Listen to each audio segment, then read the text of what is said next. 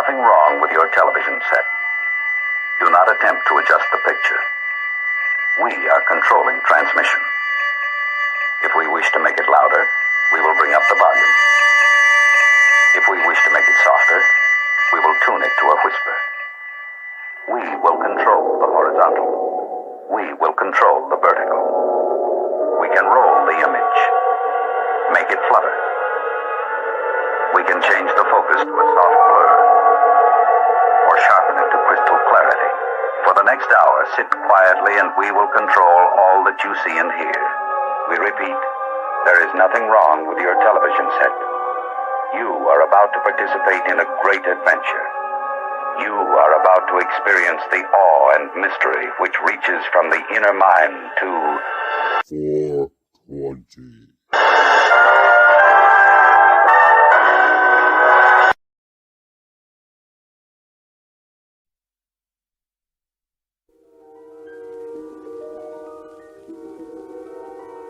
There is a fifth dimension, beyond that which is known to man. It is a dimension as vast as space and as timeless as infinity. It is the middle ground between light and shadow, between science and superstition, and it lies between the pit of man's fears and the summit of his knowledge. This is the dimension of imagination. It is an area which we call the Mud Zone.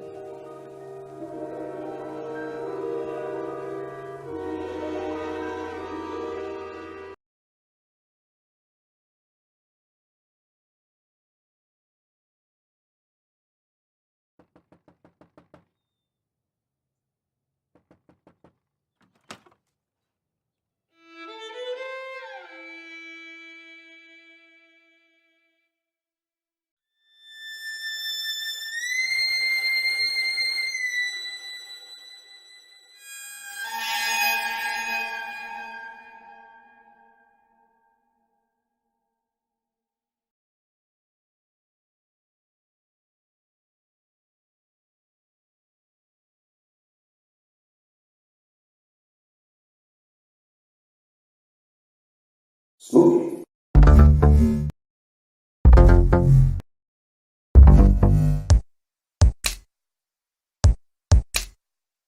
Wanna get high? Wanna get high? Wanna get high? Wanna get high? Was that a party or?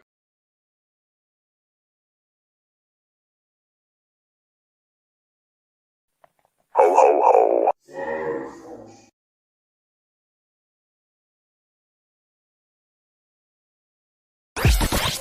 The world is flat.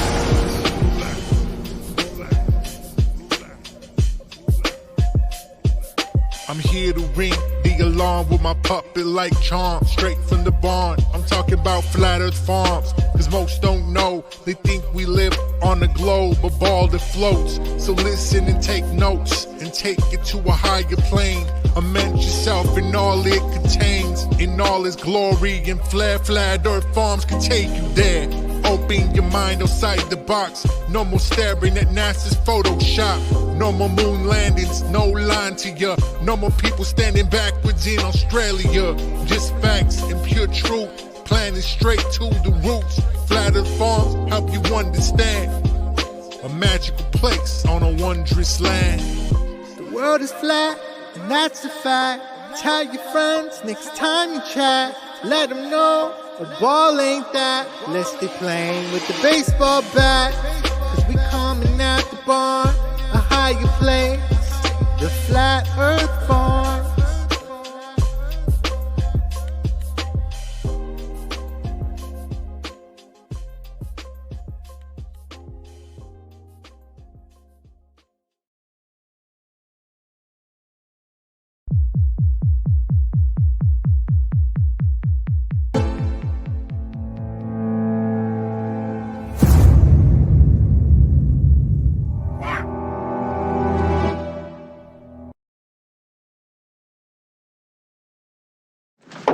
This could be it, Harry. Pass the word along. Tell the men it's time to shoot the moon. Shoot! Shoot the moon! No, not out there on the microphone. On the microphone. Shoot the moon. Shoot the moon.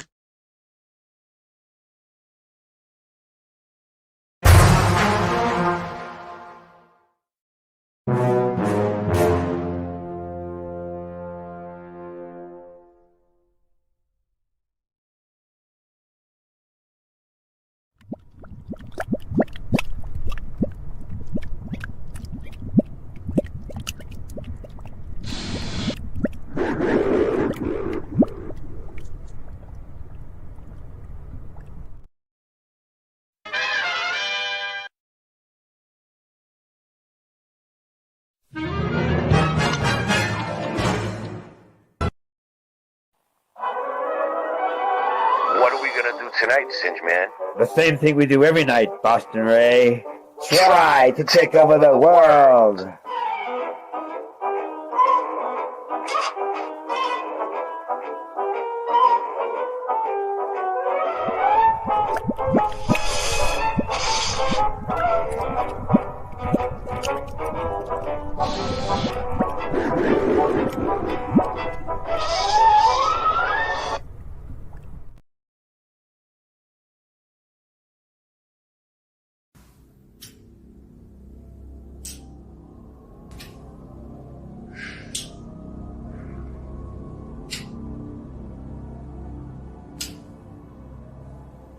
You've done this 1,000 times. And the show must go on.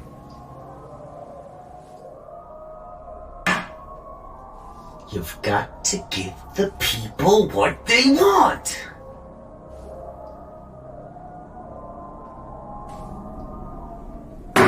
Piece of cake. Man, I'm just sitting back watching the pussification of this whole country. Can't say this, I can't say that. Shit, what the fuck can I say? When did y'all become so fucking sensitive, man?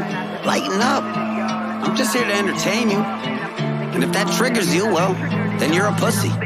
Listen, it's a cold world, easier to play this shit safe. Knowing how the world gon' judge you if you make a mistake. These miserable fucking people so saturated with hate, they can't wait to pile it on someone else's plate. Like if I'm right with every word except for one in the song, they'll only focus on and judge me for the one that was wrong. Cancel this, cancel that, fucking welcome to America. The home of specializing in assassinating character. I hate it, I prefer going in guns blazing, annihilating anyone who's testing my patience. Ain't no room for pussyfooting in the rap game, and I'm drawn to controversy like a moth to a flame. And you little snowflakes better quit your complaining. Not racist, I'm just not too big on the Asians. Shit, I'm kidding you, idiot, but with no hesitation. These fuckers run with it and post it up on Twitter while saying that Webby's some sort of bigot for fucking making a joke. You're not woke, you're just sensitive and quick to provoke. So I'd like to invite you to suck my dick till you choke. Deep throat, pow pow, got your bitch in my scope. Everyone that I'm seeing is looking pussy as fuck. Go and cry about shit without even looking it up. So I'd like to thank my bullies all for making me tough, because it's looking like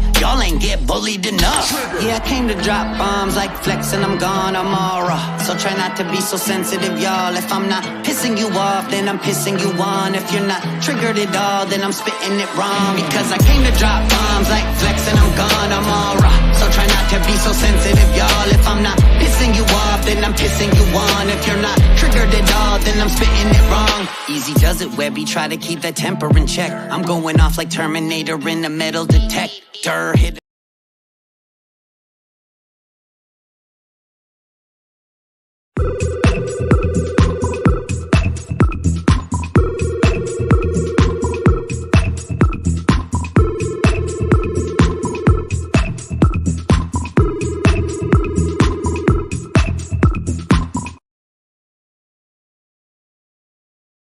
Uostarosta. Huh. Uostarosta. What's he doing? That's odd.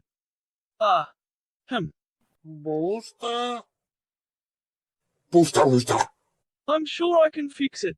I think.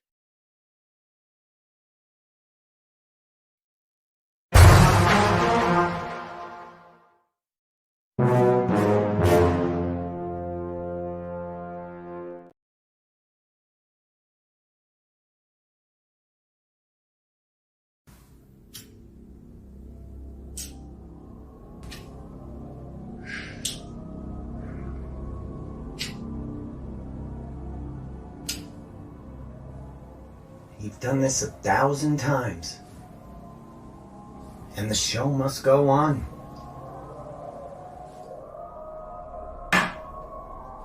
You've got to give the people what they want.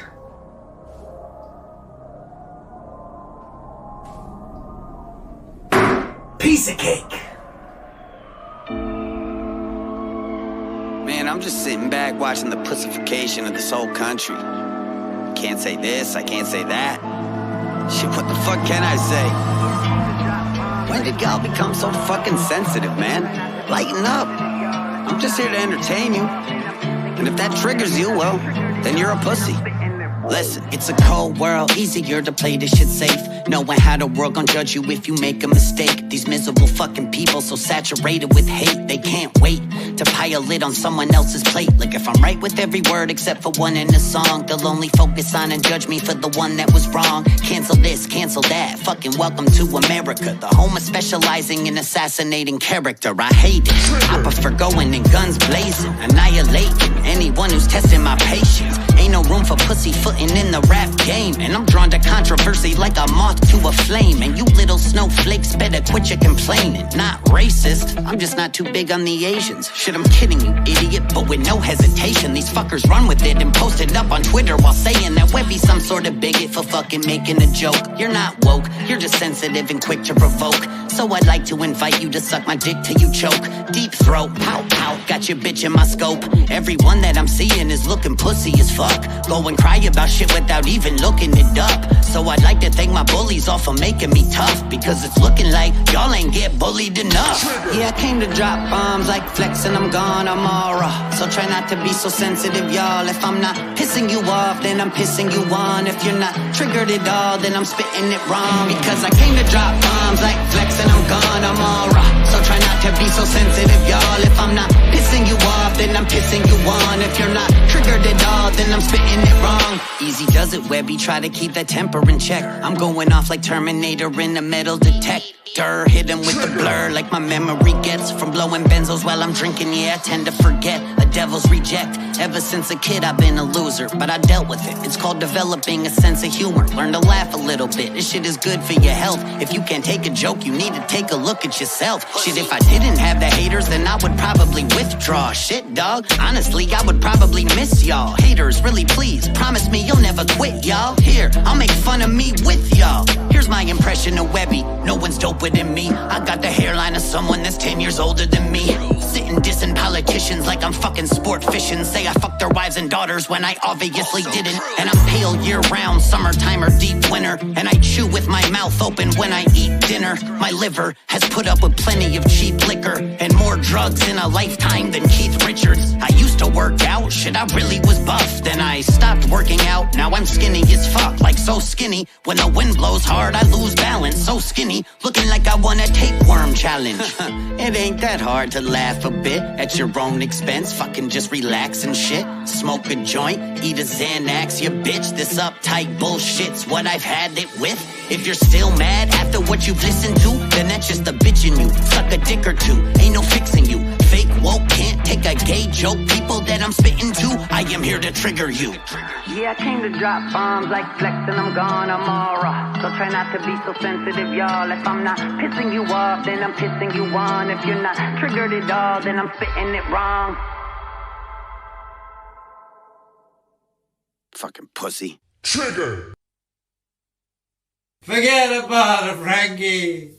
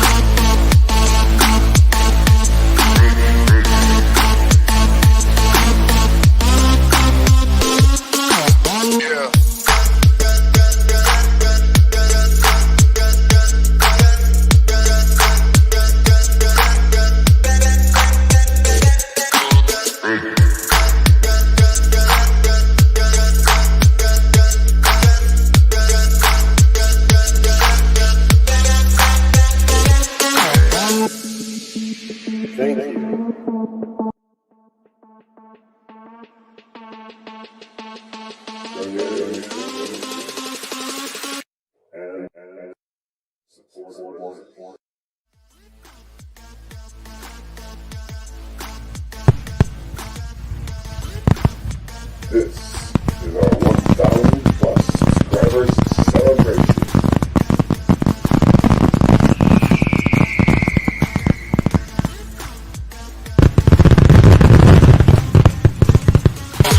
Yeah.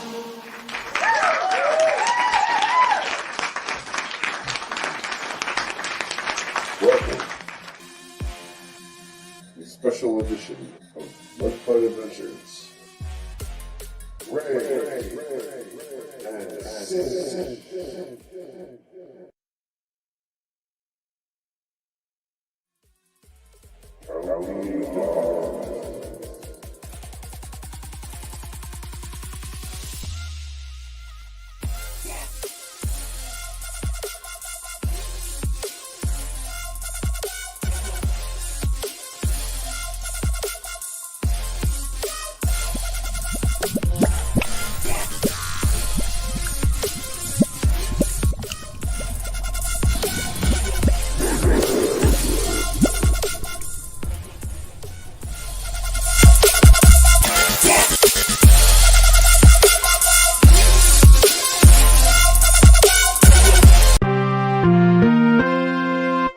The world of science cares about you. Eureka! We found it. With the tools of science, we have invented, yes, hand sanitizer. But not just any hand sanitizer. This hand sanitizer was developed and approved by the Dark One himself. Here are a few of the things our product can bring you.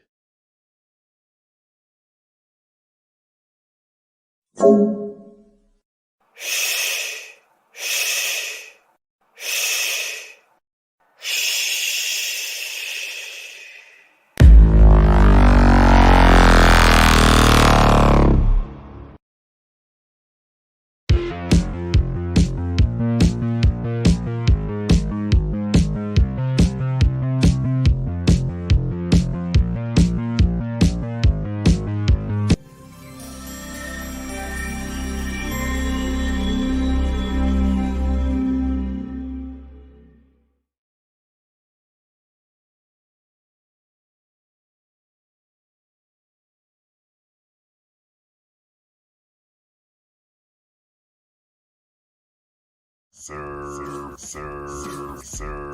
bow wow run, he's my mighty puppy. Sir, bow wow run, he's my mighty puppy. Sir, bow wow run, he's my mighty puppy. Sir, bow wow.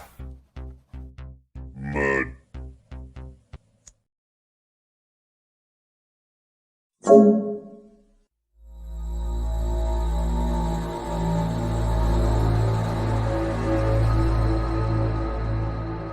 Wait.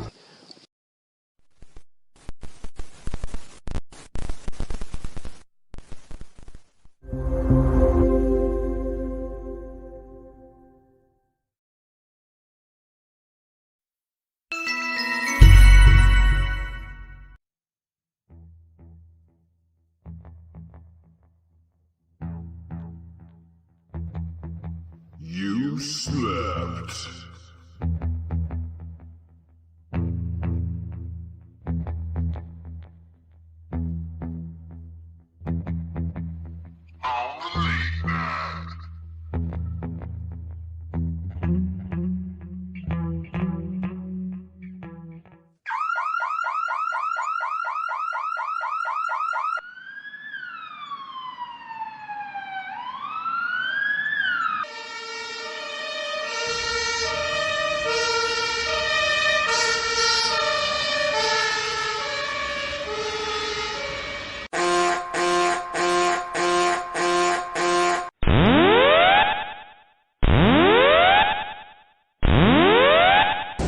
Warning, the self-destruct system has been activated. Option to override self-destruct expires in 10 minutes.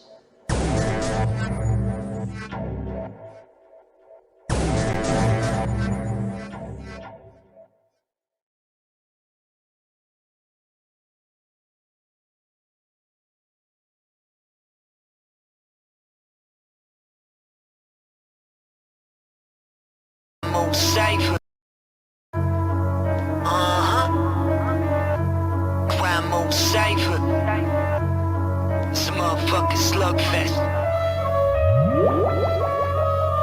Hey, don't make me run up in your crib again with more types of punches than rum in the Caribbean. Empty your pockets, lump sums and dividends. You fucking up the atmosphere, we slugging the middleman. The definition of a fool in the flesh ain't no limit to what this crab will do for a rep. Every waking minute's a race to lose some respect. The only thing outstanding about you is your debt. Who would have bet that you were a vet? Scheming loot from your set instead of lucrative checks. Honestly, judging by your moves and your steps and your whole career, well, you should collect, not royalties. Nah, I'm talking unemployment. You think I'm throwing shade with the way that's unavoided? Skipping shows and he missing all appointments. Cross my path, get extra, know I'm gonna avoid them. Bong power, said you wanted smoke, I got the strong flower. Make you run for 30 minutes clean, that's a long shower. You'll gather, not forgetting all along how I grew up with the biz. And now you get the flick, Ron Howard. Raw powder, I'm a dose above the breast. Broken necks, bloody knuckles, they don't hold enough to flex. Shit, it's like a bad club, no weight. So I guess they could get the liquid smoke diagnosis, I'm a chef. Got bombs if you wanna start up like a .com. Cock dom, shit is punch drunk and I am locked on. Cause harm, anybody barking at the top dog stomped on. Throw him in the pit and drop a rock song. Not Kong, just the king of kicking off strong shit. I'm like Ronaldo when they hip to what a hop on. Iron Man got the flying hands with the hot palm, swinging on you like a street fighter if you talk wrong. Roughneck ain't the one to fuck with. I can show you what's best. Don't believe I'm up next. We can have a slugfest. We can have a slugfest. I'm a motherfucking roughneck, ain't the one to fuck with. I can show you what's best. Don't believe I'm up next. We can have a slugfest. We can have a slugfest. Finger fuck this bitch until she die. She reincarnated. Bought a bitch a Louis purse. I could've paid my car payment. I am not from planet Earth. I am from a dog planet. Come big as Uzi Vert. Gotta heal him, goddamn it. Money on my mind. I'ma hustle till my heart stop. Shoot him in his face. His head peel back just like a drop top. AR-15s got the type of guns the cops pop. Got so much bitches, my other bitches trying to cock block. Gotta keep it real. It's hard to feel for you losers. You better chill. I done copped the new phone. Went torn before it dare pull my heart out. This bitch gon' slurp it up, no big deal. Fuck they talk about. Y'all never work enough to be ill. Fuck y'all talking about, disrespect me. Murder any rapper, you could pick your top 3. Case closed, it's a murder. Kill him softly. Bitch cross me, shit gon' be costly. Flow fire, get choked with an old wire. Blow supplier, hitting lace to be hired in co-pilots. And they go do some shit that don't make sense to the cold fire. Hold iron, let a bullet go, whether it hit or go by him. Crompo, define slow, rhyme, crime flows. Leave your mind blown, come and tapping on the iPhone. Fly high off of the lie, when I fry 5 goes the kid fly. But they knowing that rhyme grows, hustle on the side. You can't hit me on my line, no, my third eye. Pine cold, it divine, from my go to die. Mine is really like a shine glow. Rhyme slick could make time slip on his time zone. Looking like he doing a Heimlich when he be out hoes. My shines ball, grind bars, the most fly rhyme sauce. Knock a swine off with 5 shots that I non-toss. Praise the most crime, my crime, I'm God. Roughneck ain't the one to fuck with. I can show you what's best. Don't believe I'm up next. We can have a slugfest. We can have a slugfest. I'm a motherfucking roughneck, ain't the one to fuck with. I can show you what's best. Don't believe I'm up next. We can have a slugfest. We can have a slugfest. Holmes, we on deck, check, and we're phoning in a bomb threat. They like, who this is Trip, Johnny Concepts. We on next, so get with it or get stomped on. You are not the shipper, you're someone I drop a log on. We long gone and passwords, the mood has changed. You know who you are, we don't need to use your name. But it's essential that we check your credentials, cause you are no Tech 9, but your whole crew is strange. We slowly creeping on them, catch them and beating on them. You made me lose all control, you can't delete the moment. And we don't need atonement, cause we don't fear a god. Boy, you gon' answer to me, this ain't no paradox. You'll need a paradox when we're fucking finished with you. Morticians never saw a body as disfigured. A twisted picture, you just opened up the Lions game. We gon' have to follow the script. I wanna play a game. First off, I connect 40 your jaw, and I promise we won't be sorry for the trouble we caused. You're risking your life, dog. You have no clue what's involved. We gon' scrabble your brains till all humanity's lost. I may be older and calmer, but still known as a monster. And I'll still lay your fucking shit out like a farmer. They say I'm socially awkward. I'll eat your heart like I'm Dahmer. Make you pay for all of this shit like you've chosen to sponsor. You're looking all confused and delusions. We're leaving you wounded from all of the abuse and contusions. There ain't no treaties or truces. We just be leaving the deuces for all you geeks and you losers choosing to beef with the moon. Try play it cool, but we lose it. We be discreet when we do it. I'll take the heat, I'ma use it. That's what we need for amusement. We some roughnecks, say it with a puff chest. Y'all know what's next, a motherfucking slugfest. Roughneck ain't the one to fuck with. I can show you what's best. Don't believe I'm up next. We can have a slugfest. We can have a slugfest. I'm a motherfucking roughneck, ain't the one to fuck with. I can show you what's best. Don't believe I'm up next. We can have a slugfest. We can have a slugfest. There's nobody else can do this job because they got too much feeling.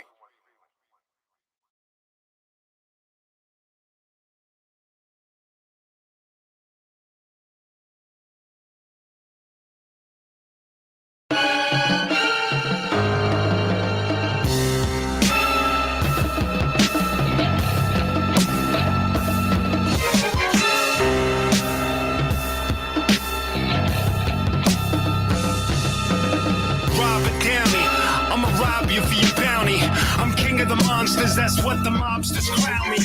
Narcotics in the stash box of a Chevy Chevelle. Officer Williams is trying to send me to hell. Trying to capitalize off of the fiends in the streets weekend. The god Shalim said I was from the lost tribe of Ephraim. Spacely sprockets engaging my laser optics. I'm in the chase for the paper player, empty your pockets. Michael Francis from Bensonhurst leads the way. He had that flea market on lock at Caesar's Bay. Bad blood in the streets, got the spot shot up. Chances are my cousins were snorting Escobar's product. Get your mind right. Tripping on shrooms, watching Zeitgeist. Then go on IG and film a live heist. Eye of the serpent, wing of the vulture. My paranoid itchy trigger hands are clinging to the holster. Welcome to the danger room. You lost your mind?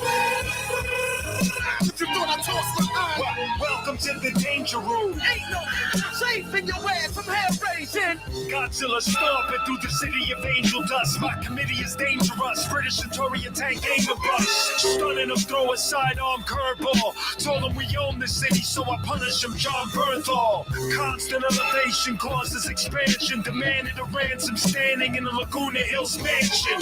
Predicted to win from the beginning. Addicted to sin, afflicted conflict with the wickedest grin. Skimming a Leviticus hymn. Y'all always criticize and it sounds stupid to me. Dance to drink over here, spider, I'll shoot at your feet. You came to the wrong place if you're looking for sympathy. Simply Brooklyn, Puerto Rico, Italy, perfection and symmetry. Wonder how I lasted, still ugly how I smashed it. Saw Hudson slash it, the bloody knuckle bastard. You haven't the slightest notion, I've considered the chosen end of an action flick, slow motion, walk from the explosion.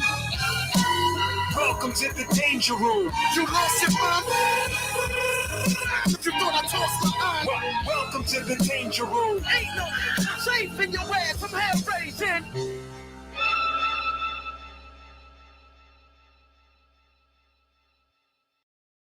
Yo, Slade, how you doing, Dougie? I got love for you, fam, because you do that real rap shit. I love that real rap shit. Slade, what up? Make some noise for Slade! Yeah. This motherfucking Slane. Pressure on my brain, shit's getting crazy indeed. 3 miles at home, now I got a baby to feed. I can't sit around smoking, getting lazy from weed. I can't fuck hoes, the last bitch made me disease. Plus I'm known now, I got the whole streets to look. Pack a burner cause I'm waiting for the beef to cook. See, jealousy's a rule in the sport that I'm in. Maybe I'm paranoid cause I started snoring again. Tone asked for a loan and abortion with Kim. Help him get his car fixed and a portion of rent. Probably thinking that I'm rich, seen the source I was in. On tour for 4 months, back in Boston again. Every day, Mary, Susie, Jen, see me in the movie, then wanna sucky, fucky, all these girls on that groupie thing. Too much of this hyper stressy, I might just get you. I'm just trying to fight the pressure. Pressure.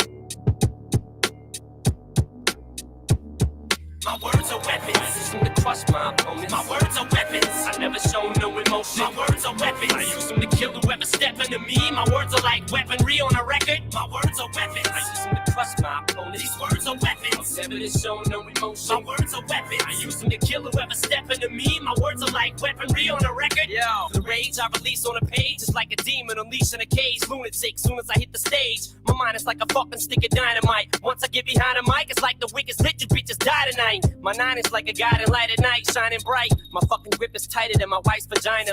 These cock-sucking cops got my Smith & Wesson. I guess it's time to pick a different weapon. Man, this shit's depressing. But Swift is getting me a new one for a Christmas present. Come on, Slim, let's go and teach this fucking bitch a lesson. They managed to confiscate the pistol that I brandished, but my plan is to use this bullshit to my advantage. Shady, stay creative, baby. Hold your head up, don't you let up one bit on these motherfucking suckers. You're a soldier, get up. Stand up for what you believe in, long as you breathing. They jealous of you, man. It's the only reason they beefing. My words are weapons, use them to crush my opponents. My words are weapons, I never show no emotion. My words are weapons, I use them to kill whoever step into me. My words are like weaponry on a record. My words are weapons, I use them to crush my opponents. These words are weapons, never to show no emotion. My words are weapons, I use them to kill whoever step into me. My words are like weaponry on a record. It's that dirty dozen renegade. You done pulled the pin out my grenade. 38 to move your shit up out the way. You niggas won't forget about McVeigh. You got something to say, let it out today. I watch these bullets spray from these 10 black fingers hugging these deadly millimeters. That'll make Jeff Dahmer look like he caught a misdemeanor. See, I'm dirty, so I ain't gotta buy a pistol cleaner and official beater. Don't let me see you with your heater, you get whipped with it. Tell the motherfucker Swift did it. You packing something special in your crib, then bitch get it. I'm physically fitted to run your digits. I'm hostile with this Roscoe pointing up your nostrils. You can split it, and guess what? I'm blowing up the hospital and wouldn't give a fuck if you a cop or a hoe. I'm Hannibal Lecter, the spinal cord disconnected, finding holes to lock them up in.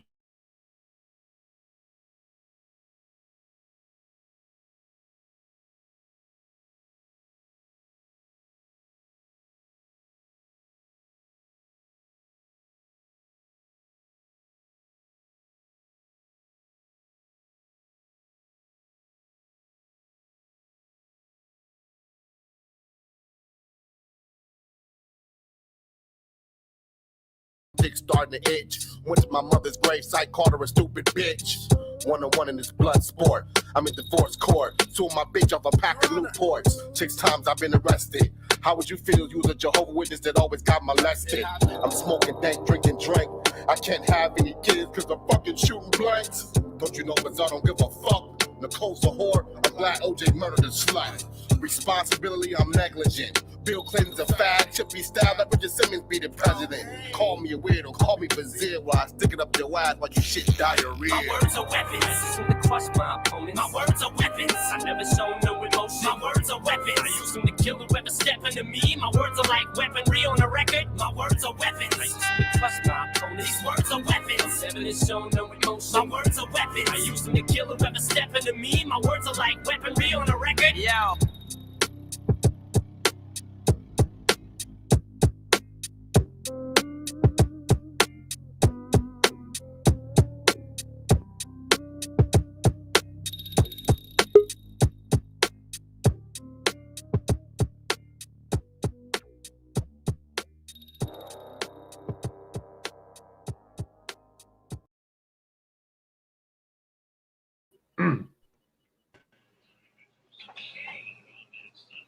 We are live. We got a big panel tonight. What's going on? We got Rasta Bear, we got Andy, Super Sidewinder, Random Fan, Sean Osborne. How we all doing tonight? What's up, guys? Chilling, man, chilling. Dang. What's up, guys? Just hanging out. Just hanging out on the late night. We had you notice we had like I noticed when I first came in, we had like 16 people here, right? And I left them comment like, let's see what my comment is. If it's still up there. Right? Let me show you guys something fucked up. Just so you guys notice. Just so you guys notice. What up, Crunchy? Oh, let me give a shout out to. There was a lot of people here at one point, but then they took me down too. So that I lost a lot of people when that happened too. But anyway, I left a comment like leave the drama at the door. And like half the people left. It's like half the people were here for drama. You know what I mean? It's like, what the fuck? It's like, leave the fuck alone. I'm done. I said my piece. What I say stands. The videos are still up. Go back and watch them. I'm not talking about it anymore. All right? Yeah. That's it. You ain't tricking me up. I'm done. I said what I had to say. Random Sean, Rasta Bear, Pasta Bear, Rasta Bear, Pasta Bear? Rasta yeah, pasta. Flying spaghetti monster? I'm on my third day of Ramadan fest. You don't look too well, honestly. Like you kind of look like you feel like shit. Well, I feel great. How do you feel, honestly? I feel like the best I've ever felt, man. It's so beautiful. Like what do you guys for Ramadan? What do? You just drink water? That's it? Well, no, you just don't eat or drink anything from at all. Nothing. No, nothing from sun up till sundown. Not even you can't even get a sip of water? No, you don't drink any water. That is serious, and this is religion. This is it's more about religion. It's more. It teaches you so much more than just religion. It's about self-discipline and being able to just cleanse your body of toxins, and also cleanse your soul and do away with bad habits. And does it really help? Sinful nature. Does it really do all that for you? It does. At the end. It's already day 3, and I'm feeling all that stuff is just gone, and like my thoughts are more pure and just abundant, and I'm just it's a different game altogether, and it's coming in hot too. Yeah, me neither, Crunchy B. I don't care anymore either. You know what it is? Let me tell you what it is, Crunchy B. It's called March Madness, and they do it every March to us all. So you can mark it on your calendar for next year. And the year after, and the year after. And if you do a really good enough job this year, they'll definitely pick you next year. Well, March was named after the god of war, March.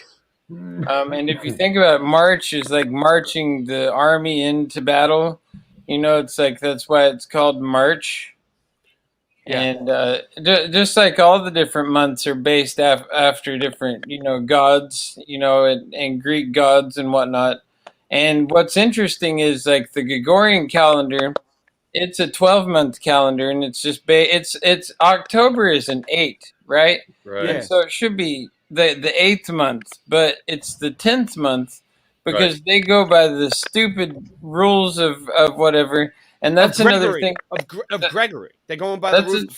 Who the fuck is Gregory anyway? Exactly. What was the old calendar? What was I said? I'm starting a petition to bring back the normal calendar. Which one was it? They added July and August for Julius and Augustus. Exactly. So some Grabler action happening hardcore, and that's one reason why I like the beauty of Islam and the Ramadan is because it's on a lunar calendar. The whole Islam religion is based on the lunar cycles, just like a turtle's back has 13, little whatever you call them, little symbols on the back of the turtle shell. One for each lunar cycle, which is a month. And the way that Ramadan works is when Venus is just below the crescent moon of the proper cycle of the lunar cycle. That's when Ramadan begins. A lot of ancient calendars had 13 months. What's that? A lot of ancient calendars had 13 months. I don't know. What how calendar they should I go by? What calendar should I go by? What clock? I already decided that I'm using the moon as my map from now on. That's my map. The Book of Enoch says that there are 4 circuits of 90 days plus 4 days, so 364 days. I don't know how they came up with 365 and a quarter or whatever, but it's 364. Yeah. So there's just no answer to this question. And then they factor in the daylight savings time. And then did you know that in China, for instance, there's no time zones in China? Think about this. You go all the way across our country and there's 3 or 4 different time zones. And then you go across other sections. We got to play this quick. As soon as John Levy's video pops up every week when I'm on, I play it. 4 minutes ago, new John Levy. Hold on one sec. We got to check this out. We got to be the first. You've seen it here first, besides John Levy's channel. This was the first live stream to ever play the new John Levy video. All right, what is this? This is what it looks like outside. It sounds like rain on my roof. Pretty soon it will be rain. Kind of a hybrid. And the end is near. I feel much better. My spirit and my outlook. I mentioned in a past video that I took a trip to Salt Lake, and I couldn't help it. I just had to get away. I'm certain this rain is going to be audible in this recording, but this is just a YouTube video, and I'm just me. Now I'm okay with that. Welcome.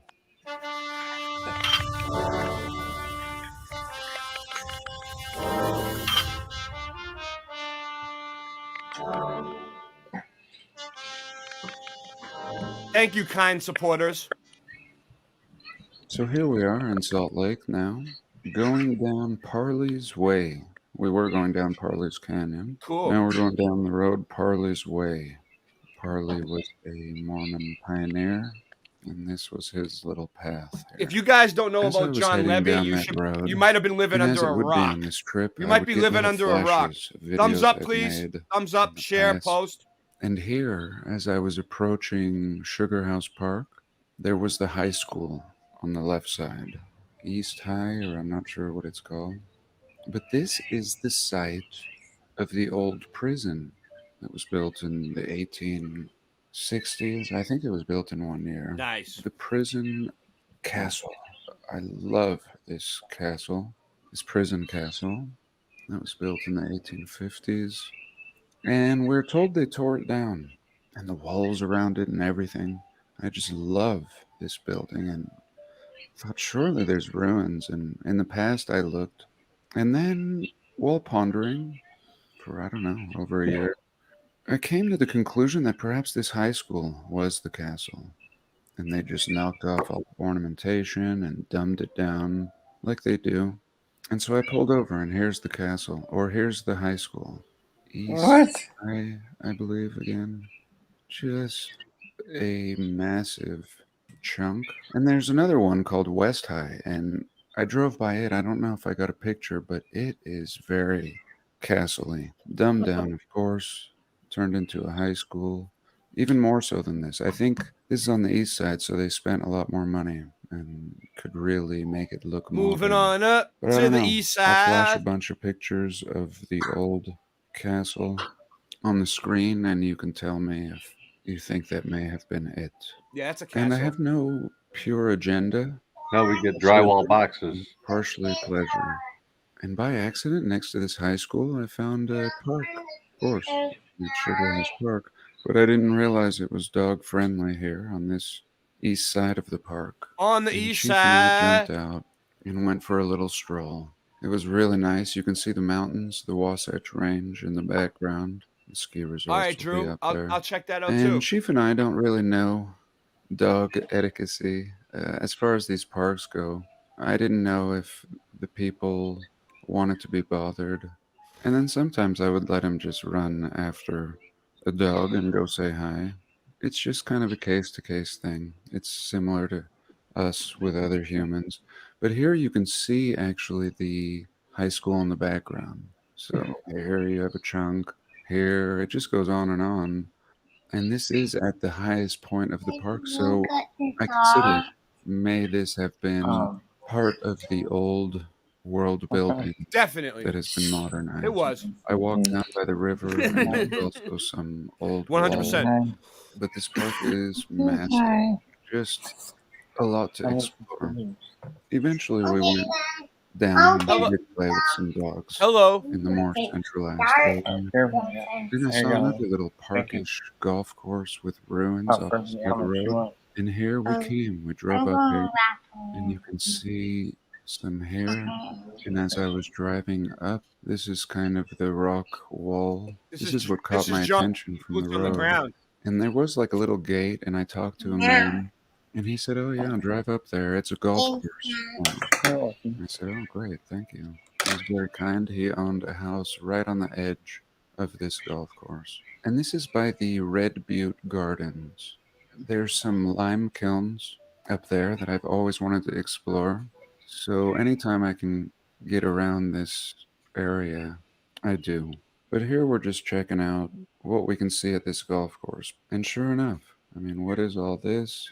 Who knows at this point? Again, I saw just a little bit of ruins. Who knows at this point? Through the brush. He's like, On my book again. And that was even John Levy's like, is it a melted brick? Is it, who is it a cobblestone? Like, who knows at this point? Did you hear him? enough for me. Yeah. Again, I drove about 2.5 hours and was getting hungry, so I decided to go to Whole Foods. And this Whole Foods is at a Trolley Square mall. Here we It go. used to be an old train. Now is he saying Whole Foods is some ancient building? No, he said he went to a Whole Foods. That's all. It's just he just showing his day and how he filmed like all this different stuff. Salt Lake's earliest In Salt Lake City. history. And there's just like 10 massive Utah. buildings. I don't know. That's where he's Maybe at. each building is 500,000 square feet. I don't know. But it's a mall. It's all We'll see what he got. connected. And I used to actually rent a little space here when I first moved to Salt Lake. I had a little coffee. you know what I can do? creperie. My rent was $700 a month. Hi. And new parking. I can speed it up. And I was very excited to just drive up there, My truck up, and this is what we get. It was awesome. I took a lot of pictures, but this is just a little peek of what I had essentially out my back door of my new little travel rig. And there's an elevator, and I took it down.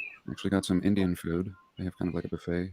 Here I'm just making coffee at that Trolley Square. It Nice. was always such a hassle traveling and procuring good coffee. Now it doesn't matter where I am. But after I ate my Indian food, I drove up the street, maybe 3 or 4 blocks, to this old brewing company. And this old brewing company, I thought might be a Castle Brewing Company.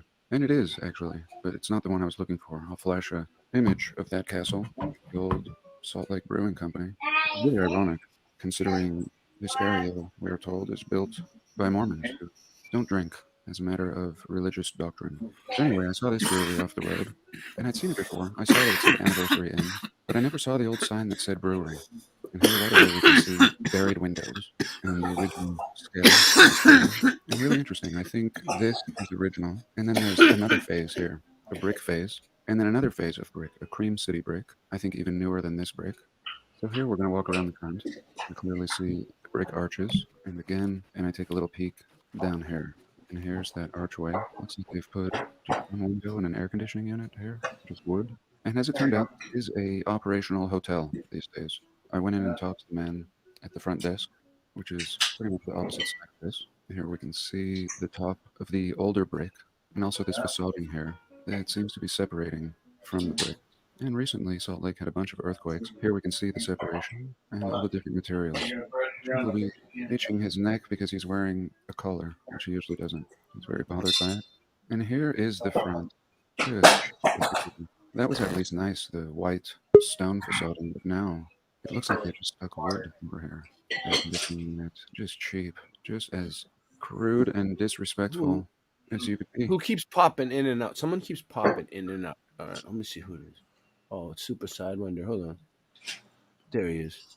All right. What's up, Super Sidewinder? You in? I'm that back. All right. To this building. And look up here at the old stuff. So now it's rising up. And this is the part I could see off of the road. The road here. And they've raised the road. The road is about 20 feet high. Twice. Here you can see the elevation gain and the road's up here. A modern wonder here, cube. And here we go. Salt Lake City Brewing Company. This is not the castle. Can we flash the castle on the screen again? It's not Or the is it? castle. Is this the castle? Is it? So this search No. in part turned out to be hunting for this castle. And I don't think this is it. Although it could be. It has two parts, just like the castle. The hill does drop down that way. But we'll look at two other potential spots that I think could be the castle. And here I just walked around. So he's looking for the and cat. He's explored. walking I'm around sure looking we for the find something castle, really dude. interesting that I might have missed. He's I'll looking for show the you that castle coming up. today. Here we see bricked up windows on the And other so side. he thinks that they just put a mask over it and covered it up. Regular window. Well, And this is the absolutely crude, ruins of just the an castle, afterthought and they compared rebuilt to the it bricks a little surrounding bit. it. The Or they blocking up took half, is just chopped a half of really it down, poor job. maybe? Whoever blocked it up would not be capable of building this place, that's for sure. So we continue down around. Now we're kind of elevated here. You can see there's a drop off and a parking So what he lot, said and we're right gonna there drop off is the other side here. Let me show you what he was trying to say. I seen that. I caught that. All right. So this right here, he said the brick job that they did to block it up is different from, whoever did this brick job did not build the castle. You know what I'm saying? Obviously, it but I was- mean, as somebody who does like carpentry and stuff, and I've done masonry work too. It's like, yeah, that's what you're gonna do. If like there was an opening there, I've done. and you're gonna come veneer. along. I've done You're gonna veneer. come along brick. later, Yeah. and you're just gonna patch it with more brick, and you're not gonna be able to match the other brick perfectly because it was made at a different time, and you don't know who even made it or whatever. So you just you go and get comparable looking brick, and you just like slab it in there. Well, what that proves to us, Rasta, the Mudflood researchers, when I say us, is that the buildings were either found like that, or they were built at the sections were built at different times, like you said, or that it proves that the whole building was not constructed at the same time. It proves that there was work done. Yeah, but I mean, what? Yeah, but what outside of that does that prove? Like that, they're obviously like. I mean, I understand with the ones that have different levels before underneath. And stuff. Yeah. That stuff is the trippy stuff because like there's just floors underneath. Yeah. And underground. You know how deep they go. And that's what's crazy about all the buildings. That's what I like to look at too, Rasta. That's We don't know how far down things go. I mean, in any given building on a street that you walk down, there could be like this elevator shaft, or there could be like this staircase that goes like 20 stories down underneath. I've even theorized that some of these mounds that are in some of the cities, like there's one here, it's called Powell Butte, and there's is it called a mound? Is it called mound? It's called a butte. It's kind of like a hill, is what they call it. It's a butte, and there's these there's this big entrance to it up top where it goes down inside of it. And I think it's like an entrance into like where the underground railroad, like the hypersonic train car is that connects from like here to China and other, places on the map where you can, I don't know if you've heard how you can get from here to China. And China's close, dude. China's close now. And there's also like these submarine passages that go almost completely underneath the continent of the United States. Like they can navigate in a submarine almost all the way underneath our continent. Not to change the subject, but what do you think about Gorilla Glue number 4? Is it a good one? I like Gorilla Glue. It's not bad, right? Sounds good. I like the product Gorilla Glue too. It's good stuff. I've had the glue. Yeah, it's some top notch glue and the This is the tape. glue. Like This is the glue. you can't beat that Gorilla tape because like it just totally outdoes duct tape. Duct tape is I'm talking about the string Gorilla Glue. It tastes good. It tastes good. I like It is good. Oh man, I bought a half ounce of biscotti today. Barry's biscotti. I had it too. I had biscotti last week. Yeah. And I so like the tangy they gave me biscotti. the free eighth. They said, "Here's a free eighth." I was like, "Oh, I didn't know." Sweet. And then a vape too. They gave me this biscotti vape too. All three. Yeah, things. that's what I got. I got. Wow. I And got then, the. Let me see yours. Yeah, I got the. That's a 0.5 though. That's a. Let me see that. Is that a? yeah, It's a 0.5. 0.4 really. 0.4. Yeah. It might be good though. I mean, sometimes them smaller ones are like stronger. I It, noticed. it is a strong one. Yeah, they make them small, but they're strong as fuck. I get the 1 gram ones. How much you pay? Where are you at? Illinois. How much is it legal there? Yes, How much does it cost at the dispensary for one of those? that was 20 bucks. $20 at the dispensary plus tax or what? They tax you there? Oh yeah, there's tax. It was like 24 bucks for that, but it's ready to go with the For battery. everything you got, or just the cartridge? Oh, for this it came. It's one piece ready. You just take the lid Oh, off. it's a disposable one. You just Yeah. throw it away. You just throw Yeah. it away when you're done. Yeah. See, mine's on screw. You have to, you get the pen separate.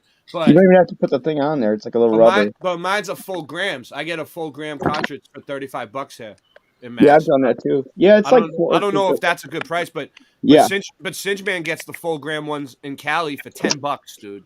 $10, dude. Yeah, I just stopped smoke. I know I've almost completely quit smoking now, except for like I'll take a couple hits from the vape pen in the evening, and yeah, I'm kind of lightweight right now. Yeah, that's what I was doing that for a while too, Rasta, because when I first had my kids, Michelle didn't want me smoking weed because it smelled too strong, and I can't smoke in the house. And then she didn't want the secondhand smoke coming off me either around the kids. So I just started vaping because like the cartridges, because they don't stink, they don't smell up the house. They don't. Yeah, I went from smoking spliffs. Like I would smoke at least like 4 or 5 spliffs a day, and they stink extra hard. Like they make you just stink like because it has that tobacco mixed with it. Yeah, I smoke blunts. Yeah, and it just attaches. That odor smell just attaches to you in a different way.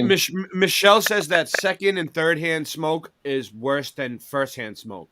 Yeah, and then when I quit smoking the spliffs, like it was a game changer. Like my lung capacities come right back, and I'm just like, it's changed my daily routine too. Because like it would be like spliff time at this time or whatever. I'd need to smoke spliff, and it's like now that I don't smoke tobacco, it's like I'm not on that same routine anymore. And it's and the herb tastes way better when I do smoke a joint now, because like a spliff it would taste good occasionally, but a lot of times it wouldn't taste good, and it would take like these. I would just get the dankest weed and I would just ruin it by rolling the tobacco up with it. It just wasn't. I know. That's why I vape the nicotine, but I'm trying to quit too. It's tough. Yeah. They gave me these edibles for $6. Oh, look at that pavement glass. You see that? Oh no, I didn't see it. That was cool. Hold on a sec. There you go. Oh, with Chief on him. It's lighting up too.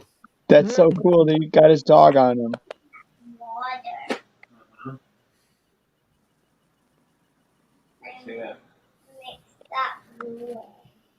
So what's under the pavement glass? Does he go in there? No, there's a room under there. Obviously, the pavement glass is an old type of technology that brings sunlight and uses it as light. It lights up the room underground. Because when you're in the room, it lights it up. I'll show you. Because you like at night you could see from above it too, like lights underneath, right? Sure. Maybe because of the street lights or whatever. I could imagine. It just seems a little built down nowadays.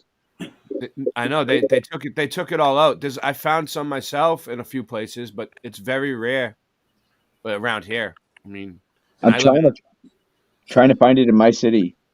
You gotta look at the really, really old buildings, man. The oldest ones you can find, and go and look at the front doorway.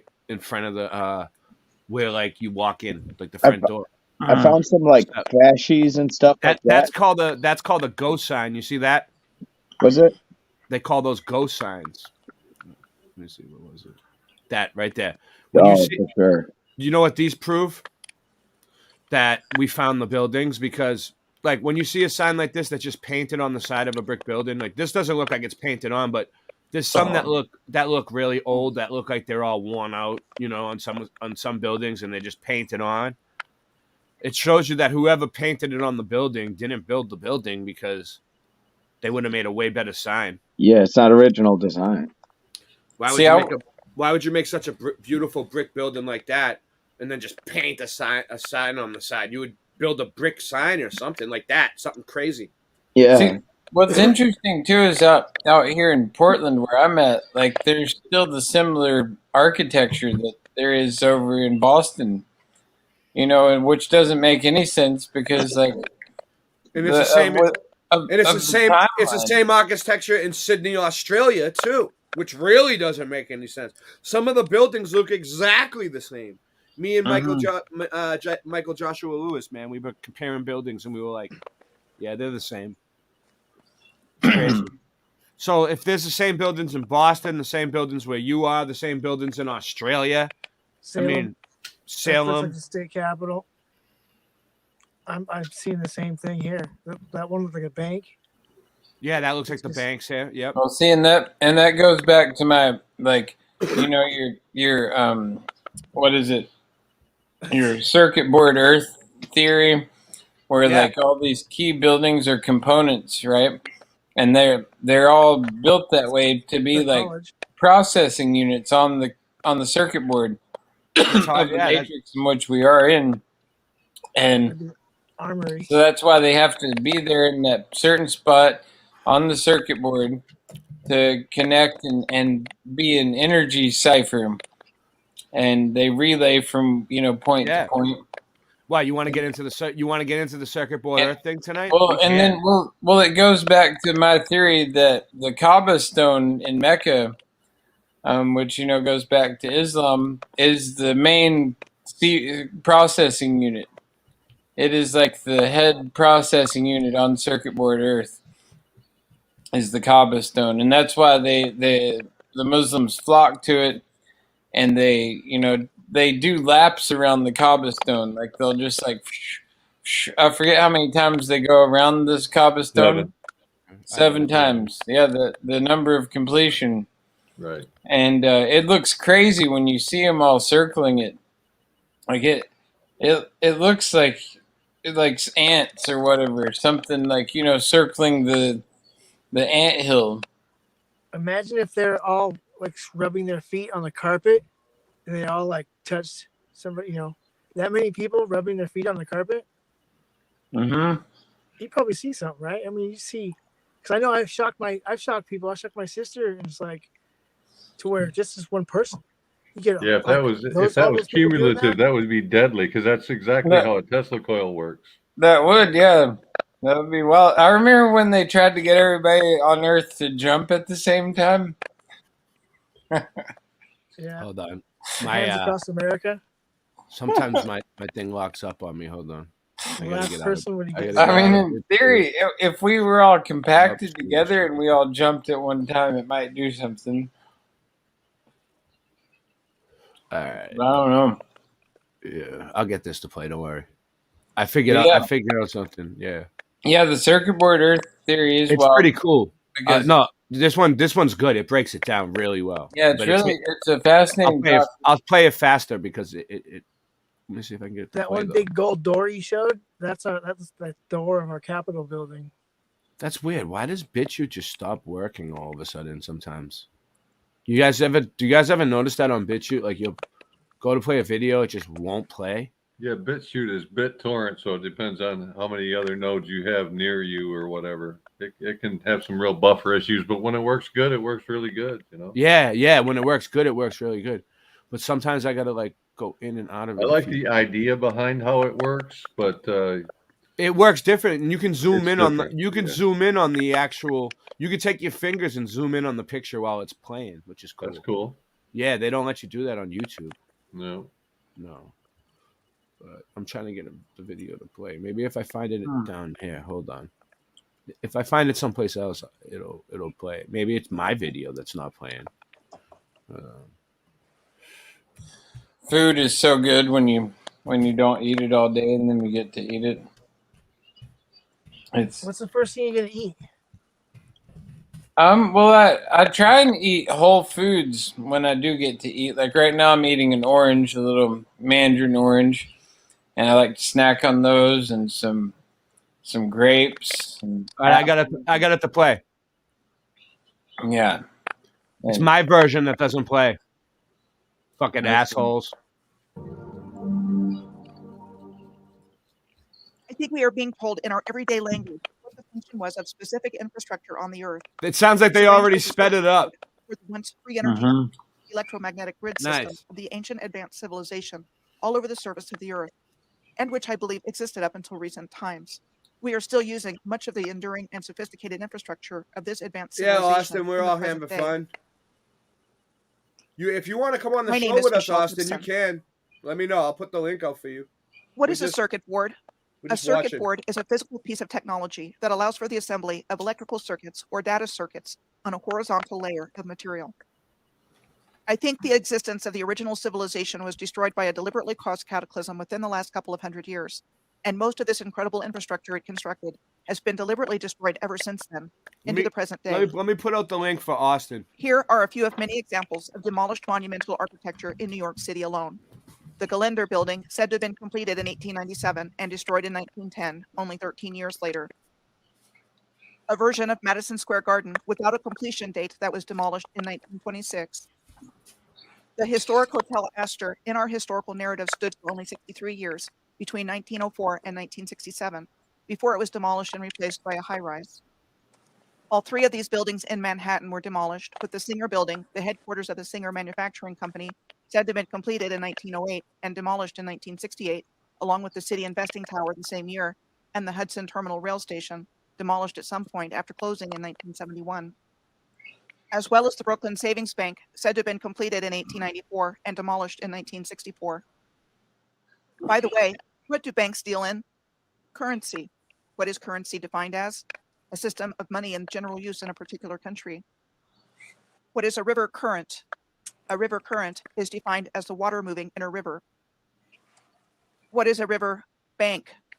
It is defined as the land at either edge of a river. What is a river defined as? A large natural stream of water flowing in a channel to the sea, a lake, or another such stream. What is an electric current defined as? A stream of charged particles, such as electrons or ions, moving through an electrical conductor or space. What does electrical charge mean?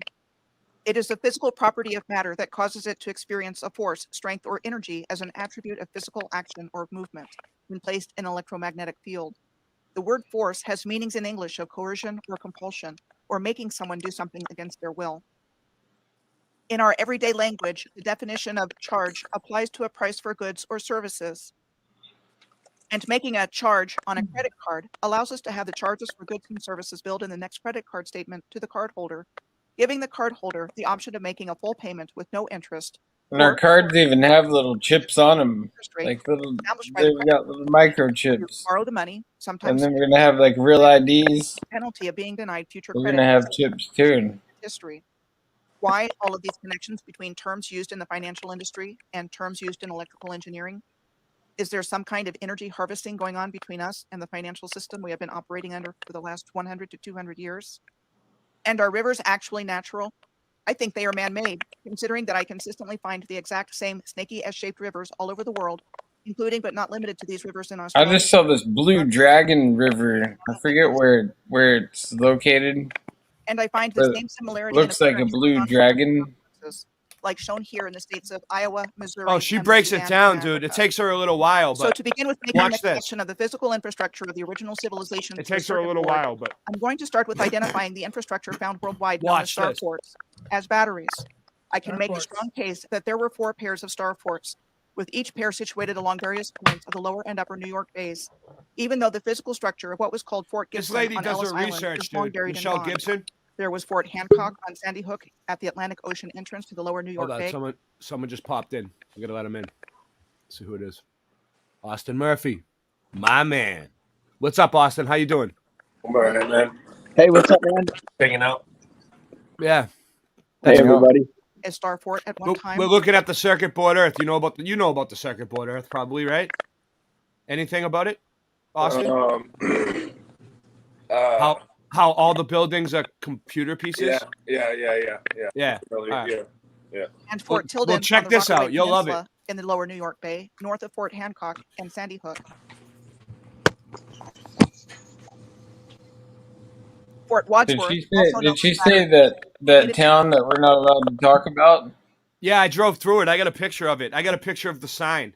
Staten Island side of the Oh, Verrazano cool. Narrows Bridge, I drove through it with Christian. located at the Narrows between the lower and upper New York bays. And Fort Hamilton is at the base of the Brooklyn side of the Verrazano Narrows Bridge. Fort Wood in the upper New York Bay is underneath the Statue of Liberty, across from Ellis Island, upon which there used to be what was called Fort Gibson. Fort Jay is on Governor's Island at the convergence of the Hudson and East Rivers, across from Fort Amsterdam, which was located on what is now called the Battery. One definition of a battery is a device that The produces battery. electricity that may have several A battery. primary or secondary cells arranged in parallel or series. You know, as it's funny that they nicknamed it the Battery because that was my nickname in high school, Rasta. as a Oh battery yeah, the battery. Yeah, yeah, yeah. or a voltage of energy if the current flow in a circuit. Hooray, the battery. Starport lies in this definition. The That Energizer. and other infrastructure I have shared that don't feature the classic look of a starport functioned as circuitry and batteries for the purpose of producing electricity on the planetary grid system for the advanced civilization. I consistently find starports all over the earth that are paired together in the same location or found in clusters of more than two. Lighthouses played some kind of function in concert with starports. For all we know, starports have a connection to star energy, and lighthouses are actual houses of light. And you know what else lighthouses do? Lighthouses prove the Earth is flat. Because there's way That's more right. function of lighthouses. Well, and that and you know, like Yeah. I've questioned now. I've come into question like how ships got built in such abundance, like right off the bat. You know, like I'm calling some BS on that. That's like a whole other show, Rasta. that all of a That's a sudden, like whole- these that's- ships have that's- just yeah. been We like could look they're out there into in that. the ocean, and there's enough to like do commerce and ship things from port to port. And even though there's all these that wreck out at Wait, sea, you know what? That's a good one. But just put it on the side, and we'll save it for when Bill Miller comes back. Tower or other structure containing a beacon light to warn or guide ships at sea. Were they in actuality drawing down the cosmic energy to charge see if I the can find starport batteries? Here are examples of New York Bay lighthouses. The Sandy Hook Lighthouse is located at the northern end of Sandy Hook at Fort Hancock, said to be the oldest working lighthouse in the United States. Yeah, Sean's a fucking Picasso over there. What up, Boynick? Boynick, I put out the link if you want to join. It was built in 1764. And It's there- other it should lighthouses still be of there. New York Bay include the Old Orchard Lighthouse is said to have been built in 1883 and is 3 miles south of the center of Staten Island. The West Bank Lighthouse, which serves as the front range light for the Ambrose Channel, which is used in navigation I've to never seen a indicate lighthouse passage or position in real fixing. life. It is said to have been built in 1901. The Staten Island you guys Lighthouse seen on one? Richmond Hill is the rear range light for the Ambrose Channel, a What? 90-foot high or Have you 27 guys seen a lighthouse in real life? I have. No? Who hasn't? You? Andy? Yeah. Who's talking? Me. I can't. Has I can anybody- bar- Sean, you haven't seen one in real life? Man, No. I've been to one. I almost drowned by one in Lake There's Michigan. There's one over here. I've seen one. Yeah, there's one in Boston over here. Yeah. There's one over out near George's Island. I've seen one. You But got one by you, Ray? I've seen a couple. But That's what? all. But Sean, aren't you always on a boat, dude? Yeah, but we're on a river. Oh, you never Yeah, been we're out on on. a You don't go out on the ocean. No, the boat Oh. was made on the river or on the ocean, but we took it in the Willamette River, inland. Well, that's cool. Yeah. So you have a river. So you have an ocean ship in a river. No, it's a river boat made on the ocean. It's a stern All river. Paddle right. boat. All right. you're All right. you're right off the Willamette River, right, Sean? Yeah, that's what this is. This is It's West called Yeah. the. Yeah, It's right by. It's right. It's right. It's right by Lake Titicaca and Yeah, the I'm Smackahoe tribe. I'm off the same river, the Willamette, here up in Portland, and the Willamette's one of the only rivers in the world that goes from south to north instead of north to south, which is weird because, like, if we were on a spinning ball, that would make absolutely no sense. How does the river flow? It's like the River Nile and a few other rivers. Like, there's like 4 of them, I think, in total in the entire world that flow from south to north instead of north to south. The predominant winds here come out of the southwest I too, know a which little is bit about backwards it for a because spinning ball. I've been really, because I The was wrong in direction. Salem and I was trying to find. I found pavement Yeah. light. I found underground. I interviewed all that, and I was like, I don't see no Starfort evidence. I didn't see it for a while, but then I've lived up here in West Salem, and only thing I noticed it was because of the hills. The hills are killing me. I had to get a different bike, and then now that I got this bike, I'm like looking at the roads and recognizing them, and then I can see them, and then I can compare what the Google Earth says. I've been looking at all these different like maps. Oh wow, but TP then I've been Southwick. driving. Oh no, Drew Duncan. I'm wondering where all these lighthouses, light stations are accessing their power source because they don't have power lines or electric lines connected to them. Yeah, interesting. They would light. Interesting. They would light a fire. The story goes that they would light a fire and it would like gaslighting, like gaslight. Yeah. I have videos of gaslights on my channel. But how would they get? Some of them are out on rocks too, like that look like pretty like sketchy to ride a boat out to. I wouldn't want to float out to some of these lighthouses in a little 2-seater paddle boat. Right. I always think you get slammed into a rock and just like you get destroyed. You know how they always say that they're always like lighthouses are sending out. Everybody give this a thumbs up, post it, share it. Let's find out who's still awake and get some people in here. What in Coney Island and Seagate, and situated east of the Ambrose Channel of New York Harbor. It is said to have been built in 1890. The Fort Wadsworth Lighthouse, said to have been built on top of Battery Weed in 1903. And the Statue of Liberty on this top is of Fort cool. Wood even This served is as cool. an Watch operational this. lighthouse starting on November 22nd of 1886, a month after it was officially opened, until March 1st of 1902, when we are told it was discontinued as a navigational aid. I found the same kind of Starfort lighthouse patterns occurring on the other side of the continent in San Francisco Bay. There is a Starfort and lighthouse on the south end of the Golden Gate Bridge, with the Battery Boutel nearby on the Presidio grounds beside the bridge. On the other side of the Golden Gate Bridge, we find Battery Spencer on the other side of the bay, right next to the bridge. And underneath the base of the Golden Gate Bridge is the Lime Point Lighthouse, said to have Grant Rogers, strange shout out. been built in 1883 and automated since 1960. Hey, Austin, thanks for joining.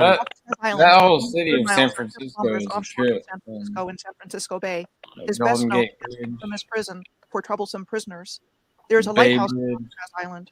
To put the lighthouse into the Yeah, we have a Mudfoot researcher named San Francisco Sue Finelli, and she does boots on the ground work for me, and she goes out there and films Alcatraz and all kinds of shit.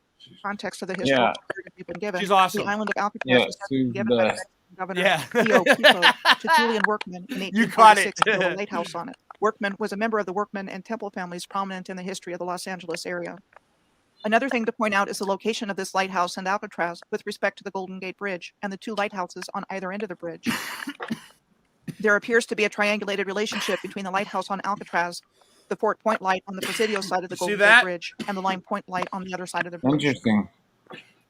There's a whole series of lighthouses running Dude. throughout the San Francisco Bay. She shows that there's a time. Look, you see this? The sun lines up in the moon, and the luminaries line up exactly with the Statue of Liberty. Exactly with what? This is crazy. Watch this. I also consistently find lighthouses with astronomical alignments, like these examples.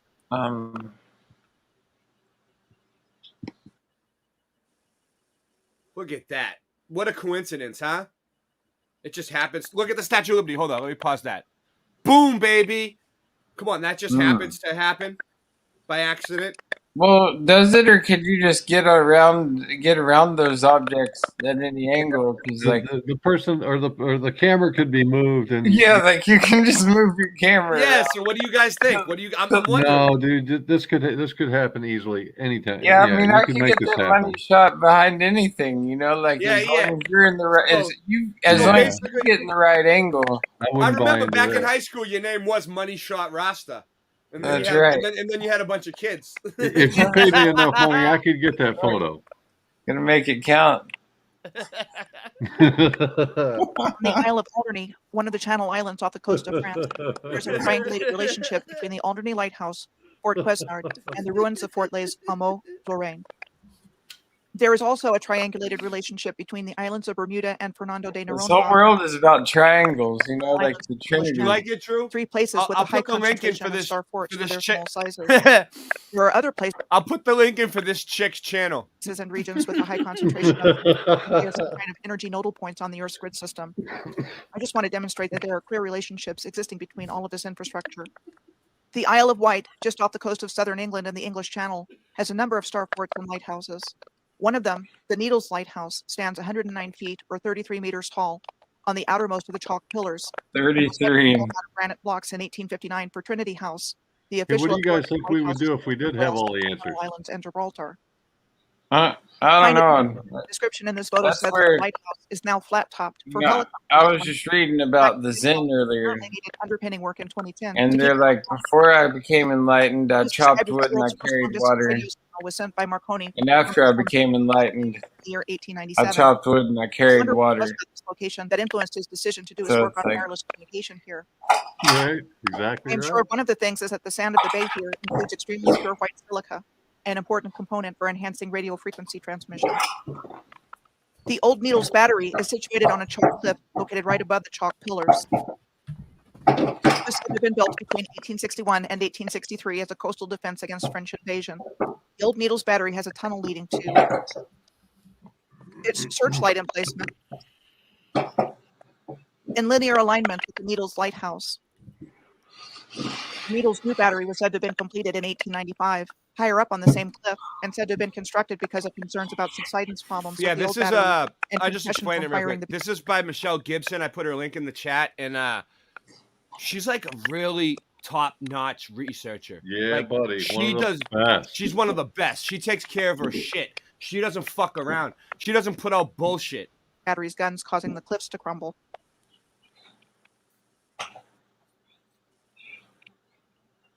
The next components of circuit board Earth that I'm going to look at are, well, circuits. And one of the theories that I did on She research sounds like, I discovered she airports sounds like having the racing female- tracks and angular relationships. She's not. She doesn't. Sorry. She doesn't really talk this fast. They sped her. They sped her up. No, I'm saying she sounds like the female version of Eric Dubé. She's really smart. She's well. She is really smart. I mean, I don't know. You know, I don't know. Eric Dubé's cool too, though. I like him. Short distances away. Yeah, Savani's First noticed pretty this when I smart was doing kid. research on the Shepherd's Bush district of West London based on a commenter's suggestion. In the process of doing that, I realized I had seen this She's really gonna break it down on this. angular relationship between London Yeah. Central Airport and Shepherd's Bush on the top left, where there had been a huge I've track never seen all this before. that had been used in She later does years. enough digging to put some pieces And together, in my own man. research of the Tampa, It's pretty Florida wild neighborhood having all these lines.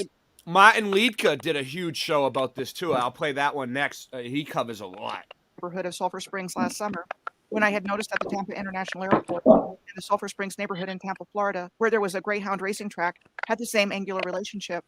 After I made that initial connection, commenters left other Oh, was examples of the she? She same was kind on of Weaving relationship between Spiders? I airports don't- and racing tracks. What up, past and Jonathan? present, I don't even including know but that not limited channel. to places like Montreal, Quebec, I've Canada, seen this video. This is good, man. Put the link in, Pennsylvania Jonathan, on the for middle Weaving left, Spiders. Toronto, Ontario, Canada in the middle, Los Angeles, California on the middle right, I've been to a and few Sydney, Australia on the bottom.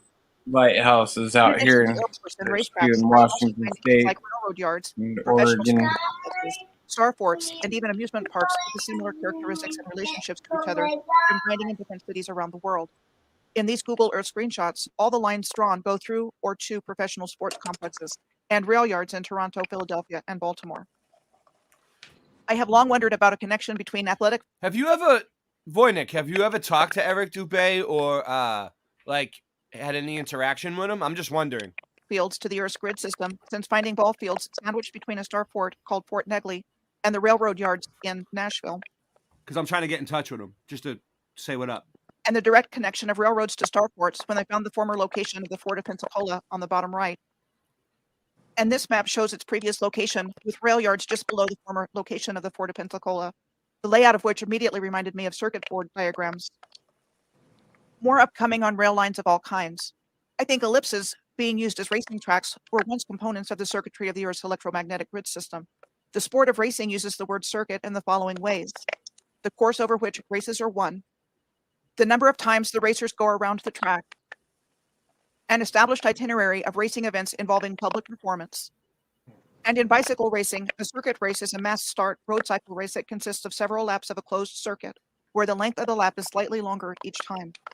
Electrical circuit definitions include a closed path in which electrons from a voltage or current source Was flow. it a good stream, and boy? includes devices that give energy to the charged particles the current is comprised of, such as batteries and generators. Devices that use current, like lamps, electric motors, and computers. And the connecting wires or transmission lines. An electronic circuit is a complete course of conductors through which current can travel Yep, and provides a path that's a for current complete to flow. circuit. The Indianapolis Motor Speedway is the largest sports venue in the world Yep. and said to have been constructed in 1909. Mm-hmm. Check this out: Vatican City, the Wimbledon campus, the Roman Coliseum, the Rose Bowl, Yankee Stadium, and the Kentucky Derby all fit inside the automobile racing circuit. Wouldn't it stand to reason that those behind the reset when setting up the new world would take advantage of the super science of the different types of circuits in the Earth's grid system in order to harness their inherent power to enhance performance at sporting events? So she's saying coliseums, sporting places, racetracks, all the places that are shaped like this were already here. They were part of the circuit grid system that made it work. All the electricity work. Every building's connected. The electric companies around here is called National Grid. You know, like it's a grid. The whole Earth is flat, and it's a Yep. grid.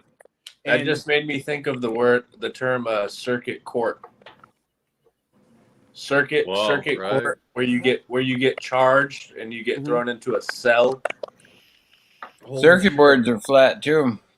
yeah, circuit. and they're green, just like the Earth. And in the process, making lots of money at highly charged, prestigious gaming and betting venues. In regards to similar configurations found in different cities, in Cincinnati, Ohio, the city's professional sports stadiums are downtown next to the Ohio River. And interestingly, they are situated on the river exactly like they are in Pittsburgh, Pennsylvania. Nathan Bauer says, Rasta Bear, you were talking about China and time zone. Please continue. What do you want to know? Oh Nathan? yeah, there's no time zones in China, and it's one of the hugest. It's bigger than the United States. What do you And mean so no? if you think- What do you mean no time zones? Like it's all the same time throughout. Yeah, the it's all Chinese time zone. So what time is it? It's just the same time everywhere. Yeah, it's just the same time all across China. So if it's day in some spots and night in some spots, it doesn't matter. It's still the same time. Yeah, it's Okay. Chinese time. That's kind of cool. So where It did they is get? kind of cool. Where did they Yes, get but no their time? breakfast. Where did they get their time from? I don't know. That's a good question. I don't have any clue. Well, I don't even know if some of these places are real because I've never even been you know what? there. Let's have Nancy. Nancy, call up the I China don't specialist. know if North We'll get- Korea is we'll real. get I don't know if North Korea That is place sketches Listen, me out. we're And gonna like, get- I've we're gonna get seen the- videos of North Korea where like they're doing the parades, right, with the missiles and shit. Yeah, And like like they pointed out like the tanks are fake and the giant rockets are fake. I don't believe any that of they're it. parading down the street. It's all a bunch of malarkey. He's like, why would they parade like gigantic missiles down their Great streets American like ballpark, that? home of the MLB Makes Reds no on the right sense. front. There's a park directly in front of the Paul Brown Stadium, known as the Gunpowder? Park, just like in Pittsburgh, where the Roberto Clemente Park is in front of the Heinz Field Stadium of the Pittsburgh Steelers, which is located next to the PNC Park, home of the Pittsburgh Pirates, and a bridge located between both. I say it's a show of power to get the the people to identical rally behind it, but only it's a probably all paper part of a mache. much larger configuration. What else is similar between Pittsburgh and Cincinnati? There's the geographic landmark and residential neighborhood of Mount Adams in Cincinnati, a flat-top-looking I got earthwork some that hash, at one time Rasta. had an incline railway. Nice. Yeah. Just like real- Pittsburgh, some which pretty- has two decent. remaining It's incline decent. railways out of what Bubble was hash. originally 17 on the flat-topped Mount Washington, named the Duquesne and Monongahela inclines. The Mount Adams incline operated from 1872 until 1948. Long since demolished, it was the longest running incline of Cincinnati's historic 5 incline railways. And the Immaculata Church and Holy Cross Monastery, said to have been built in 1895 and 1901 respectively, are close to the edge of Mount Adams, overlooking the river, like St. Mary of the... Let me ask you a question, Rasta. You probably know the answer. All right, Mhm. I'm smoking hash out of a pipe with a screen in it because that's all I got, right? Mhm. And I don't have any weed to mix it with. Do you think I'm losing hash in the pipe? No, I don't think It seems yeah. like it seems like it's burning. Yeah, no, it'll melt down and then it'll it stays on the screen, right? Yeah, it'll stay. It doesn't like just drip through like like wax dab. or something. Yeah, that you'd lose a good amount of whatever. But like You'd with lose the hash, everything. though, yeah, The hash will burn. I've smoked just like straight bowls and bong loads. This is hash. This is straight hash. Let's check it out. Yeah. I got a question. Yeah, hash for you, is like Rasta. hash is this thing, like in a lot of countries like Afghanistan and other places, that's the primary way of like smoking I cannabis. know they don't even have weed and like They call it like churros, where they make the women strip down naked and walk through the cannabis fields. And I don't know if that part's true. But Rasta, can I ask you a question? But they rub their hands on the plants, right? They get their hands covered in the hash, and then they just hand roll it, and that's how they do it all day long. Which I've done that at trim camp. I would like before I started wearing the gloves when I trim, because I don't like get my. It takes forever to get that stuff off your hands. Like you're sitting there forever getting that hash off your hands. Yeah, that's hash, And right? so- All that black stuff. Yeah, and so like I just when I finally started wearing gloves because I just didn't even want to deal with it. Then what do you do? But like a lot of people at Does trim it camp, still does it still stick to the glove or what? oh yeah, it does. But like it Then just what, you can scrape- you when can scrape- you're you can surrounded by hundreds of pounds of weed though, and you're trimming it, it's like the last thing you want to do is like pick off that little bit off your glove. I mean that's like. They hook you up with like fat bags and whatever you want I'm to take saying, home. at the end though, you can't just take it off the gloves. You could, but yeah. I just asked my advisor. Didn't wear the gloves. Yeah, you're supposed to just rub your fingers through your hair, and the oil from your hair will get it off. That's what I used to. I want to smoke this. When I used to like roll blunts and shit. I had it all over Yeah. I had it all over my hands the other day, and I just washed it off and threw it away. Yeah. I just I know what it was. use some rubbing alcohol works best. Just get But it right no, off. I should have just scraped it off and turned it into hash, dude. Like what the fuck? Yeah. I'm pissed now. I wasted a shitload. But yeah, so what I was gonna say is all right. So Rasta, these other countries where they only have hash, or they used to only have hash, right?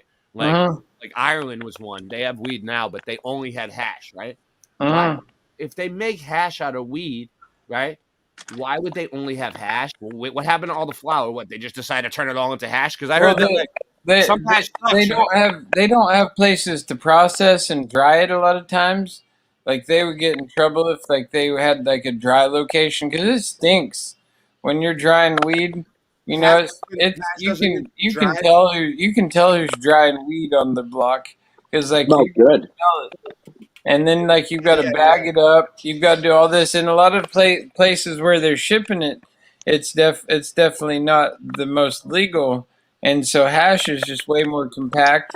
You can a pound of hash, you can fit in these little hockey pucks, and like it's like nothing compared to like the size of a pound of weed. And I'm not happy. it's just way more practical, and it does the trick. It's like, and it has the flavor and the punch as well. There's this YouTube channel called Strain Hunters. I don't know if you ever heard of them, but like they go, it's one of these two guys, and they go to all these countries like Afghanistan, and they talk about like there's a whole episode on these finger hash actually that I'm talking about. All And right, we'll look it up. Remind me after this thing. We'll look up finger hash. Yeah, just look up the Strain Hunters in particular. We should give them a shout out. You think they'll get pissed if I play it on here? Yeah, you can probably play it on your. about That's the one I saw too. The cows eat the plants. It's pretty and just cool. a portion of the large number of airfields and airstrips in this part It's of on that India. The Saratoga Race Course is a wanted thoroughbred to horse break this racing down track in 'cause this is Saratoga good. Springs, New York. It is one of the oldest sporting venues in the United States, having opened on August 3rd of 1863. And when I searched on YouTube, it didn't come up, so I want to see. It probably still is on YouTube, but might as well put it up more places. That's crazy. If you know, grass and stuff is the green part of the circuit board, right? Like in trees and stuff. Name of Saratoga Then, Springs reflects mineral springs that are then in the area. cannabis is also part of the circuit board, right? I want And to so, and so we're smoking the circuit board. When we smoke the herb, we take parts of the circuit board and we smoke it. That's pretty intense. How you doing, Austin? I know how you doing, Austin. He just comes on and hangs out. It's fine. I like having people just come on and hang out. That's No, cool. I was thinking. Fuck, what was I about to say? Oh, it's like a field. It's a field. Yeah, we're basically fucking batteries. So the Matrix is real. Yeah. True. Yeah. True. Yes. Yeah, we're in the Matrix. That's what. Yeah. So the Matrix is real. We're just fucking batteries. If you Yeah, understand, Keanu Reeves said that the Matrix was more a documentary if you than a understand, work if you of understand how science fiction. gravity works, which is not gravity, it's electromagnetic. Electrostatic. Yeah, electrostatic. Yeah, exactly. So I mean, fucking. Or and it could have something to do with buoyancy and density. I'm still not decided yet, because like everything, It's both. Everything is water. The air is water. We're water. We're like fish. We're almost like fish. It's just Like different air forms is of water as you go up higher. It just changes. It starts out as water, then in the air there's water, and then as you go up, the air changes. But it's all just different forms of water. Exactly. Yeah. And then Air is and our then, water. and then outer space is probably water too, and we're like inside a bubble. You know. Well, and that's just in our dimension that we can see the density that we're in, which is the third density. I mean, there's things that are happening right in front of your face right now that's happening in the fourth and fifth densities that we don't even like aren't aware of, because like our program, our construct in the Matrix is in the meat suit that we're in. We can only fathom the third density unless we like exit out of that using meditation, psychedelics, and things of those nature. I've seen some other dimensions, some other densities. So he's right. There is other realms right here. Right here. And right here. And that's like not something a lot of like people talk about. I have a lot of security cameras around the house here, and they have infrared illuminators to see at night, and they show that other dimension, like the one right close to us or whatever, and what people describe as orbs. That's it's kind of a catch-all phrase like UFOs, but I see ones that like mimic other shapes. I see perfect spheres. I see things that look like they're swimming. I see I've seen it all, man. like what you would describe as a fairy that looks like a butterfly with multiple sets of wings. I've seen one that turned in from a fairy to a bird to like a fucking bat. And then I've seen these things go through solid steel, glass, concrete. I've seen them fly in and out of light bulbs. I've seen them fly I've seen teddy through bears. people's heads. I've seen teddy bears floating on balloons. Well, and then what's they turned into fascinating umbrellas. It was is like that- a balloon, and then it was like an umbrella. Okay. Yeah, what's up? Something else that grows on our circuit board, in the forests and whatnot, Yeah. and on the coastlines by these lighthouses and stuff, are psychedelic mushrooms. I knew you were gonna say that. They grow right on on the circuit board. Yeah. And then once again, just like we smoke the cannabis from the circuit board, we can eat these psychedelic mushrooms Right off the cow shit. Right off the shit. and it shows you clear as day that there's most definitely a gazillion things going on around you that you see it clearly when you eat the mushrooms. Grant Rogers said mycelium. Yeah, the mycelium. The mycelium. And the psilocybin mycelium, you know, it's like, and the mycelium is the largest living. And if you look up in Humboldt County, I'm gonna let this play, but you can talk over it. California, Street railroad service. it's the Talk largest trolley cars until living 1938. organism of They mycelium in the also lived in world. some East Baden Springs and French Lick, Indiana. The hotel for the resort was this, built in 1901 in the Moorish architectural style, and from 1902 to 1913 was said to have the largest dome in the world. It had a trolley system. It had a And trolley the largest system. bicycle track in the country, a covered double-decker. Daniel Taggart. The double-decker bicycle track, however, was said to have been nearly demolished by a windstorm that blew through the area on July Answer 25th the of phone. 1925. And when the owner received an insurance check for $100,000, he tore the rest of the structure down, and it was gone by the fall of 1925. Similar relationships exist in Hot Springs, Arkansas, where the Oaklawn Racing Casino Resort, a thoroughbred horse racing track that first opened in February of 1905. Who has the best mushrooms? I see everyone talking about mushrooms now. Who has the best ones? Who has the best mushrooms? Shout it out. Well, like you can get them just about anywhere now. Like they grow here in Portland in the park. Like Oaklawn I've got some. There's What up, Nate? Dianessence. Yeah. And they're super psychedelic. Like you normally, like with the Kabinzis, you have to eat like a half-eighth or an eighth to really get a good psychedelic experience. But Tell with the truth. We're in the truth in community. 2017. Who's got the best ones? All right, hey, right. Boston Ray, get some to Mama Boston Ray Mama somehow. Earth has the best ones because they just grow right. in Get the some to Boston Ray. Hot Springs also had a trolley car system at some point in time, and the Hot Springs Street Railroad ran around Hot Springs to and from the Oaklawn racetrack. When I was doing research on the correlations between the physical infrastructure of railroads, canals, and starports, and other interesting things almost 2 years ago, I ended with this photo, which had the caption of electric trains operating in the Gare d'Orsay circa 1900. Electric trains. The Gare d'Orsay Railroad Terminal was said to have opened in Paris in 1900. This finding led me to look up the definition of the word terminal for the first time.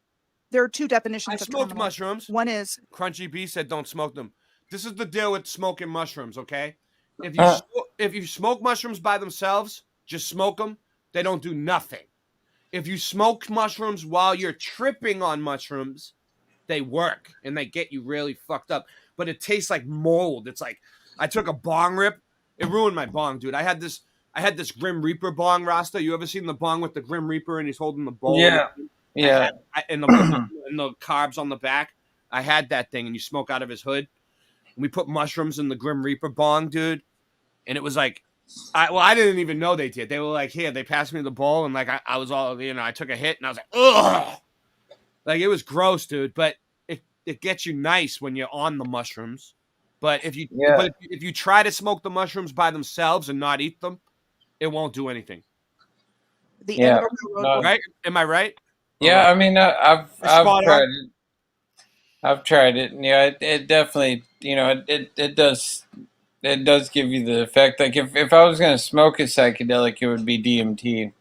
Yeah, just because I don't trust that stuff, Rasta. I don't know. I haven't done it yet, or I'm not going to do it. Yeah, ever. I don't recommend it because it like out of all the substances I've tried, Michelle, what's up? Welcome. It has like demonic, like I've been visited by these beings on DMT a couple times, like where they came and they were like talking this ancient Sumerian language to me. Yeah, Rasta. It was creepy shit. Rasta, I seen it, right? I was looking at the ceiling, right? And you know how sometimes like it looks a little, when you're tripping, it looks a little fuzzy. And then the fuzz kind of like turns into colors, like, and it looks like it's like rainbow color fuzz on the ceiling, right? Yeah. Well, I was looking at it and it started taking shape, right? I was listening to music and I seen this whole alphabet in hieroglyphics, right? That I never recognized. It was like an alien alphabet, dude. It was like something that was like from another world, dude. It was like sigils or something, right? And it was like a whole alphabet. And I was like, what language is that? And I was young, you know what I mean? I was like, is that Hebrew? Is that fucking Egyptian? It wasn't. It wasn't nothing I've ever seen before in my entire life. What do you think that was, Rasta? You know what my friend told me? My friend Dave, my cousin Dave. Shout out to cousin Dave. He was a deadhead. He's a deadhead. And he said that I seen the writing on the wall, dude. What does that mean, Like Rasta? the source codes. It's like the source coding for everything. It's like the basic coding of like that everything is built up off of, and it's like the original like language of like this clockwork, writing. And yeah, you ain't gonna get that. You ain't gonna get that effect from taking mushrooms. And that's the thing. A lot of it. Well, I mean, you can get it from like really. take mushrooms all day Some if you people want. get it from just smoking weed because like they don't smoke all the time, and so like some people can get super psychedelic just smoking, a bong hit or two, and get the same effects as like, I would get, from the psychedelics.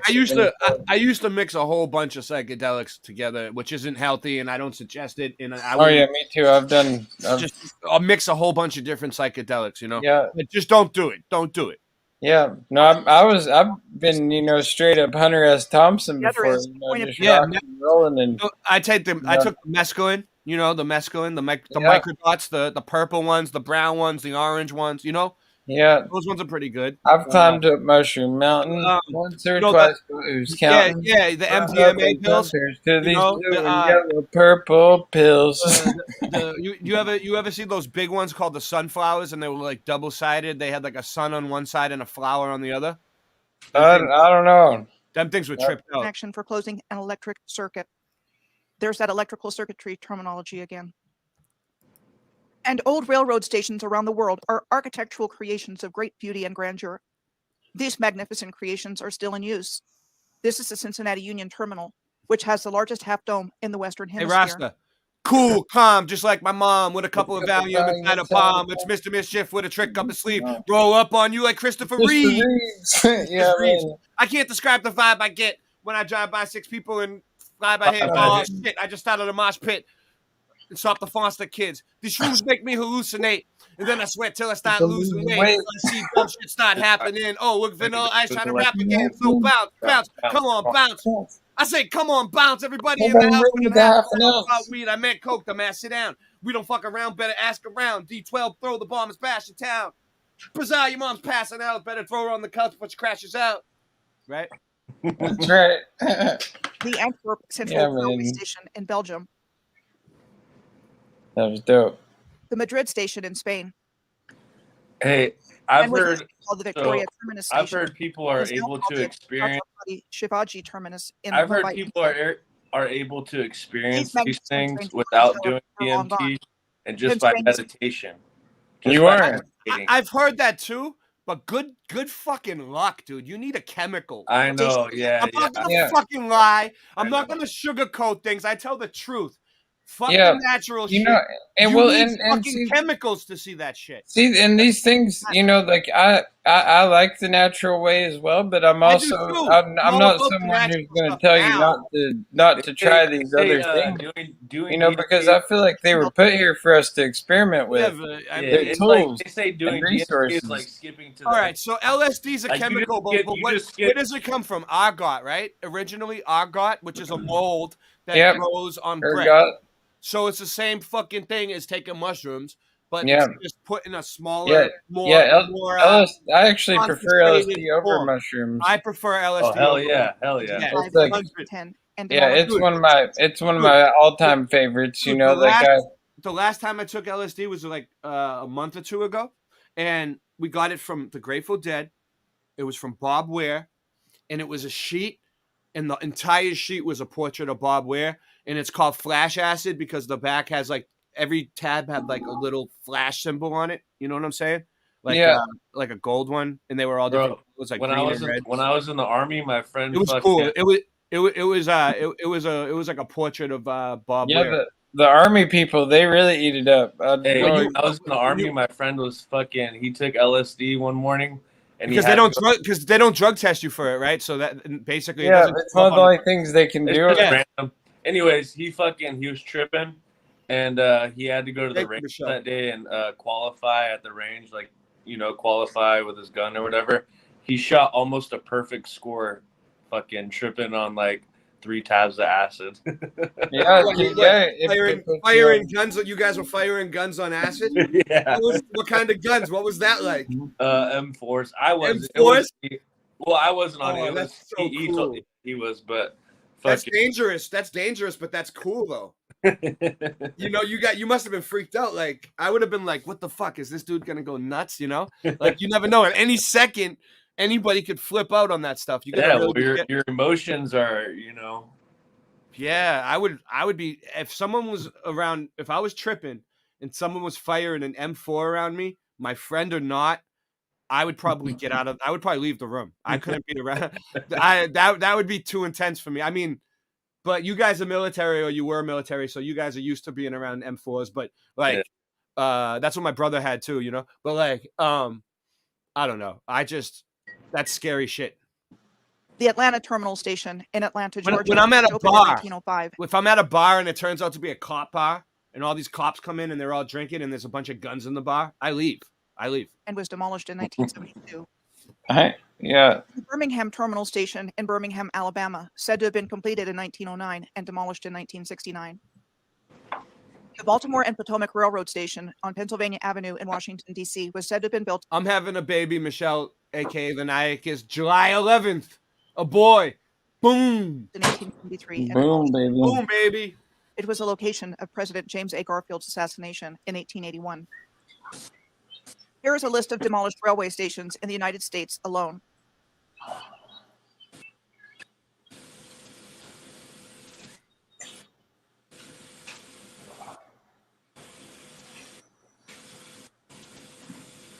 Then there is the subject of electric streetcar systems, also known as trams and trolleys. This and is which look the interesting. same all over the world. Because they started out the whole place with electric cars, electric streetcars, and it was better like that. No gas. Well, and it ran off the circuit board, probably. And it ran off the circuit board, and everybody could get everywhere where they're going. Look, they were triple deckers. They could fit plenty of people in there. Like, everybody could get around, and now you need a car. You need to pay for gas. That's destroying it's not really destroying anything, but they're making it seem like we're raising fucking climate change and all this bullshit. It's all them because they ran the world on gas. They changed it. It was all electric at first, like this. And showed up historically in the most unlikely places, like Manaus, in the heart of the Amazon rainforest in Brazil. All right, so no road connection to Manaus. We're gonna start 3 petitions. A petition a petition to bring back get rid of all gas cars and make trains accessible everywhere. Every street, trolleys, trains, everywhere. Okay. Another thing is we need to kill all the trees and replace them with cannabis plants in the same petition, because we don't need cannabis plants. And hemp. They produce more. They eat up more carbon than regular trees, right? Yeah. So unless we're growing them for fruit or like something like that, like some trees need to go, and we need to replace them with bushes of cannabis everywhere, so it'll be plentiful and free and accessible to everybody. We need and there was another one too, another petition that we was going to start too at the beginning of the show. I'll go back and check it out later. But that's existed great. Until 1973. See, what if fuel is actually an illusion Brazil. all the way around? Like I thought about it today. I was filling up my gas cans, right? And is impassable when it rains. It's like you smell it, highway. and when you get on your hands, you smell it. The gasoline. Yeah, and then it's heavy. You know, when you fill your container with it. Mm-hmm. But what if all that's just in your mind, and you're just they add the smell to it? You know that, right? Like when they. What if none of it's real though? What if I'm in your mind? Like, because the abundance of it makes no sense, right? They used to say it came from dinosaurs. But what about when you run out of gas? Though? People have run out of gas, like, and their car breaks down. Yeah, but the world never runs out of gas. Like, you have to fill it. You have to put your currency into the machine and get more gas into your vehicle. Yes, just so the needle goes up and down, just like on an airplane. You know, like how they say there's all this fuel on airplanes. When it's like there's no way that much weight could be flying through the air at any given time, and they could land on those freaking rubber tires. You can't tell me that those tires. Let's ask Austin Murphy what he thinks. If you guys want to have the airplane, look at how gigantic the tires are of like the semis that carry fuel on a roadway, and then look how tiny ass the tires on airplanes are, right? Rasta, and you're telling me find me some links that can show me. After, because this is going to be done soon, I think. Let me see. What do we got? I don't know how much we got left of this. like 20 more minutes. But when this is done, because I want to play this all the way through, she really breaks it down. But like, let's look up some runway stuff, like what you're talking about, because I never looked into the airplanes. I don't know. Yeah, the tire thing just came to me, honestly. I've heard people debate the jet fuel hoax thing before, but never have they focused on what I just came up with or just now. Drew, look it up. Google it. I can't really talk about it too much. What debunks the whole thing that they do not. ExtasyData.org. Anyway, go ahead.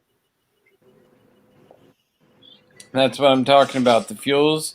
On the big jets, Rasta, they have like what they call trucks. So it's not just one wheel on each side, like on a 747 or whatever. When the landing gear comes down, it's an array of wheels. So it'd be like six wheels. It's like 6 wheels. Well, still though. Oh yeah, I'm just saying it's not. Just don't think of it as one small tire. It's a whole you guys must be young if you don't know what MDMA is. I'm not saying that there is like zero jet fuel in the planes, but I'm saying that there's not near as much as they say there is. I think the smallest engine in the tail of the plane it actually does burn fuel. And I think that provides the compressor for the compressed air that drives the other ones. Right now, I haven't looked at it yet, and I haven't gotten into this debate yet with anybody. I smoked a bowl with Ted, but I didn't talk to him about the fuel thing. I talked to him near the beginning of the whole debacle, where I'm totally like, I think that it's, well, I mean, like I say, I think we're living in a simulation in general, which totally makes sense. Like okay, then jet fuel can be in the plane because it's not even real. The plane's not even real. We're just a simulation inside of this thing, so none of it's real. Can I tell you guys something that's really weird about it? The first time I ever took a plane, I wasn't a flat earther yet. I was looking into Mandela effects. I was looking into 9/11. I was looking into all that stuff, but I wasn't a flat earther yet. I thought that sounded a little crazy, and I wasn't really looking at that yet. But I got in the plane. It was the first time I ever took a plane, and it was JetBlue, and it was like I was going to Dominican Republic, right? And I got in. It's like a cabin. It's like pressurized. You sit down, and they show you this little thing on the TV where it shows you a map where your plane is supposed to be. And even when you're going in the ocean, it still shows you where you are, right? So you're like this little blip on the map. So everybody feels comfortable, Everybody knows where they are, but that's just an imaginary drawing that they drew in it's just in your head. Like, who knows if that's really where you are? Like, that's what I'm saying. You go into this fucking cabin and then you land somewhere and you're somewhere else. You come out and you're somewhere else. Yeah, you go into a tube. Who knows if that thing even moves? I realized that the first time I got on a plane, people. You sit there the whole time. You can't tell where you're going when you're in the sky. Like the airport, like who knows, like if anything ever, if everything ever leaves there, or you just go into like a portal. You always see the airport when you're crashing down. Because isn't a port an airport? A port is a portal, right? So you could just be going into that tube. You could be going into a portal. It's zapping you to another reality or something. Well, you go to the other program of the other city, because each city has its own digital construct. And so you go to each city, and then when you arrive there through your portal of your plane, Dude, you're in that program now. What if airplanes are causing the Mandela effect? Every time you take a flight, your reality changes. Yeah, you go into a different reality when every time you take an airplane, you end up. Are you guys on LSD tonight? Yeah, that would be I wish I was. I'm telling you. I always think. I mean, once you do enough, like you're kind of always tripping a little bit. I don't know. I'm out there. Does not provide a reasonable. I don't want to be down. I like being out there, though. I don't like being. I don't like being here. The words and the links. Makes life more fun.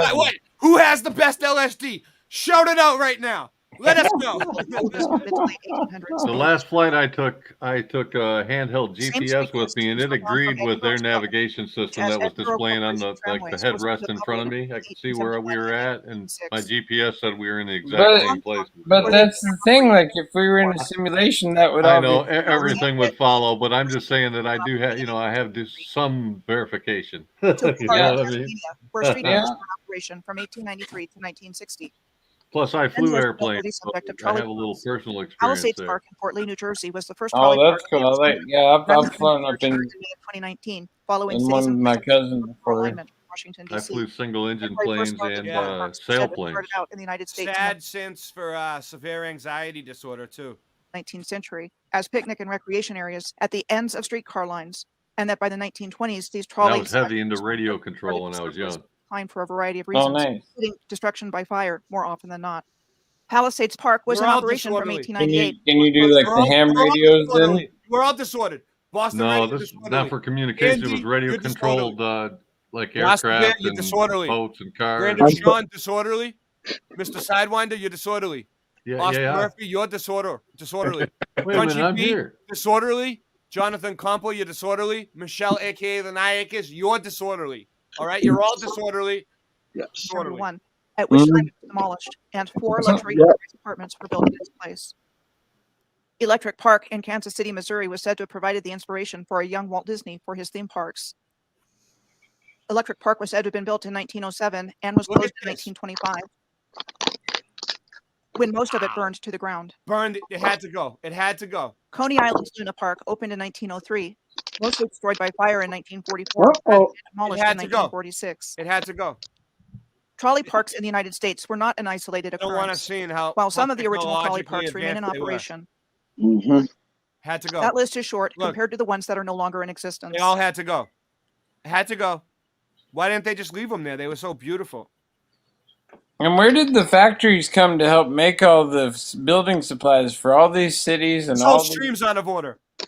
all these lights and all the bricks?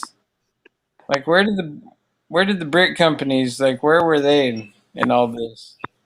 Like, is there has to be some brick companies that are Yeah. from like 800 AD You're or whatever. Rasta, you're on it. That's part of the research. So, like, we were looking up brick makers, dude. We were looking them up, like, at the time, like, when they build the buildings. Like, we look up the buildings, right? And then we look up, like, how many bricks did it take to build that building, right? How many buildings did that brick maker make in that year? How many bricks did that brick maker produce in the year? Did they even produce enough bricks to make that many buildings? No. The answer is no.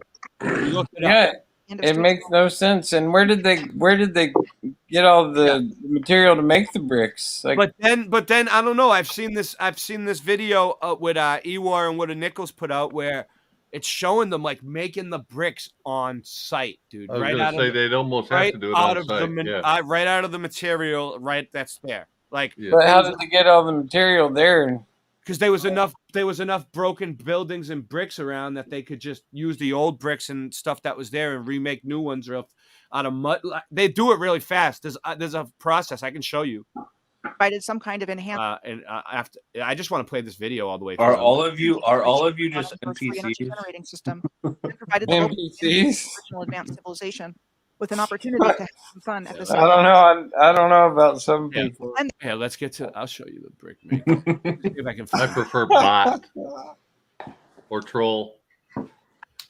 Oh, we have 14 people here. That's the pretty more good. the more I've gone through my fast. No, I set StreamYard so you guys could all stream this to your channels now too. Like everybody who comes on the yeah, show, see that. everybody that comes on the show can add this to their channel if you want. So you could be streaming this on your channel too if you want. How do you want me to do that? I want to do that too. Hey, actually. Oh, there you go. you did it the other night, Andrew. Hey, there you go. Thanks, man. But hey, what happened though? When I cut the stream, was it still there? No, I tried it and I launched it, and then I was like, What happened? I was afraid it was gonna ruin it, so I didn't try to go back and get kicked off. So I stayed on. No, do it. Do it again. Try it. I want to see if it works. It's a new feature that they added. I'm gonna add it here to say get up. It'll get more people in here because it'll You know what I mean? It'll spread the stream out more across the platform. That's how the stream works. That's how YouTube works. It's like a circuit. It's like the more people that watch it, the more it shows up. The more thumbs up we get, the more it shows up. The more You gotta channels feed that the it beast. shows up, the more channels that it shows up. You know what I mean? I'm not in it for the views. I'm in it to get the people to watch. I've got to go to bed now because like I'm doing this. Well, I was about to fasting show you thing. the brick making though. Do you want to see it? I gotta go to bed. I'm so tired. Yeah, I want to see it. Right. Yeah, you can show me the brick making real quick. Actually, I'll watch it. It's 18 minutes long though. Yeah, I'll watch it for a minute. And I gotta go to bed because I'm fasting, and so I gotta get up early in the morning before the sun comes up and have a cup of coffee. Water. In the 1800s. To be converted, you have to destroy your past, destroy your history. You have to stamp on it. You have to say, my ancestral culture does not exist. It doesn't matter. I need to demonstrate how construction was possible in the 19th century. Otherwise, my future stuff will not make much sense. So there'll be a couple more videos like this coming. I get a lot of comments telling me that it was impossible for those in the 19th century to make so many bricks. So let's have a little look into brick production in the 19th century. I want to read to you excerpts from two sources. The first source is an academic paper on the mechanization of brickmaking in the United States by I.B. Holly. As the article reads, during the early colonial period, houses were often built with bricks that arrived as ballast in English ships, but settlers soon established brickyards to produce bricks. All right, so during the colonial period, houses were often built with bricks that derived from ballast in English, so they brought them over on ships. But then the settlers soon established brickyards to produce bricks locally, okay? Locally. Describing an 1810 brickyard in Philadelphia, Holly informs us that it was no more than a few sheds, a locally fabricated kiln, and of course... That's why I got rid of all the vampires, you know what I'm saying? To make sure that we have a nice, safe environment around here. And I can't control what happens in other people's channels or other people's chats. I'm not trying to control people, but I can only control what happens here. And this is now a safe place. This house is clear now. A simple bed. Typically, was employed about 1,000 hands and 6 or 8 boys who were not apprentices. Rival hand molders would sometimes hold competitions. This is Legos here, right? Yeah. The record appears to have been about Legos are brick. Of course. Right? Brickyard. Like Legos. It's like Legos. Look, so they somehow the Masons taught these people how to do Legos, or these are the Masons. Look, there's some orphans down there in the front, right? The record appears to have been about 25,000, but of course the average brickyard worker produced 9,000 to 10,000 bricks, dude, each. Like, so that's a lot. Like, so they were doing it. Worker produced far fewer. Maybe. I'm not saying anything for sure. I don't know. 9,000 to 10,000 was considered a fair day's output. There were some 30 brickyards in Greater Philadelphia by 1811. The 1810 census reported a population of 111,000. So the 1810 census reported 1,011, 2010 people. That's 33 if you add it up. 33. Is it 3? Oh, yeah, it is. 1, 2, 3. That's 3. And 2 plus 1 and 0 is 3. That's 33. And then that one up there, Philadelphia, 18, that would be 9/11. Yeah. That's fucked up. I'm going full RV at this hour. You are. You're Right. going full RV. Yeah, right. It's actually. What's up? Hey, you know, that's the third time Whatever. that numbers got brought up on live stream tonight for me. My change at McDonald's was 33 something today and yesterday. I love it. 2 days in a row, and I took a picture. By 1860, the city had over 565,000 inhabitants. On 322, I picked up this scrap metal. Each employer from this address, and it was their address post, and I picked it up, and it was from an address that was 3202 was the address, and so I kept the posting because it still says 322. My kid's birthday cake was $33.99, which is 66 upside down. about 30 men, and a smattering of boys. I gotta use the I'd like to restroom. pause here and have a go at some quick maths. The average brick worker produced between 9 and 10,000 bricks a day. By taking 9,000, we get 45,000 bricks over the course of a 5-day week, even though they probably worked a full week. In 1811, there were 30 brickyards in Greater Philadelphia. 45,000 times 30 makes a regional output of 1,350,000 bricks per week. There are 52 weeks in a year, but brickwork by hand was seasonal. As Holly tells us, in the fall and winter, workers dug raw clay and tossed it into piles. Come spring and summer, they would produce bricks. So let's times 1,350,000 bricks per week by about 20 weeks, just so it's fair. I call bullshit on this. 27 million bricks a year. But the plot thickens. In the United States, one David Ridgway filed a patent on a brick-making machine in 1792. But nothing This sounds like the same logic they used to describe that event that happened with Mr. Mustache in the US. There's And the brick earliest cold energy brick-making that light machine up for on which their own. drawings All are brick known can, was a but horse-powered wooden frame there's some mechanism, types of which was claimed to materials they can produce use to make 30,000 bricks bricks that in a they just light 12-hour up and day. they hold energy. Companies did not jump at the opportunity to use machines, however. The 50 or more Philadelphia brickyards turned out more than 50 million a year during the 1840s, most of them handmade. There was, in fact, a prejudice against machine-made bricks in some quarters. Man, why you gotta be 50 million a year, most by hand. Man, why you gotta be prejudiced against machine-made bricks at one time? And that's a lot of bricks. And you see, they aren't using the machines as an excuse. Let's quickly do the population maths. If each brickworks has about 30 employees, and there were 50 brickworks in Philadelphia by the 1840s, that's a workforce of 1,500 people. The population of Philadelphia in the 1840s was around 94,000. So that's 1.5% of the population. This is just one region in one state. By 1861, brick machines were becoming more and more a success, and companies were using them more and more. J.W. Crary patented a giant machine, probably the largest brick machine ever built, which, the article tells us, was demonstrated in the 1861 Scientific American. I found the journal publication. I'm going to bed. It says here, will run. Men were Ray. We were hurt that you thought men were incapable. What do you mean? Men are incapable of what? Well, I don't understand. I don't know. Quite slow enough. Maybe I said. I forgot what I just said. Turn out 40,000 bricks per day. Perhaps the most important feature is the manufacture of bricks in. You mean men were incapable of building the bricks? I get what you're saying now, Michelle. Yeah.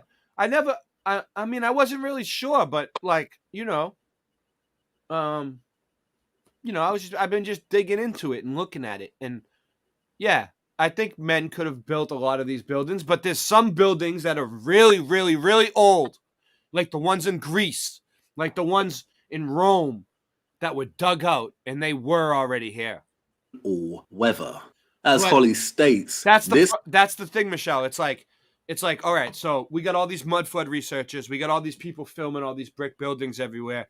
Not every brick building is a Tartarian structure, but there are some still left. And that's what you got to discern. You got to discern like what is and what isn't. And some brick buildings are just Freemasonic buildings, which turn out to be good mud flood research too.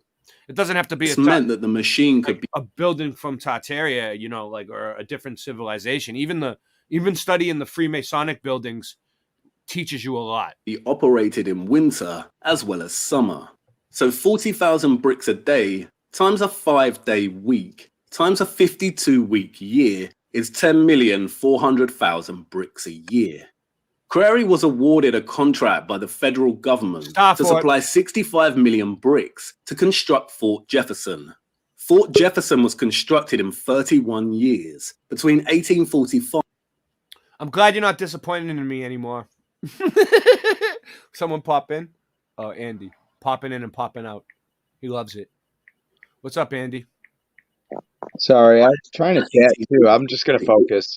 Crary was contracted in 1861, so that's 15 years. 10,400,000 bricks a year times 15 is 100. Yeah, men are capable, but what I'm saying is like who are the people who built the friggin' crazy ass buildings? You know, like we can't even build stuff like that today. I'll show you. 56 million bricks. And construction had already started 16 years before Crary was contracted.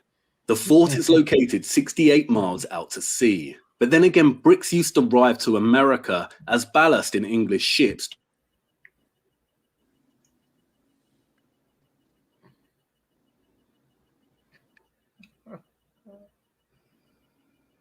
The Freemasons, right? I lost sound. It would have to be the Freemasons that built the crazy buildings. I'm saying, like, I mean, yeah, it would have to be some sort of Freemasons. Because Right? if you look up, I think, I don't know if I told you this before, but I was in the Carpenters Union. Yeah. Yeah. So Yeah, I was in carpentry too. I wasn't in the union, but I was working for a pretty. But it's the same symbols. If you look up the insignia for the Carpenters Union, it's pretty much the same as. But I'm saying, like, let me show you what kind of buildings I'm talking about. Yeah, they're builders. Yeah, like there's buildings that are like impossible to watch. In Salem, I found out that they made some here local, but they also shipped some all the way from England. Defective ones, defective bricks. They admit to shipping all the way from England to here. It's the west coast of Oregon. But they compared it to gold bricks. Like it's different when you read a college, thesis that's not like published or something compared to something that's published.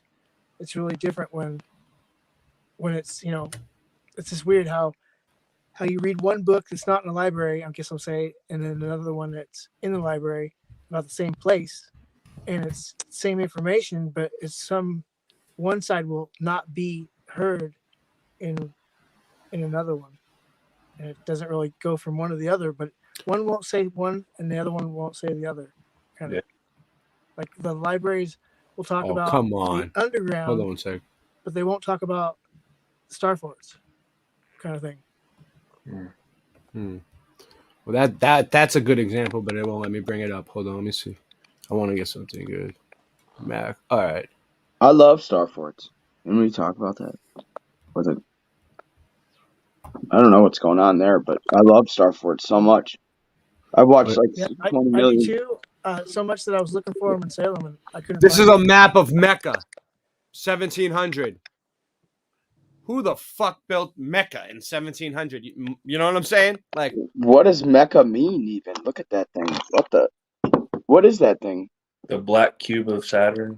What are those bumps all around the ground? Like, what kind of terrain is that? Look at those things. I don't know. Is this even What real? the hell? Look. There's like sand mounds everywhere. Sorry to say that. Let's see. Is Crazy. That's really cool here. Anything else? Oh man. But look, they do build stuff like this today. Like, look. Serious. This is pretty crazy. They're fucking with us right there. What the hell is that shit? It's a building that they built today. But hold on, let's see. People live in there. I'm looking for old stuff, dude. Old stuff. Yeah, it was crazy. Here we go. Here's one. The Curtails on Twitter, historical London. The Curtails. Look.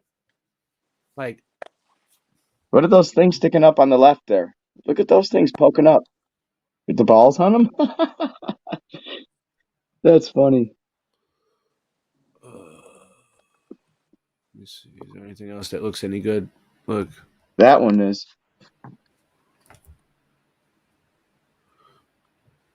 It's pretty crazy. I don't know. Let me see. Let me go back. Hey, remember we talk about the top of the domes, like from the inside? Remember you were telling me about that, Ray? Yeah. That was cool. I was talking about the dome. In the center of a lot of domes too, dude. Is that the North Star? There's a star. Yeah, it's Polaris. Yeah. Oh, Polaris. Right. Yeah, it represents Polaris. It I does. remember you talked about that in another stream. I did, yeah. Like Rome, for instance, was dug out. Right? It was already there. But like we see all these like statues that look like Athena and the Statue of Liberty, which is a giant, and like they all dress like that, you know, like the way they look. Like let me see if this is one. Was it Tartary Phoenician? Well, what I'm saying is like, look at this. Like these people. Look at this is a perfect example. Like, The ones with they got the nose and the forehead going straight like that. well, You look, notice that? let me see if I can get this lady up on the screen. Oh no, let me get her over here better. Let's look at her. All right, is that like any? Can you see it? Is that any type of people that you've ever seen in your life? Like, what country is that? Who dresses like that? It's what we'd associate with Roman, but actually in real life, no, haven't. In real life, no. But do you think it might be? Do you think it might be Roman? Do you think the Romans really looked like this, or I don't know. Would you want to come home late and have her mad at you? okay? Well, what I'm saying is this, right? They're probably pagans because look, she has something natural here, and they used to worship the nature and the natural order of things. What is this going on? Look, what's this dude fighting a? What is that? What is that? He's fighting. Look, it's like a fish. Look, he has like no, it has like a fish tail though. Look. With a horn. So It's like a serpent horse. they didn't believe in like genes or any kind of like. What I'm trying to say is, all right. And why? Okay. This is what I'm trying to get at. If I was a builder and I was gonna build a statue of Frank, I would build a statue of me, or like at least someone like myself. Yeah, I built this fucking building. Like here I am, motherfuckers. I'm in stone, you know. But so what I'm trying to say is the people that built these buildings probably looked like that. Yeah. So you mean you're not going to build a bunch of statues of naked babies all over the place? No, this is probably the people that built the structures. Is what I'm saying. This is probably the civilization. But what's up? Like you know, this is you know probably what I'm saying though. You know what I'm talking about? Mm-hmm. What you say? How there's always fucking statues of fucking naked babies all over. Yeah, like the one I found. I know exactly what you're talking about. What's going on up here? Hold on. I don't know. Fuck if I know. No, I'm right about that, Ray. That looked like a serpent horse to me. Yeah. So what I'm trying to not that I'm an expert in serpent horses, you know. Look, it's in what is that? Roman numerals. So it is Roman, and it's in Rome. But what I'm saying is, look, there's an angel up there with wings, a beehive, which represents the hive mind mentality, probably, right? Mm-hmm. I don't know. You know, I'm just reading into this myself, my knowledge. I might be completely wrong. It was built for a reason. People put fucking hours and hours and hours of time into that for a reason. But like, we don't do it for nothing. All right, like I understand a lot of these things could be made in molds. You know, they put the cement in a mold that they make a mold that's shaped like that. They mold it out and then they put it together piece by piece, right? I've seen them do it, right? But like, it doesn't take away from the fact that the people built the molds to build it. There's still a purpose behind it. Yeah. Which is like, all right, so they were doing molds and stuff way, way back then when Rome was like first built. We don't even know when that was, right? Like there's nothing easy about doing it the easy way. It's still a big fucking job, you know? Exactly. So that's the type of stuff that I like to, I wonder if it was done by our people or some sort of civilization like Tartaria, or maybe they're just calling it Tartaria, but I think it's like there was a great civilization here of people that dressed like that, and they built all the buildings, and they just tell us, oh, that's Athena, that's fucking whatever, because the statue is just so beautiful that they just left it there. They just love it. It's our excellent resources for research. It's doubtful that they were the actual builders, though. They probably didn't get their hands dirty for anything. It was all slavery based like it is still. Yeah. Because they not only rely and base their findings on primary sources. If they were running around in nothing but sheets, they weren't the builders. And footnotes, so you can further your research. Some texts found in the footnotes, such as method of making bricks as followed in Philadelphia, brick manufacture and brick pavement, a practical treatise on the manufacture of brick, tile, and terracotta, 60 years of brickmaker, bricks and brick-making machines. My second source is very different. It's an 1868 travel log detailing an American's travels through the English Midlands and its green borderland. It's not specifically about construction, it's just a travelogue, but as the American is passing through the English Midlands, he encounters many scenes of industry. Let me read you some passages. On the 7th of November, we set out on our walk. Meeting an extensive brickmaker, we stopped to see his establishment. Here, he carrying on a large business in the manufacture of blue-black brick, of every size and pattern for coping of walls, stable floors and other uses. He had expended £7,000 in buildings and machinery and was turning out about 100,000 bricks a week. The space from which he had taken the clay for 100,000 bricks a week for several years would not measure over half an acre, embracing the whole compass of the pit's mouth. The crater is already 60 feet deep, and the clay, he thinks, will hold good for twice that depth. The steam engine draws up an incline tramway from the bottom of the pit, a huge coal scuttle full of the clay, enough to make 500 bricks. Oh, wow. And tips it over at the top of the line into. So they use a steam engine to bring the clay to make 500 bricks at a time. A hopper, whence it goes down through successive kneading troughs, and is at last forced out of an iron cylinder by a piston, all ready to be made into loaves for the oven. The pit he describes here is similar to this one. Its radius is not actually that much, but it goes deep. A steam engine powers the cogs to pull a scuttle full of clay up from the pit, and then the process begins of turning the clay into bricks. Now listen carefully to this. 75% of the persons employed are female, or perhaps 2/3 of these. It was the women that built the bricks. Look, we had the women making the bricks for us people. Well, I think, did they find bricks also? I encourage this. I agree. Women are just as strong as men. We need them to do everything for us from now on. We need them to make the bricks. We need them, babies. We need them to make the babies. We need them to do the dishes. We need them to cook. We need them for everything. 100,000 per week. Clean the house. These are young girls from 9 to 12 years of age. Each molding woman has about 2, sometimes 3 of these girls to serve her. One to bring the clay, the other to carry away the bricks when formed. That's right. They probably women did a and good job children. too. Thank you, women.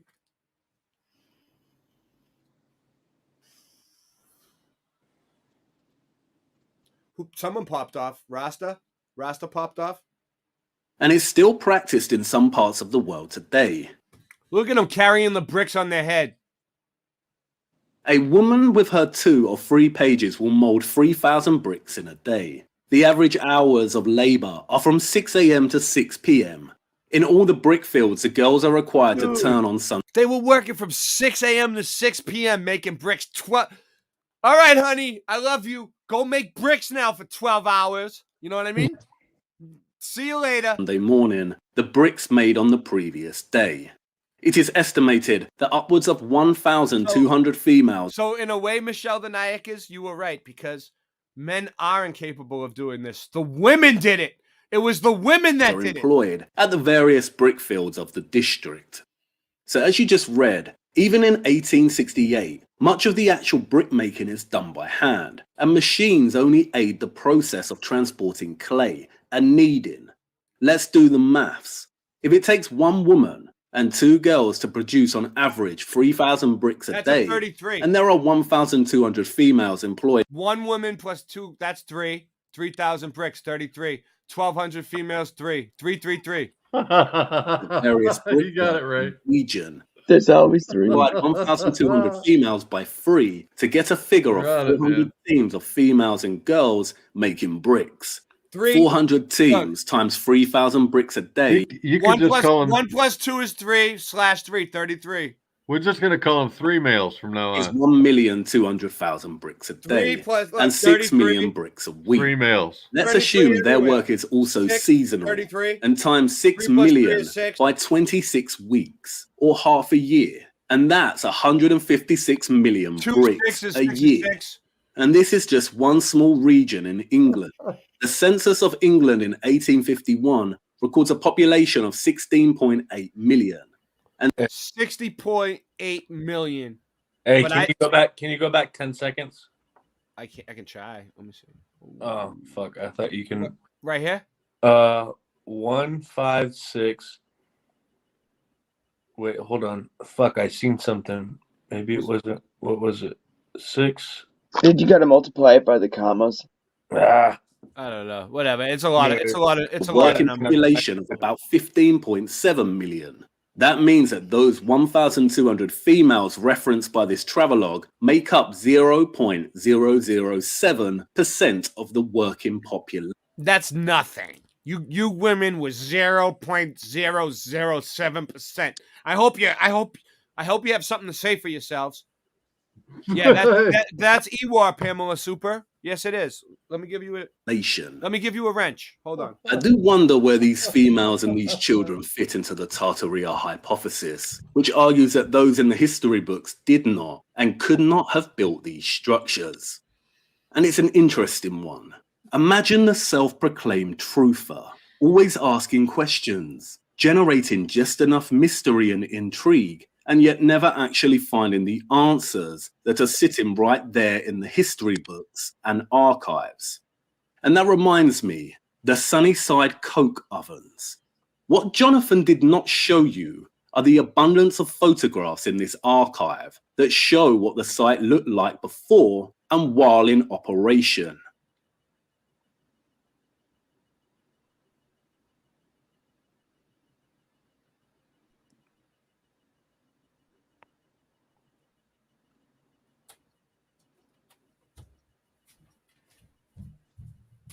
All right. I need to clarify These photographs something. took me 10 seconds to find on a Google search. Pamela Stuper. I gave you a wrench. Okay. I don't have a problem with people who don't like Ewar. But what I'm trying to say is I do not think he's a shill. Because she said he's a shill. That's a strong word. Do you know why I don't think he's a shill? Because I never see him do live streams. He never asks for donations.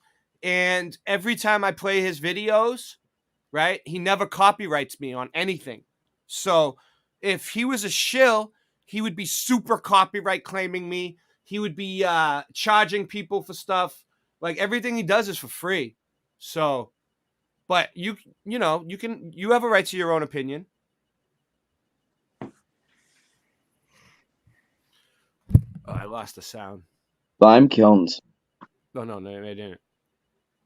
No, you know what I'm saying? Like, a lot of people talk shit about him, but he's not a shill. Like, because he doesn't fucking copyright me on nothing. He lets me play all of his stuff for free. He lets everybody download it for free. The earth above You can get all of his stuff for free on Odyssey for free. the ovens is hard and baked because they were packed in to generate excessive heat. I don't even know. I don't know if he has a Patreon. He does live streams with Wooden Nickels now. I don't. They do good streams. And the thing is, this is why people. That's why it said it at the beginning. It's a flip-flop production, because he changed his mind on some things. Right? Like he came out at the beginning really strong with a lot of good content, and then he changed his mind over the years. Right? It's been years. Years have gone by now. So for me, that's okay. That's okay. Yeah, so what? What's wrong with changing your mind, Pamela, if you see different evidence that proves you wrong? What's wrong with admitting that you were wrong and coming out with the real, what you think is true? What's wrong with that?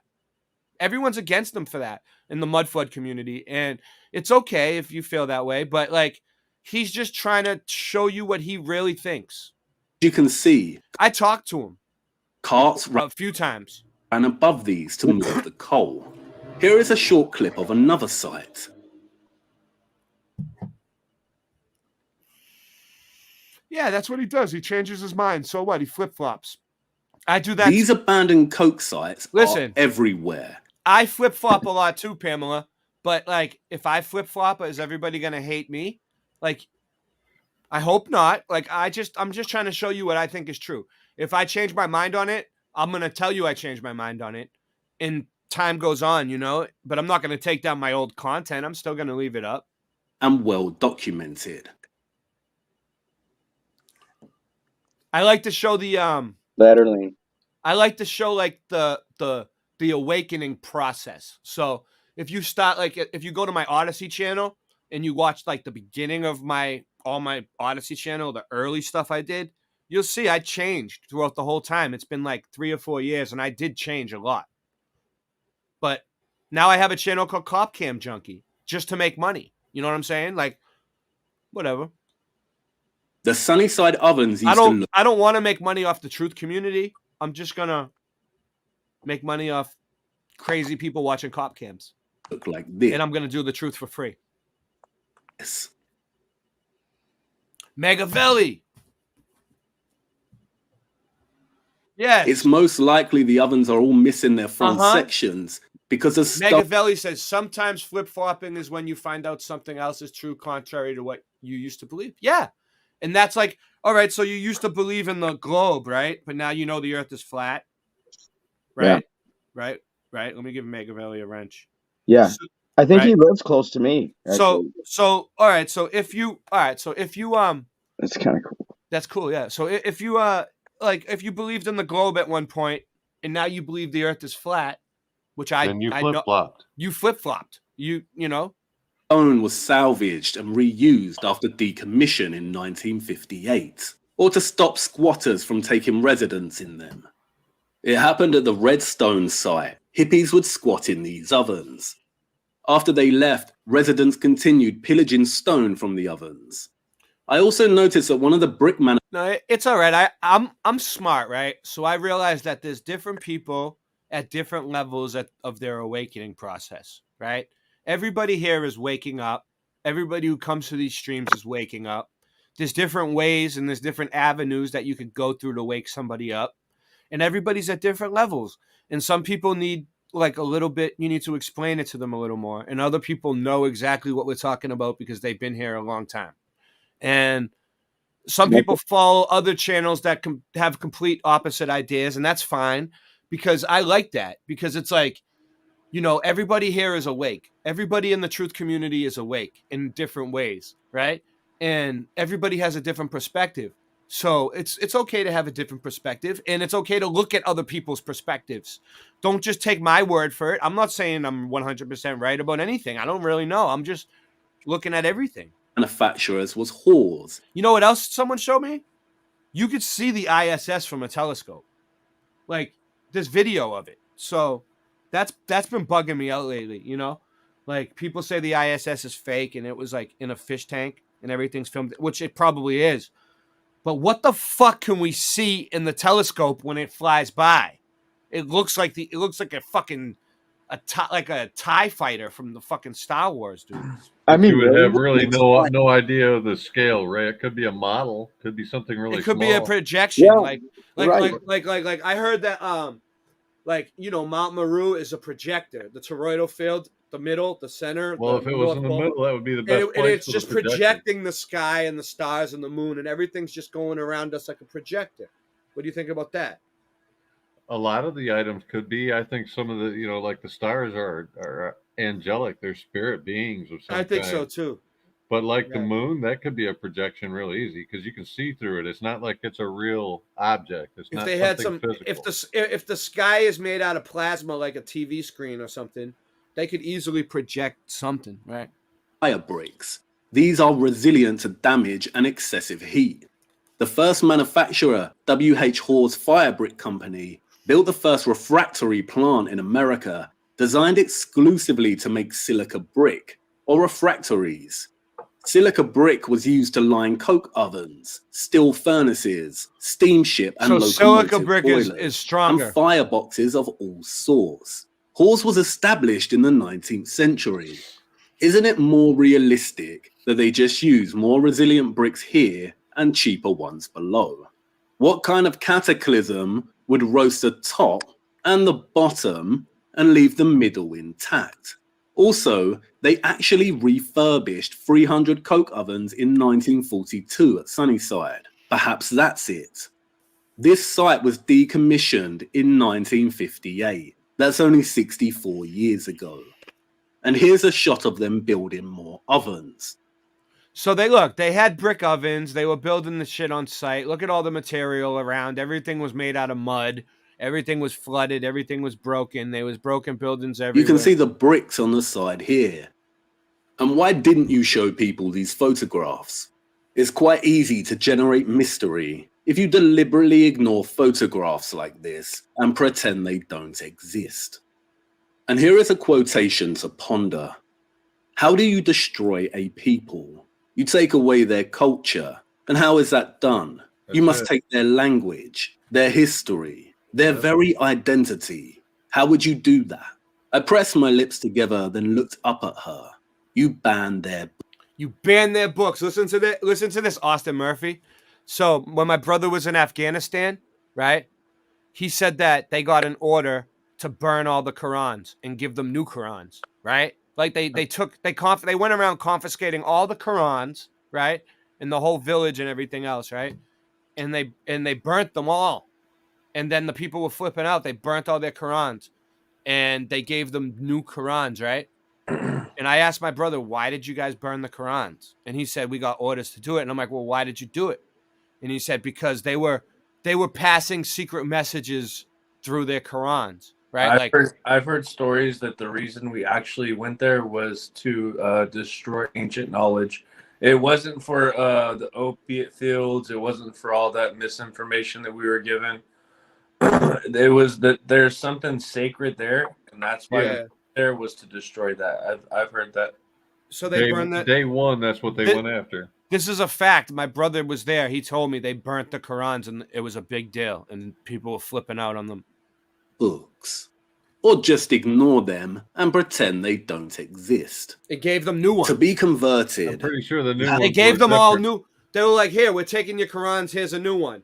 I mean, I don't know. If someone came to my house and was like, we're taking your Bible. Here's a new Bible. What would you do? Yeah. You'd be like, what the fuck? Like, why can't I keep my old Bible? Yeah. Like passing fucking secret codes through the. I mean, that sounds like a reach. I mean, maybe they were. I don't know. I don't know what was going on over there. Your past. Well, before the Mandela effect, if they wanted to change the text, that's how you would do it. Yep, there's a lot of shit going on with the Mandela effect and the Bible and stuff right now.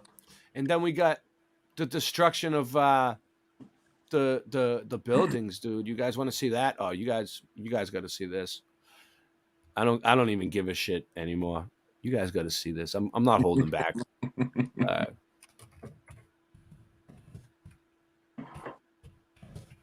Ray. Yeah, what's up? You're doing really good, man. Thank you. I'm gonna just tell you, I used to have a Quran. Yeah, how was it? Well, actually, I read a little bit of it, and then I've heard somebody tell me that they were scared to have one in their house, so I got rid of mine. So I couldn't really read it. So I mean, I still had Bibles, so somebody gave it to me, and I was like, "Oh, thanks." And then I kind of got spooked, so I was like, "Whatever, it's not my religion." So whatever. This is good. Holy shit! I'm telling you, this is good. This is from Stuffed Beagle. Even though he doesn't like me. What you talking about? What you talking about, Who? What? When? Where? Why?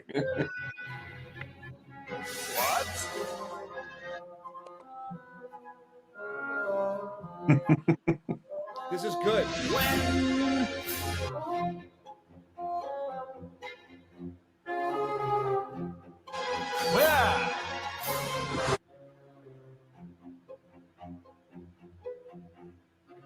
And why?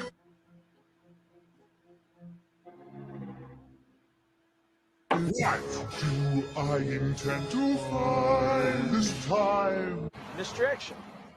What the eyes see and the ears hear, the mind believes. I understand you are sick and tired of watching the mainstream media spin machine, but I am asking you for your patience and allowing them to report to you, the viewer, their version of this particular news story. I will do my investigation when they are finished and show you behind the curtain what they have not. So keep calm and stay till the end. The Biggs thanks you. This is good.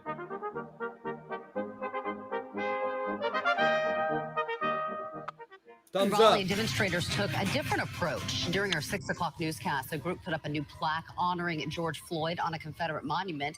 It reads in part, "We recognize the breakdown and the buildup and the change that has been put into motion."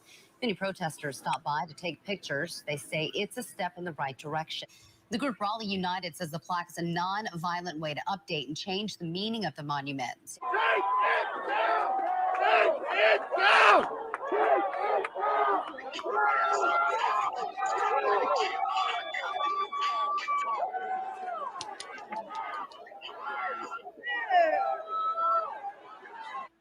One, two, three, four.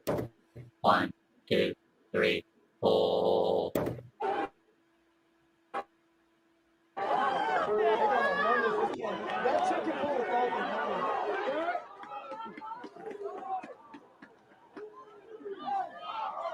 So this is about how they manipulated the BLM movement to destroy all the statues here in America to rewrite history.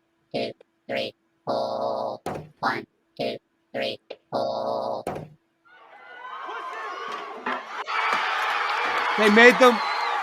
They made them believe that all the statues were racist, which they probably are.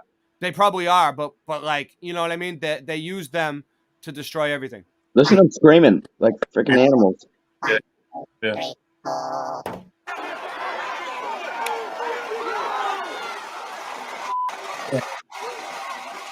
It's a fucking stage, bro.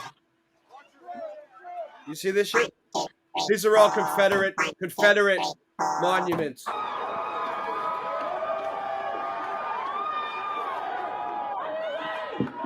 Shortly after, they had too many patients in the asylums right after this, right? Something like that happened.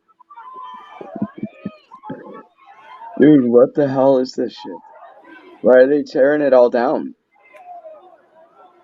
This is the Black Lives Matter protest that happened all over the country. Is that how we're supposed to settle things? I mean, so we just rip shit down?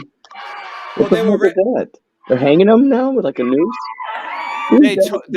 They told everybody that these were racist statues and slave owners and stuff, but who knows? They probably were.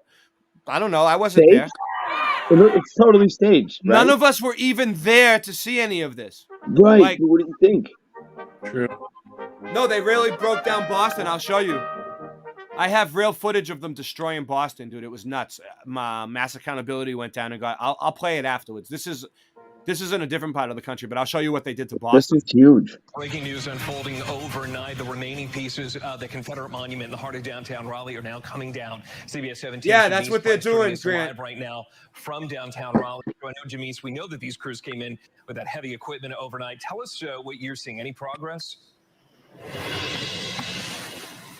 Bill, not a lot of progress since we last checked in with you guys, but I do want to take you to a live picture of exactly what's happening here just on Hillsborough and Salisbury. So we have those cranes in here, and we saw as crews came in to strap in this last piece of this monument to get it out of here. So we've been watching this very closely.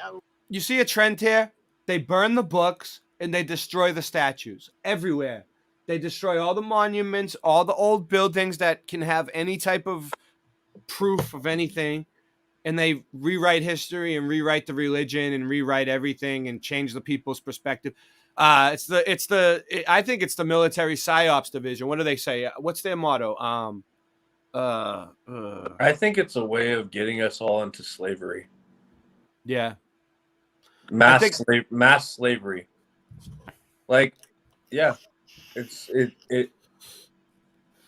fucking evil. It's fucking evil to the core.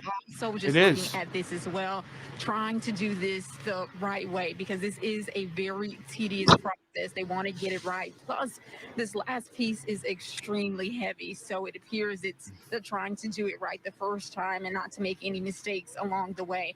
Now, we have watched over the last few days as these Confederate monuments have been removed from Capitol grounds. Now, Governor Cooper ordered the removal of these Confederate monuments on Saturday. The 3 monuments are being moved with direct tributes to the cause of the Confederacy, which Governor Cooper said has no place in an allegiance here in North Carolina. But out here, you definitely have several crews. You also have Capitol Police here. I've actually seen a bystander just watching this process. A lot of folks just watching too, because this is a piece of history and watching this history unfold. So we're going to continue to monitor this situation and bring you the very 86 degrees. Did you see that? out Come here on. in Salisbury What? and Where is it? Hillsborough. Oh yeah. More breaking news. Frickin' said 86. Her attempt to remove this Confederate monument from downtown Raleigh once again didn't quite work out. Ah. The crane this morning's crew brought with them was not quite. So this big is enough. Raleigh, We got North CBS Carolina. Jamise Prize live downtown from the state capitol. Jamise. Laura, crews are packing up the last little bit of that heavy equipment to get it moved out. As you said, those attempts to remove the last What's piece that? of I can't hear Confederate you. monument I know. I'm surprised she's not wearing 3 face diapers instead of 1. Yeah. today, I'm told. She First needs of all, more don't diapers. listen to her. And I would just pack everything in my that's good and leave. Get out of there. Man, I would leave that place. Here on site. Get the F away from there. The major cities, No, period. no one else is doing it. Again, this morning. Is this from today? There was also a crew No. here prepared to haul This is from a off long this time piece ago. of the monument once it When was the Black removed, Lives but Matter that protest wasn't happened. the case, so they Years have ago. also left. They told me they'll be back here on Capitol grounds about 9 o'clock this morning. So we saw them attempting to remove this last piece of the monument, seeing the crew members just strap up several straps around it, trying to pull it up, but that was not the case. So they Apparently, broke it a just little bit. wasn't large enough, so they're going to take additional steps to get that larger piece of equipment in here and get the last piece of the monument removed. So we'll be back here again. Oh, so they are watching this removing it. They did remove unfold it. as we have been for several days now. But at this time, those crews down here are trying to figure out exactly what to do with that 75-foot piece of granite that is still standing. What the hell? They both have face diapers on. Saturday to remove those monuments. I think one of them was a robot. 3 statues from the ground around 7 a.m. Brief excitement as 3 contractors fired up the crane, and it appeared that they were going to No justice, no peace. Instead, they loaded their equipment and were quickly Sorry. the cherry picker. That's what to they remove spray the paint roof on around everything. the No base of justice, the no monument around peace. 8:30 this morning. But despite Governor Cooper's decision that the monument is a public hazard, Of course. done to it since. Even that was Sage too. They used the 3 letters because it comes in 3s. Look, see 3, 3, 3. I moved here 10 years ago. That thing was God, they all got Sniped. A mask. Oh wait, I'm on camera. Hold on. I got a song. Am I gonna be on camera? Hold on. One Oh, second. wait, hold on. Let's see if I can get it. Let's see if I can get away with something. Hold on. Just kidding. I got a good What are you tune. doing, to go. building the I got a pyramid? good tune to go with this. Hold on. Andy, no. fucking crazy. I don't want to listen. I don't want to listen to the news people. Hold on. I'd rather listen to some music. Let's see if I can get it. I think this might be it. Let me see. Goodness I sakes. think I heard you playing Chris Webby at the beginning of your stream. Chris Webby. Yeah, yeah. he lets me play his stuff. Yeah, Right he on. usually does. I don't know what happened earlier. Whatever. Let me see. Bless you.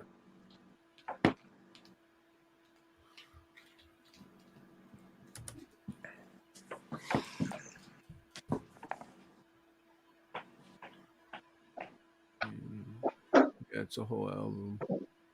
Let's see if I can find the song I'm looking for. Yeah. I think this will work. Let's see how long they'll let me get away with this before they cut me down. All right. Hey Ray, I got something for you. What do you got, dude? I don't really need anything. No, you do. You need this one. What? Read it. Hold on.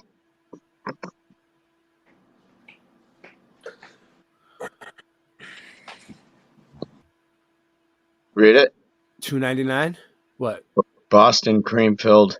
Oh, Boston cream. Yep. Yeah, Shout out. Shout out to Boston. Yeah. Yeah, we got the Boston cream here at the Dunkin' Donuts and stuff. We got it everywhere, but it's not like a big deal here. Like they make it out to be a big deal. Yeah, it's a really good big deal. I'm not on one of the. We're gonna put the mud flood on the top there.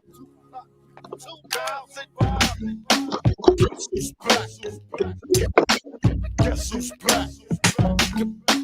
Guess who's back? Guess who's back?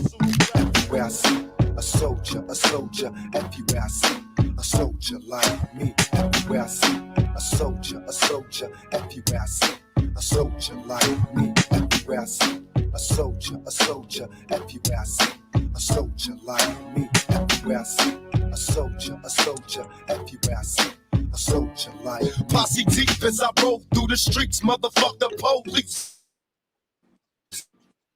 As we creepin' at cheeks. And so long you think I'm sleep, but at the slightest beef I'm robbing niggas so they teeth. And no BT can get the dick if they play toughy. Last time the niggas rushed me, I ain't bust, but now I'm touched. Trust me, ain't nothing jumping these buckshots. Some niggas got enough knots, I'm popping that corrupt cops. You motherfuckers catch a hot one. You wanted to start a problem, now you coward cops have got one. And there's no prison that can hold ya. Motherfucker soldier ready to roll and take control. So now I track them while they sleeping. Roll to the door, throw a grenade in the precinct. Some people panic, brothers bugged out. I had to keep popping cause they don't stop until they rubbed out. And they vest don't protect from the head wounds. Reload ammunitions and the bitches will be dead soon.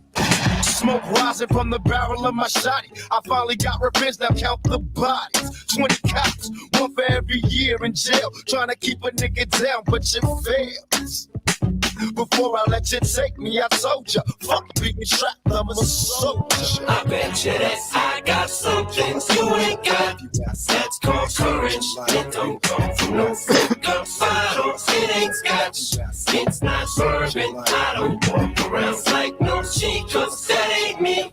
I'm not that person. I don't try to act like you do, cause that ain't you. You just bourbon. Tupac in the mad bitch in the 6'4" rag on them things. That's a bad bitch. Getting ghosts on them bitches in the town. Busting out the backseat, nigga when we clown. Homie, is you down? D got the strap and she anxious. Hurry up for she spank shit. Coming round the corner spitting rounds. They can't hold me down. Cut them sucker ass bitches out of bounds. Now tell me how that sound. A double date laced with hate. Make them pray for the judgment day. Now tell me how that sound. A double date laced with hate. Make them pray for the judgment day. Stinky. I bet you that I got some things you ain't got. That's called courage. It don't come from no flick up bottles. It ain't scotch. It's not bourbon. I don't walk around like no cheat, cause that ain't me. I'm not that person. I don't try to act like you do, cause that ain't you. You just bourbon. You ain't Tupac. A soldier, everywhere I see a soldier like me. Everywhere I see a soldier, everywhere I see a soldier like me. Everywhere I see a soldier, everywhere I see a soldier like me. Everywhere I see a soldier, everywhere I see a soldier like me.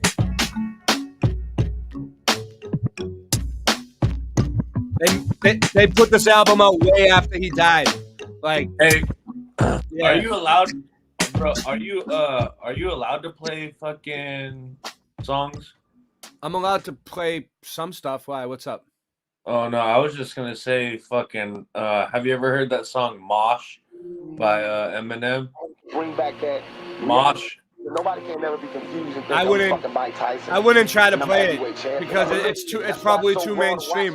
What album is it from? It's actually not very popular, but is it a new one? It's about like marching to the steps of the White House. It's like a political kind of thing. Is it new?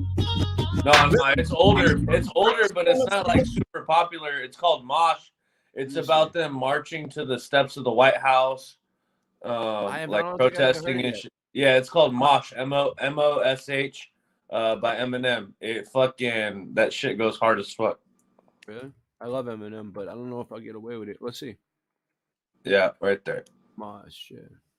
Oh, it's from Encore. Oh, that I might be able to play it. I probably heard it. That's not it. I'd like to prioritize self. Let's see. Allegiance to the flag. Oh, I never heard it. Hey, weird. This shit goes hard as fuck. Oh yeah, I heard it. I heard it. It feels so good to be back. I scrutinize every word, memorize every line. I spit it once, refuel, re-energize, and rewind. I get sight to the blind, mind sight through the mind. I saw. Let me just rewind it. I saw Eminem during this tour when it was called the Anger Management Tour, and it was during this album, and he did this song when he first came out, and he came down on a carousel.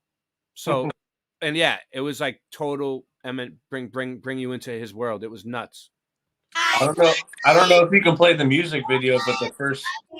Nah, I'm not gonna try even attempt to play the music video. The audio might get through.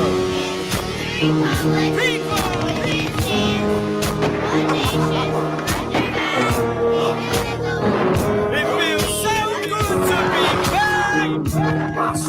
I scrutinize every word, memorize every line. I spit it once, refuel, re-energize, and rewind. I get sight to the blind, mind sight through the mind. I exercise my right to express when I feel it's time. It's just all in your mind, what you interpret it as. I say the fight, you take it as someone.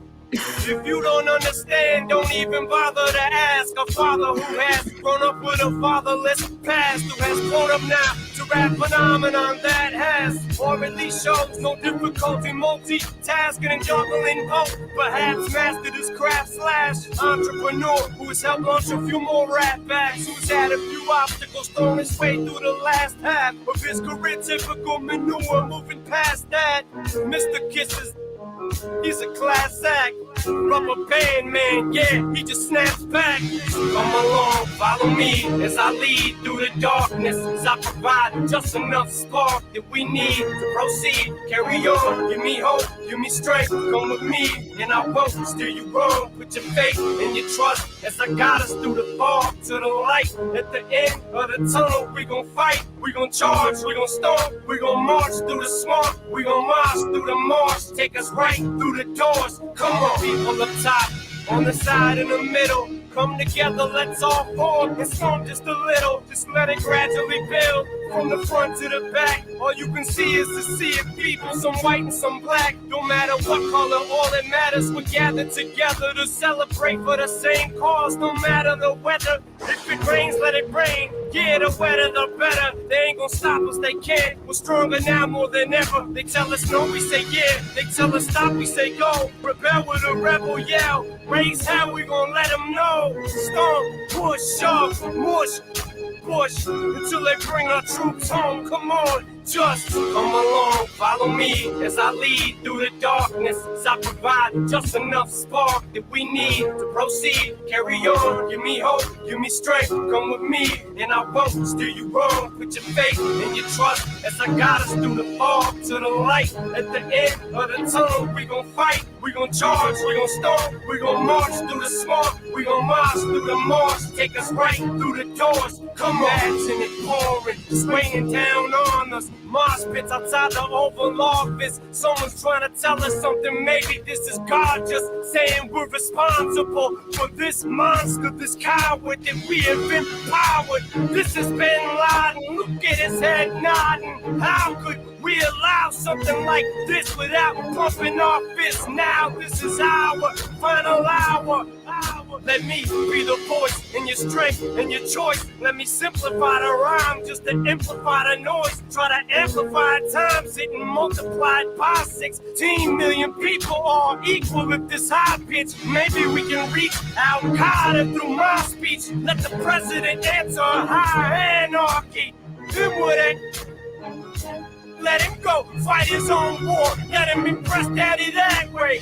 No more blood for oil. We got our own battles to fight on our own soil. No more psychological warfare to trick us to thinking that we ain't loyal. If we don't serve our own country, we're patronizing a hero. Look in his eyes, it's all lies. The stars and stripes, they've been swiped, washed out and wiped, and replaced with his own face. March now or die. If I get sniped tonight, you'll know why. As I told you to fight. Come along, follow me as I lead through the darkness. As I provide just enough spark that we need to proceed. Carry on, give me hope, give me strength. Come with me, and I won't steer you wrong. Put your faith and your trust as I guide us through the fog to the light. At the end of the tunnel, we gon' fight. We gon' charge, we gon' storm, we gon' march through the swamp, we gon' march through the marsh, take us right through the doors, come on.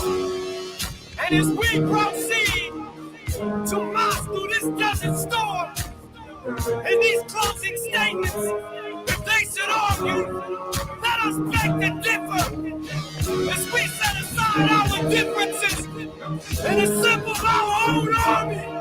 To disarm this weapon of mass destruction that we call our president, and march for the future of our next generation.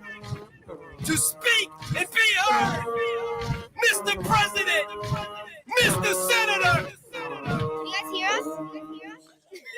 Yeah, so that wasn't the one I was thinking of, though. But you know what's weird? I know that song, but I never paid attention to it.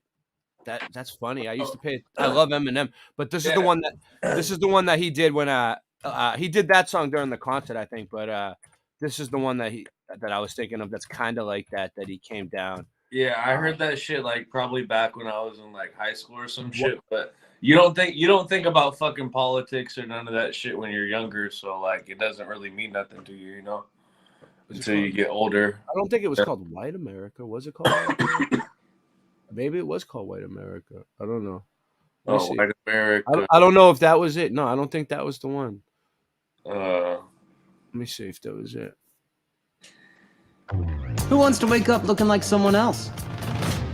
I do. There we go. Yeah, this is it. America, we love you.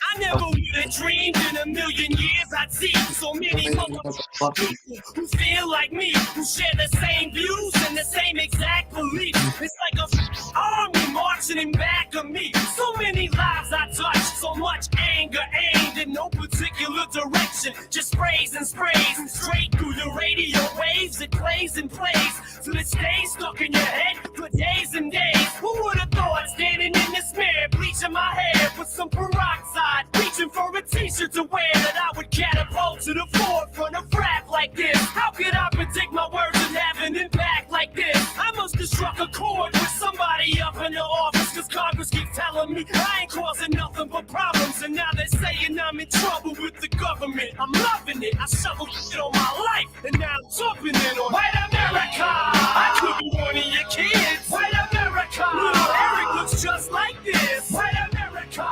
Erica loves my shit. I go to TRL. Look how many hugs I get. White America. I could be one of your kids. White America. Little Eric looks just like this. White America.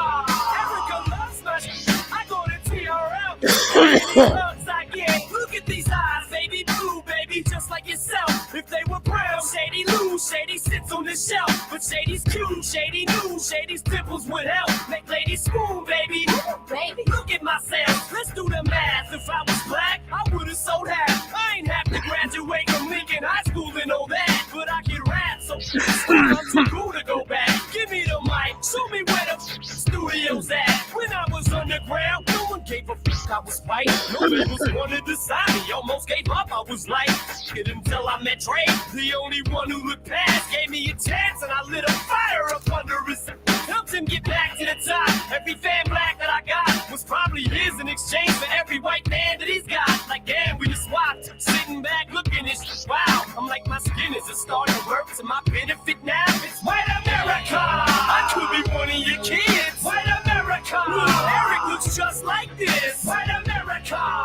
Erica loves my shit. I go to TRL. Look how many hugs I get. White America. I could be one of your kids. White America. Eric looks just like this. White America. Erica loves my shit. I go to TRL. Look how many hugs I get. See, the problem is I speak to suburban kids who otherwise would have never knew these words exist. Whose moms probably would have never gave 2 squirts of till I created so much turbulence. Straight out the tube, right into your living rooms I came. And kids flipped when they knew I was produced by Dre. That's all it took, and they were instantly hooked right in. And they connected with me too because I look like them. That's why they put my lyrics up under this microscope. Searching with a fine-tooth comb. It's like this rope waiting to choke. Tightening around my throat. Watching me while I write this like I don't like this. No, all I hear is lyrics, constant controversy. Sponsors working round the clock to try to stop my concerts early. Surely hip-hop is never a problem in Harlem, only in Boston. After it bothered the fathers of God are starting to blossom. So now I'm catching the flag from these activists when they rag and acting like I'm the first rapper to smack a. Just look at me like I'm your closest pal, the poster child, the motherfucking spokesman now for white America. I could be one of your kids, white America. Eric looks just like this, white America. Erica loves my shit. I go to TRL, look how many hugs I get, white America. I could be one of your kids, white America. Eric looks just like this, white America. Erica loves my shit. I go to TRL. How many hugs I get. So to the parents of America, I am the damager aimed at little Erica to attack her character. The ringleader of this circus of worthless pawns, sent to lead the march right up to the steps of Congress and to the lords of the White House, to burn the mask and replace it with a parental advisory sticker, to spit liquor in the face of this democracy of hypocrisy. You, Miss Cheney. You should perform. You with the freedom of speech, this divided state of embarrassment will allow me to have. You.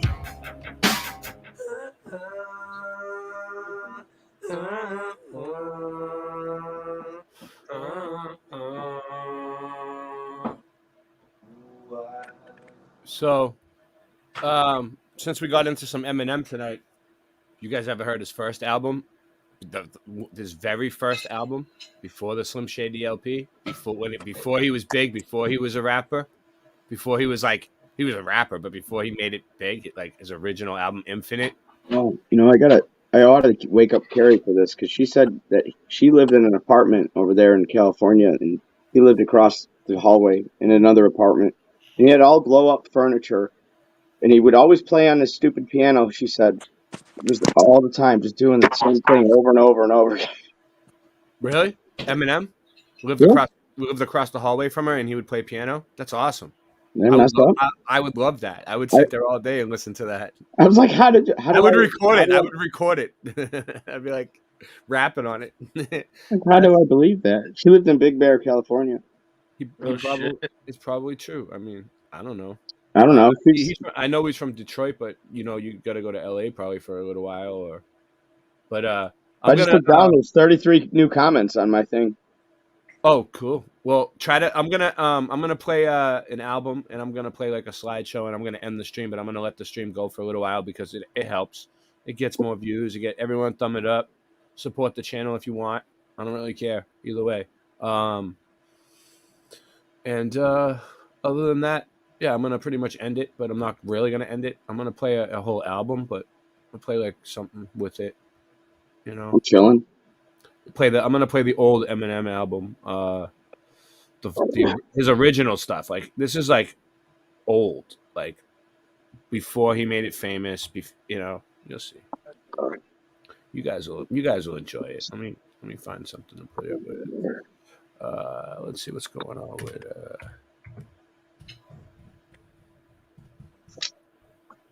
with.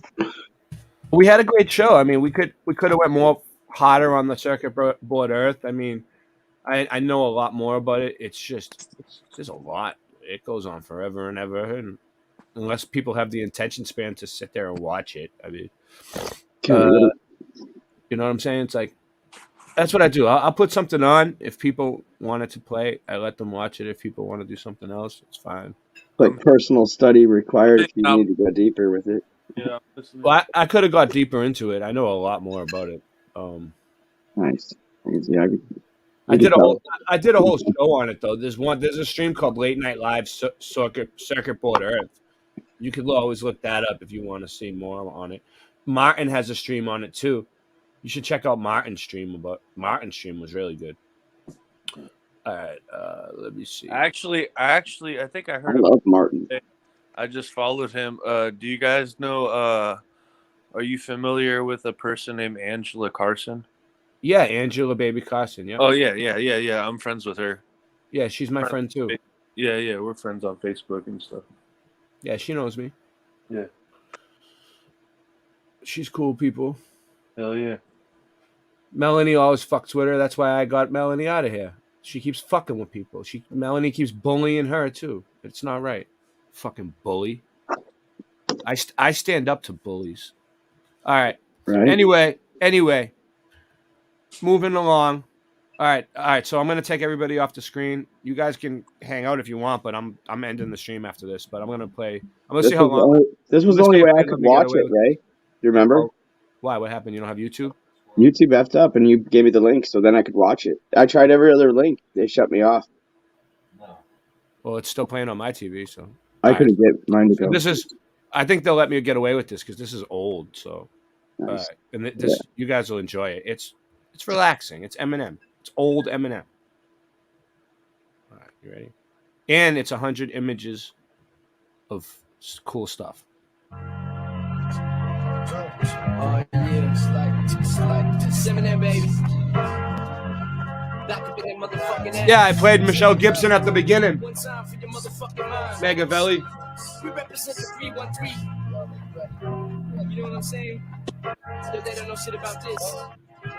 For the 9-6. Hey yo, my pen and paper cause a chain reaction. To get to brain that the zaniac, the maniac in action. A brainiac in fact, son. Zaniac attraction. You look insanely whack when just a fraction of my tracks runs. My rhyming skills got you climbing hills. I travel through your mind until your spine like siren drills. I'm slamming grills of roaches with spray to disinfects and twists and X of rappers to their spinal column disconnects. With this index, inject the monologue. Turn your system up, twist them up and indulge in the marijuana smoke. This is the season for noise pollution, contamination, examination of more cartoons than animation. My lamination of narration. Snare and bass in a track for duck rapper interrogation. When I declare invasion, there ain't no time to be staring gazing. I turn the stage into a barren wasteland. I'm infinite. You heard of hell while I was sent from it. I went to it serving a sentence for murdering instruments. Now I'm trying to repent from it. But when I hear the beat, I'm tempted to make another attempt at it. I'm infinite.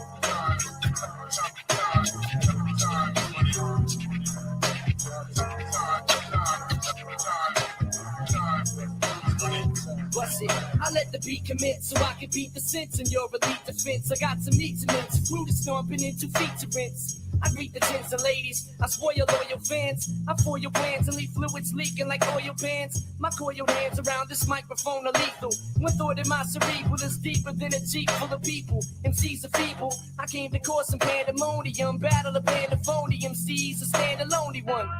Imitator, intimidator, stimulator, simulator of data, eliminator. There's never been a greater since the burial of Jesus. Fuck around and catch all the venereal diseases. My thesis is smash stereo to pieces. My acapella releases classic masterpieces through telekinesis that eases you mentally, gently, sentimentally, instrumentally, with entity, dementally, meant to be infinite. You heard of hell while I was sent from it. I went to it serving a sentence for murdering instruments. Now I'm trying to repent from it. But when I hear the beat, I'm tempted to make another attempt at it. I'm infinite.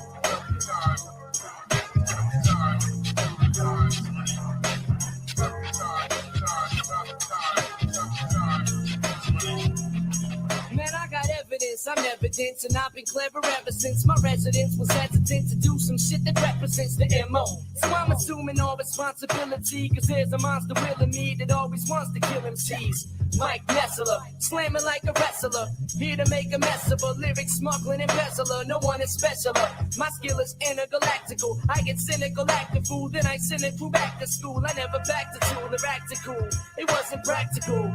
I'd rather let a tactical tack for practical. You fancy, in fact I can't see or can't imagine a man who ain't a lover of beats or a fan of scratching. So this is for my family. The kid who had a cameo on my last jam, plus the man who never had a plan B. Be all you can be, cause once you make an instant hit, I'm sensed a bit and tempted when I see the sins my friends commit. I'm infinite. You heard of hell while I was sick from it. I went to it serving a sentence for murdering instruments. Now I'm trying to repent from it. But when I hear the beat, I'm tempted to make another attempt at it. I'm infinite. You heard of hell while I was sick from it. I went to it serving a sentence for murdering instruments. Now I'm trying to repent from it. But when I hear the beat, I'm tempted to make another attempt at it. I'm infinite. 95, 96, and on and on and on and on. Your soul intent checking in #1, baby, this week. You know what I'm saying? This is MC Proof and DJ Head checking in on WEGO. You know what I'm saying? Hey, yo, we got the #1 requested song of the day coming up next. It's a local 313 talent. He goes by the name of Eminem, and it's called It's Okay. Check it out. Hey Q, it's a broke day, but everything is okay. I'm up all night, but everything is alright. It's a rough week, and I don't get enough sleep. It's a long year, pretending I belong here. It's a broke day, but everything is okay. I'm up all night, but everything is alright. It's a rough week, and I don't get enough sleep. It's a long year, pretending I belong here. One day I plan to be a family man, happily married. I wanna grow to be so old that I have to be carried till I'm glad to be buried and leave this crazy world and have at least $500,000 for my baby girl. It may be early to be planning this stuff, cause I'm still struggling hard to be the man, and it's tough, cause man, it's been rough, but still I manage enough. I've been taken advantage of, damaged and scuffed, my hands have been cuffed, but I don't panic and huff, frantic and puff, or plan to give up. The minute shit hits a fan, it erupts. I'm handy enough, double or nothing. I've been troubled enough, and I'm sick of struggling and suffering. See, my destiny's to rest in ease, till I'm impressed and pleased with my progress. I won't settle for less than cheese. I'm on a quest to seize all, my own label to call. Way before my baby is able to crawl, I'm too stable to fall. The pressure motivates, to know I hold the weight of boulders on my shoulder blades. I see the golden gates to heaven on earth, where they don't pull a weapon on you when you're stepping on turf. Q, it's a broke day, but everything is okay. I'm up all night, but everything is alright. It's a rough week, and I don't get enough sleep. It's a long year, pretending I belong here. It's a broke day, but everything is okay. I'm up all night, but everything is alright. It's a rough week, and I don't get enough sleep. It's a long year, pretending I belong here. I'm going for broke, gambling and playing for keeps. Every day in the streets, scrambling and paying for cheap. Praying for sleep, dreaming with the water in mouth. Wishing for a better life for my daughter and spouse. In a slaughtering house, caught up in bouts with the root of all evil. I seen it turn beautiful people, cruel deceitful, and make them do shit illegal. For these Grants and Jacksons, these transactions explain a man's actions. But in the midst of this insanity, I found my Christianity through God, and there's a wish He granted me. He showed me how to cope with the stress and hope for the best. Instead of moping depressed, always groping a mess. I'm flying over the nest, selling dope with the rest. I quit smoking cess to open my chest. Life is stressful inside the cesspool, trying to wrestle. I almost bust a blood vessel. My little brother's trying to learn his mathematics. He's asthmatic, running home from school away from crack addicts. Kids attract static, children with automatics. Taking target practice on teens for starter jackets. I'm using smarter tactics to overcome the slum. I won't become as dumb as some and succumb to scum. It's cumbersome. I'm trying to do well on this earth, but it's been hell on this earth since I fell on this earth. It's a broke day, but everything is okay. I'm up all night, but everything is alright. It's a rough week, and I don't get enough sleep. It's a long year, pretending I belong here. It's a broke day, but everything is okay. I'm up all night, but everything is alright. It's a rough week, and I don't get enough sleep. It's a long year, pretending I belong here. It's okay. Yeah, it's alright. Even though I can't sleep. Yeah, it's okay. It's alright. I can't sleep.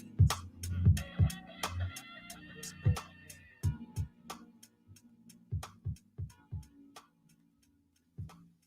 Now what you know about a sweet MC from the 313? None of these skills you about to see come free. So you wanna be a sweet MC, you gotta become me. If you ever wanna be one, see. Man, what you know about a sweet MC in the 313? None of these skills you about to see come free. So you wanna be a sweet MC, you better become me. If you ever wanna be one, see. Yo, some people say I'm whack. Now if that's right, I'm the freshest whack MC that you ever heard. In your lifetime, my slick acapella sounds clever with the beats. Boy, I'm the deepest things as potholes that ever hit the street. Forget it, gold diggers, succubus. My soul stick with ruggedness. With the mic, I'm like a dyke. Can't no nigga fuck with this. I got more different strokes than Philip Drummond. On open mic, I roll your woman just to keep my lyrics coming, bitch. We elevated to new heights, be meditated. Let it be that I stated they hate it. Now that they see that I made it. He escalated, can't be put to detest the greatest. That's the heart from MCs and I ate it, so I take it. That's the reason I'm hated. To represent my temperament, if rap was a dick on you, so go hard MCs when I be impotent for pimping it and acting like you can rock the show.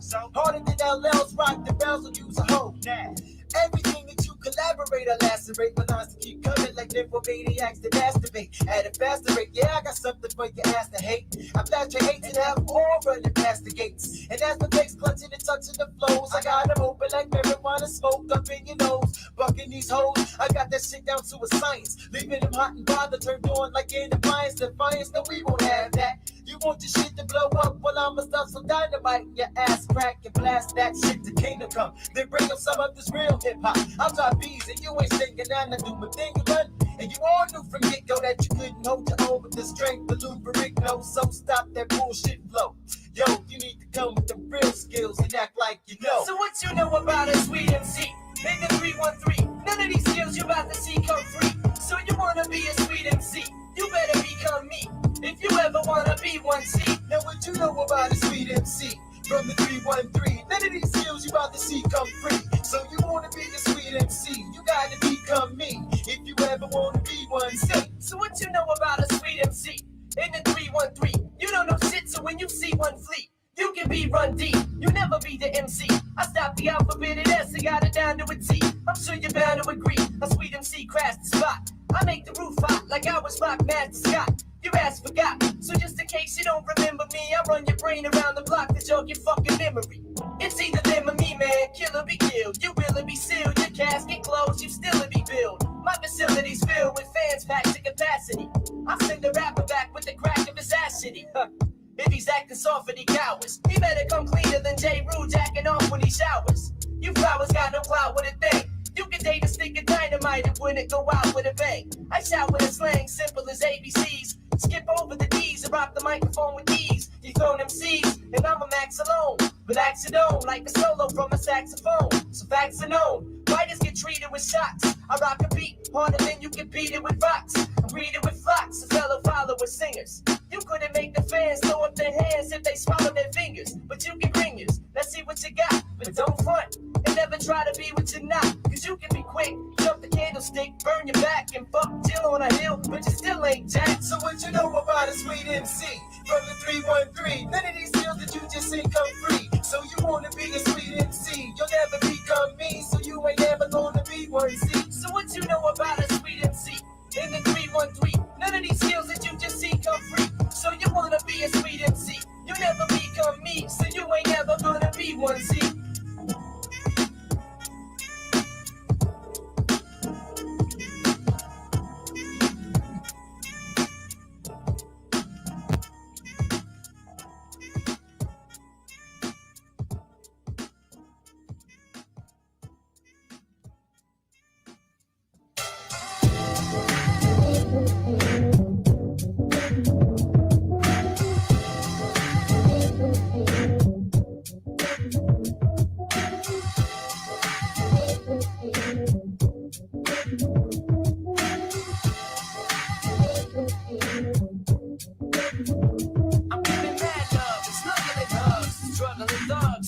Drugs, juggling jobs, guzzling jugs. So here's a toast to federal checks, edible sex, unaffordable medical debts.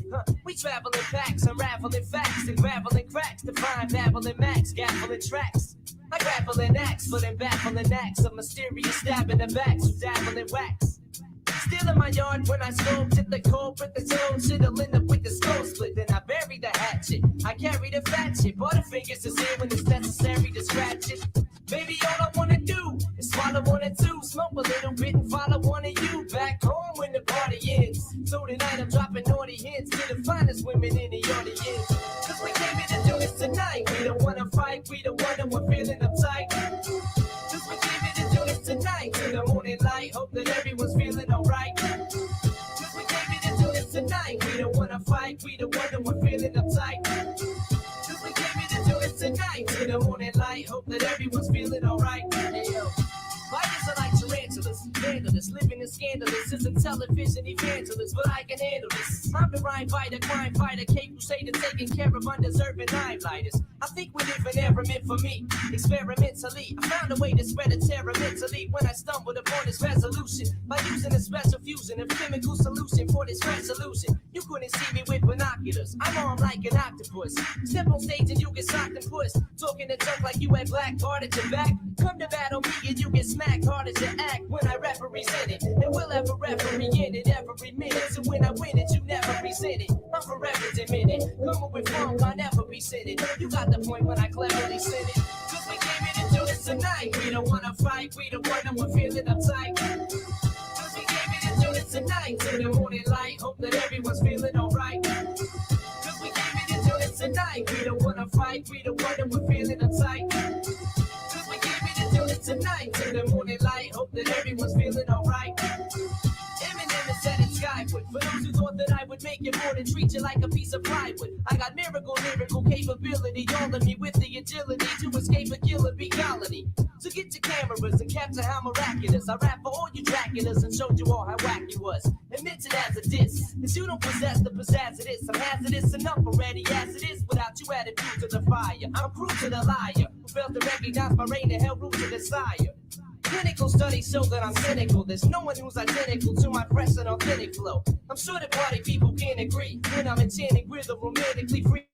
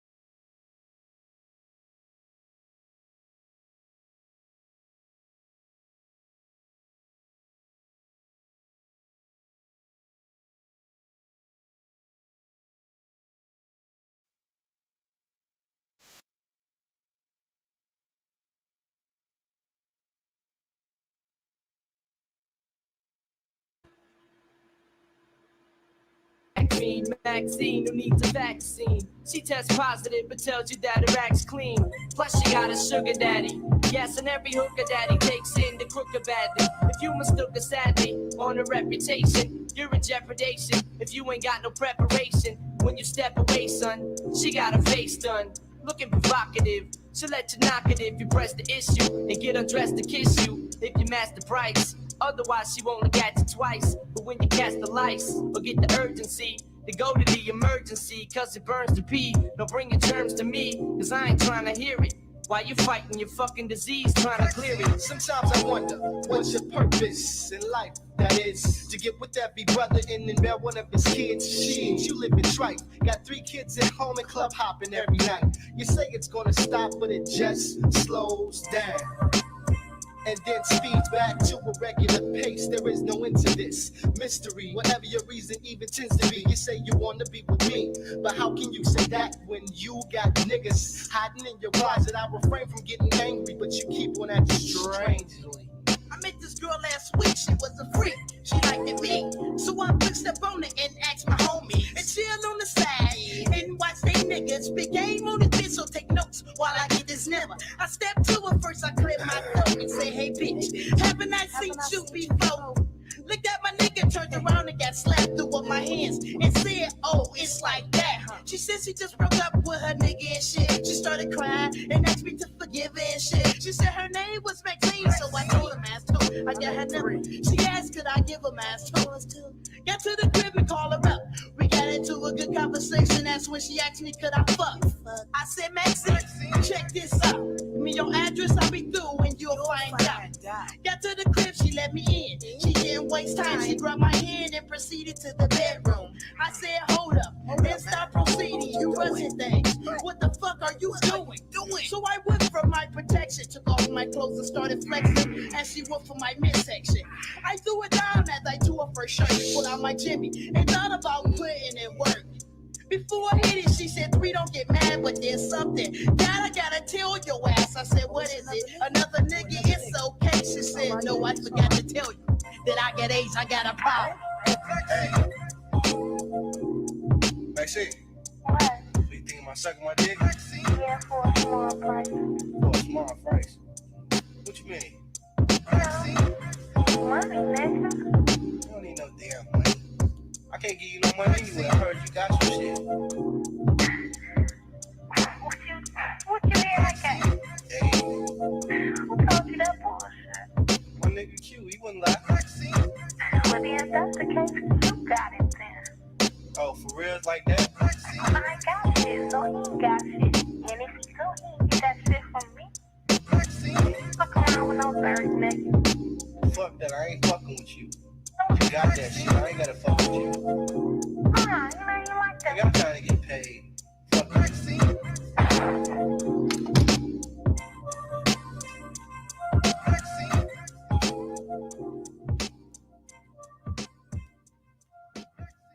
Hey, yo, man, what's up, man? Hey, man, no, y'all been here all day, man. Y'all be here every weekend, man. Y'all don't never get a chance to rap first, man. Right, nigga, I got some rap for all y'all, nigga. My rap fresh. I'ma bust my rap first. Y'all can bust, you can bust yours after me if you want rap, man. No, man, I'm going first, man. I get tired of everybody always want to rap first. And you always rap first. I'm rapping. I don't care what none of y'all say. I'm fresh. I'm fresh. Hey, yo, who the fuck passed you the mic and said that you could flow? When in my band, I wanna know. Who the fuck passed you the mic and said that you could flow? I said, who the fuck passed you the mic and said that you could flow? When in my bitch, I wanna know. Who the fuck passed you the mic and said that you could flow? I'll have you figure back to Christ when you sacrifice. The way you hack the slice when I feel your back with knives. Jagged lives of MCs, now I'm set to launch a plan. For blowing up the stage with illegal contraband. I start to land, so unless you want what he got, you better set the mic down, I'm steaming like a teapot. I make the jihad, people get in my face and ask if I want a battle, then I chase them in a Jason mask. It's an amazing task, the battle with success. I never gave a fuck, now I give a fuck less. And when it's slugfest, I get physical like positions. Invisible like magicians with mystical like traditions. Wicked wizardry like a sorcerer, no remorse for you when I torture you throughout the course of my orchestra. So feel the force of my spiritual images, slicing up an enemy's appendages till the images. My skin itches every time a rapper recites, and when he's through with his verse, I'm all covered in flea bites. You wanna see fights? I got a match for you. You couldn't flip shit playing in toilets with a spatula. Hey, yo, who the fuck passed you the mic? Said that you could flow. When in my band, I wanna know. Who the fuck passed you the mic and said that you could flow? Hey, yo, who the fuck passed you the mic and said that you could flow? When in my bitch, I wanna know. Who the fuck passed you the mic and said that you could flow? You bitches get a hysterectomy, disrespecting me. You wanna feel the full effect of me, hand attack to me. Intellectually superior, I make the whack wearier. Inferior, deteriorate like bacteria. Materially, killing serially. Clearly you'll see how much in fear when you hear me, you being. Shiver and shake, quiver and quake. Bite and rhyme and figure jaw get stiffer and naked. Wither and break, and slither and snake. Gibber and fake, bitter and flake.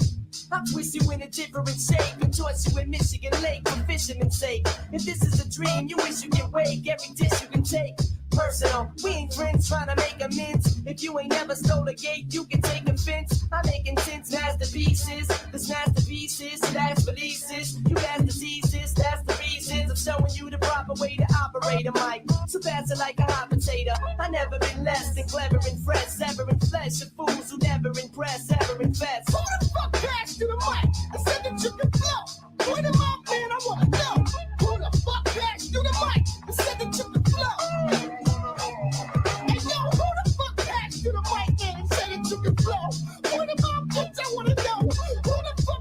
to the mic and then send it to the club. Pass to the mic and send it to the club. Point him out. I wanna know who the fuck passed to the mic. Send it to the club. Hey, let me get that mic, man. Who the fuck passed the rhymes on that? Send it to the club. What's the rhyme? Who the fuck passed the mic? I got some fuck too. Who the fuck passed to the mic? I got the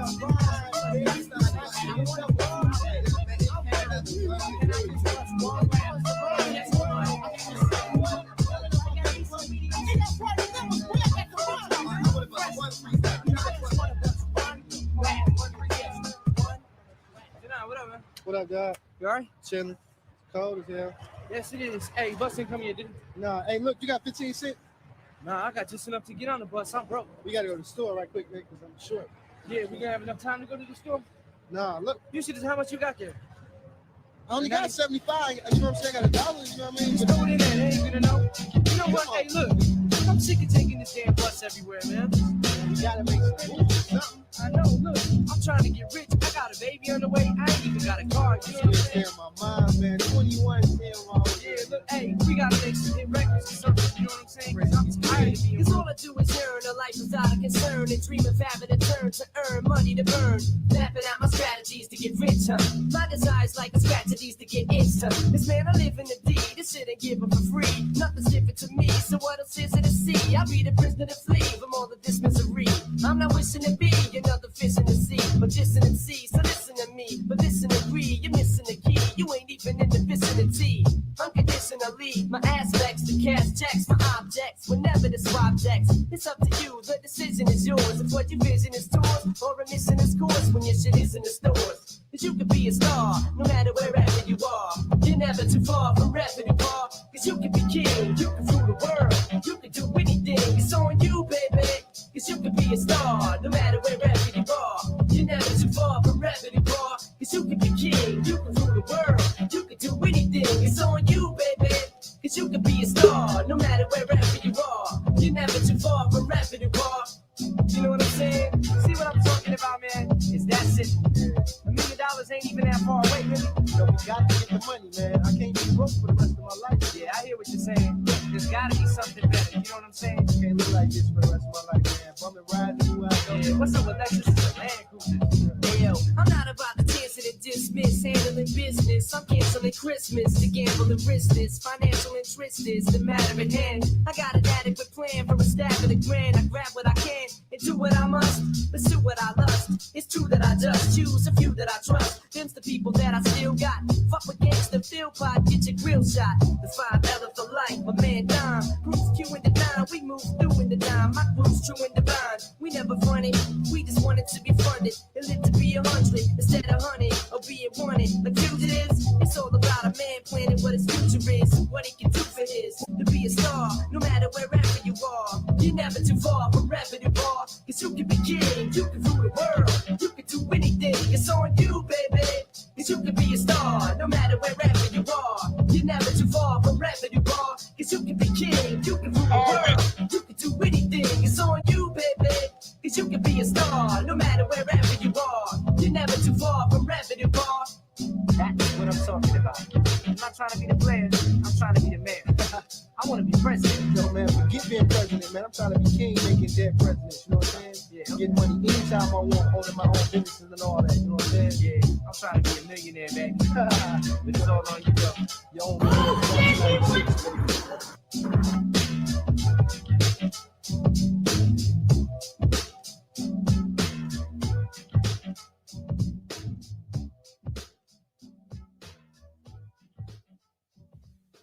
Ain't no one special, special than you. Ain't no one special, special than you. Ain't no one special, special than you. Ain't no one special, special than you. I've been searching, but you're the one who wanted my life, baby. I've been searching, but you're the one who wanted my life, baby. I've been searching, but you're the one who wanted my life, baby. I've been searching, but you're the one who wanted my life, baby. I'm reminiscing on your tenderness and the snuggling and teasing, missing what I remember kissing and hugging and squeezing, bugging and wheezing. I'm having trouble when breathing. It's even tougher when sleeping. But there's a couple of reasons that I'm suffering and grieving for loving and leaving. You're all I'm thinking of in the evening. You got my knees buckling and weakening. Thoughts of nothing but freaking that I'm struggling to keep in it and rough when I'm speaking. I got some game that I'm preparing to run. The way your lips sparkling and glaring in the sun. You got your hair in a bun. No matter what you're wearing, you're stunned. Cause you're comparing to none. I wanna share in the fun. I feel a passionate lust when I imagine it just alone and last when it's us. I see you grasping and trust. But my intentions are good. Let's leave the past in the dust. I'm not asking to rush and answer me immediately. I just wanna be there for you and you to be there for me. If you agree to repeat after me, I love you. I love you, baby.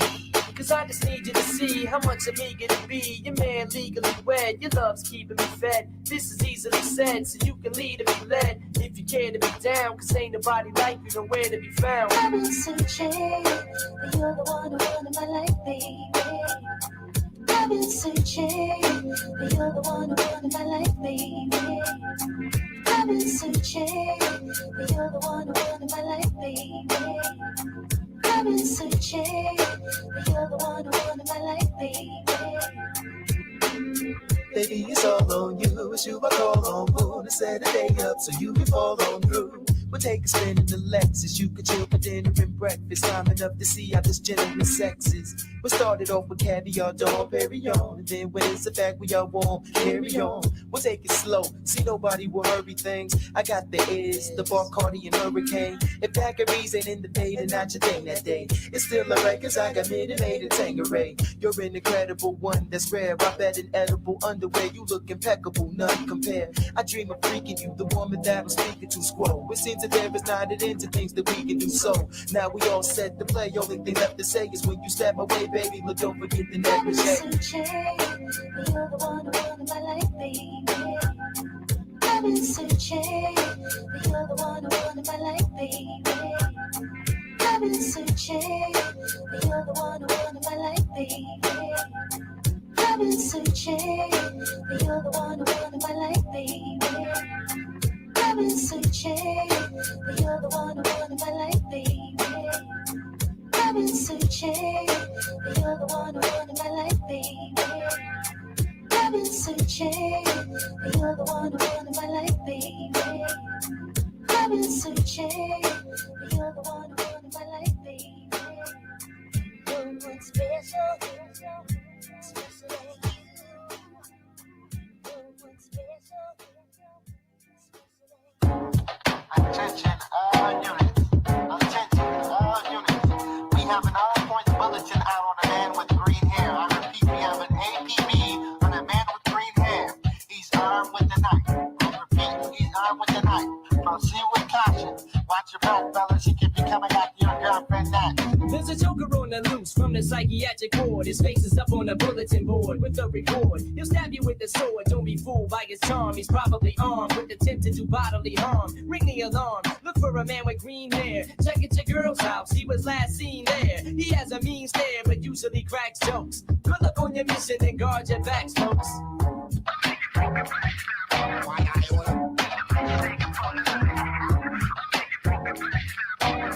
Stay away from him, he ain't no good. We got the walkie-talkies to keep us all informed. Suited up head to toe in detective uniforms. Our unit storms in, we split the ghetto in sectors, locking down every block and put up metal detectors. Protect us and be sure that you stand close. Watch each other's backs and guard your command post. And most of all, be advised that he's wise. He could be disguised as one of your very own guys.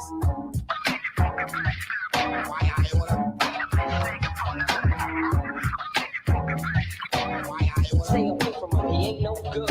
I'm on a solo mission to find him personally, to settle the score and to beat him unmercifully for what he first did to me. It should be the last, following footprints with a magnifying glass. The dragon's lying ass back to his padded cell. I'm mad as hell on the trail of this tattletale. I heard a yell, the voice sounded familiar. Give me your girlfriend or I'm gonna kill y'all.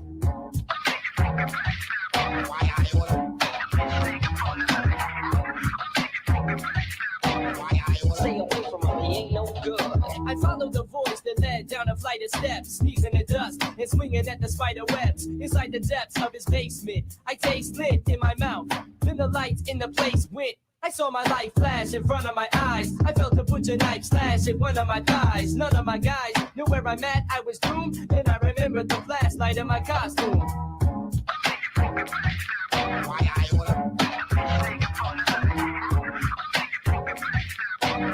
Stay away from him, he ain't no good. Dealing with backstabbers, there was one thing I learned. They're only powerful when you got your back turned. I yearned for the day that we finally met again, so I could give him a taste of his own medicine. He shed his skin, then he promised to come clean. I took his butcher knife and jabbed it into his spleen. Cuffed him at the scene and dragged the fella home, beating him over the head with the telephone. Unit 313 is apprehended the suspect. He's going back to the crazy home. I repeat, he's going back to the crazy home. Job well done.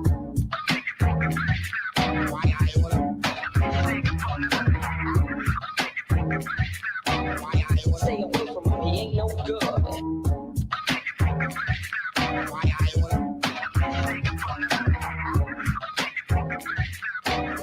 Stay away from him, he ain't no good.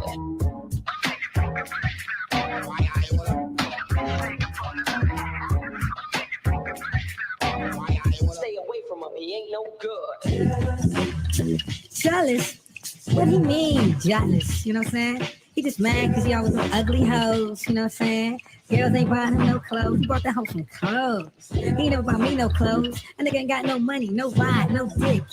I mean, what I got to be jealous for? He ain't gonna make it nowhere. He ain't got no type of time. He has no career move. I mean, I come home every single day from working double shifts and stop along the way to pick you up a couple gifts. I come inside of you, pretend you miss me when you kiss me. Then you diss me and we strenuously fight continuously. Again you frisk me for numbers trying to bust me. It must be only just because you never learned to trust me. Plus we only squabble over irrelevant issues. Too many tissues for my feelings you misuse. I buy you jewelry, you make a fool of me. I bring you diamond rings, you say I'm bad at timing things. So what's a man to do when all I hand to you is handed back to me? You act to be this gangster bitch, it ain't what first attracted me. I used to love your company, now you're always bumping me for information. And you tell your friends you plan to dump me. So I'ma wait for your evacuation, cause every accusation makes me wanna smack your face. And see, I never been so sure, and you're just insecure. So my solution to your jealousy was insecure. I recommend you take your things and check them in. Look at the nervous wreck I'm in, I need my second win. Say what? fuck you and what you going through. Fuck Eminem. He just mad because I left a nigga for another man. To me, Eminem don't mean nothing but minus money, immature me. Nigga ain't got no dick, no slang in his thing. You know what I'm saying? He just mad because I get it on. Now he jealous of me.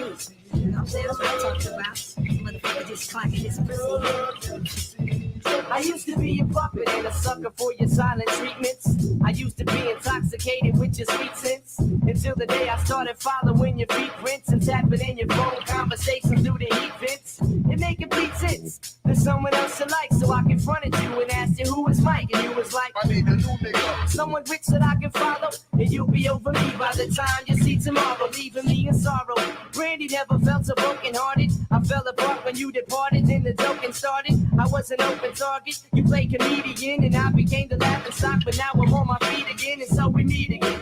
You're acting like an ex-wife, all in my sex life. I got a message from Fight. It goes, you didn't want me then, so yo, hun, don't want me now. Take the towel, wipe your brow. We're trying to hunt me down, you run me down, and now you're trying to apologize for all the lies. And every time you made me ball my eyes, because I got a bigger wallet size. You wanna swing it, jealousy is in the house, y'all.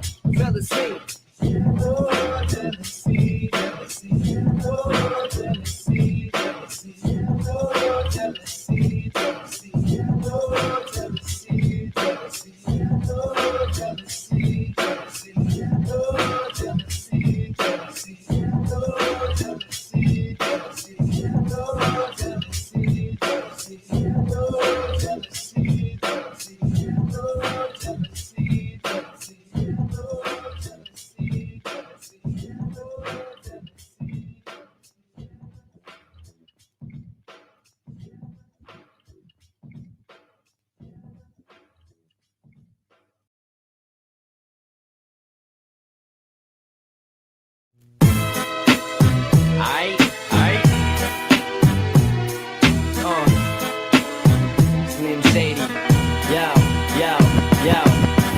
fair to warn, I was born with a set of horns and metaphors attached to my damn umbilical cord. Warlord of rap, little bastard with a 2x4 board and smashed into your Honda Accord with a 4-door Ford. But a more toward drop of an acapella, the chopper fella, the mozzarella, worse than a helicopter propeller.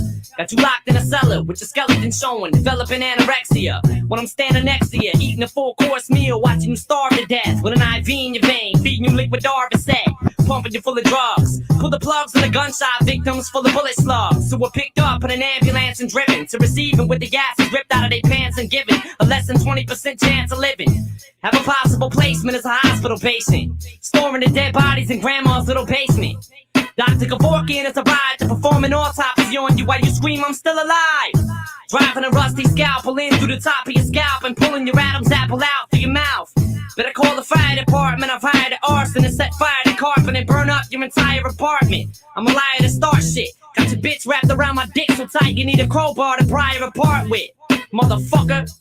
Slim Shady, bitch, recognize. Met a retarded kid named Greg with a wooden leg. Snatched it off, beat him over the fucking head with the peg. Go to bed with the keg, wake up with the 40. Mix it with Alka-Seltzer and Formula 44D. Fucking acetab, I strapped the whole sheet to my forehead. Waited till it absorbed in and fell to the floor dead. No more said, case closed in a discussion. I'm blowing up like spontaneous human combustion. Leaving you in the aftermath of Holocaust and traumas. Cross the bombers, we blowing up your house, killing your parents, and coming back to get your foster mamas. And I'm as good at keeping the promise as Nostradamus, cause I ain't making no more threats. I'm doing drive-bys and tinted Corvettes on Vietnam War vets. I'm more or less sick in the head, maybe more, cause I smoked crack today, yesterday, and the day before. Saboteur, walk the block with a Labrador, strapped with more corral for war than El Salvador. Foul style galore, verbal cow manure, coming together like an eyebrow on Al P. Shore. Motherfucker, it's like this and like that and like this. It's like this and like that and like this.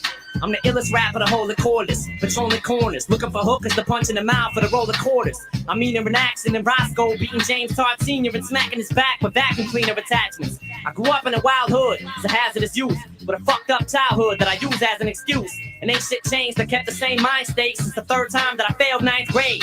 You probably think that I'm a negative person, don't be so sure of it. I don't promote violence, I just encourage it. I laugh at the sight of death as I fall down a cement flight of steps and land inside a bed of spider webs. So throw caution to the wind. You and a friend can jump off of a bridge, and if you live, do it again. Shit, why not? Blow your brain out. I'm blowing mine out. Fuck it, you only live once. You might as well die now. Yo. My mom sent me up to the store with a food stamp for a pack of cigarettes and a book at the newsstand. Here, 2 dudes ran up, jumped out of a blue van. I looked down at the ground and picked up a huge branch. I swung it at the first dude. The other one with him seen it snap so fast it looked like it broke before it hit him. So he tried to rush. I swept his legs, pinned him and bit him. He came back with 6 or 7 dudes screaming, "Get him!" I grabbed one, lit him on fire, pinned him and bit him. The next faggot gave me his shoes like they didn't fit him. One by one, I just kept dropping them in the rhythm. Then I woke up, swinging in the middle of the kitchen. Damn.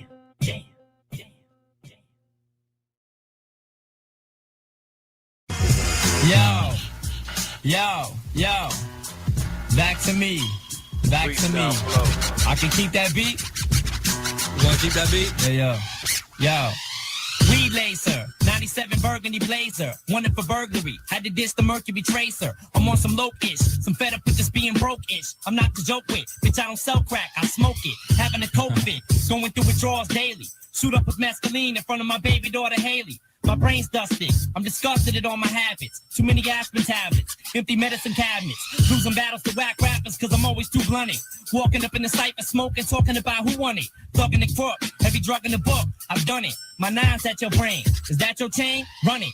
Who's died from an overdose of excessive flavor? Aggressive nature, got me sticking you for your progressive pager. Spectacular, battle rap manufacturer. Stole your mama's Acura, wrecked it and sold it back to her. Who's the Nike jacket? Escape from psychiatrics. Told the nurse to save my bed for me. I might be black trick, so barricade your entrance. Put up some extra fences. A woman beater, wanted for repeated sex offenses. Chasing dips, take them on long vacation trips. Kidnapping them and trapping them in abusive relationships. Mess up your face and lips, slit your stomach and watch your gut split. Cut you with the razor that I use to shave my nuts with.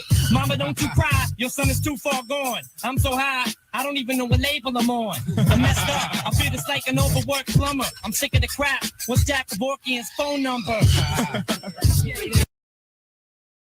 Come in spitting with non-written, non-fiction. Rappers try to step to this, with no prediction. It doesn't matter cause I'm smashing and bashing and crashing. I hate rappers with a passion when I'm chilling with DJ Fashion.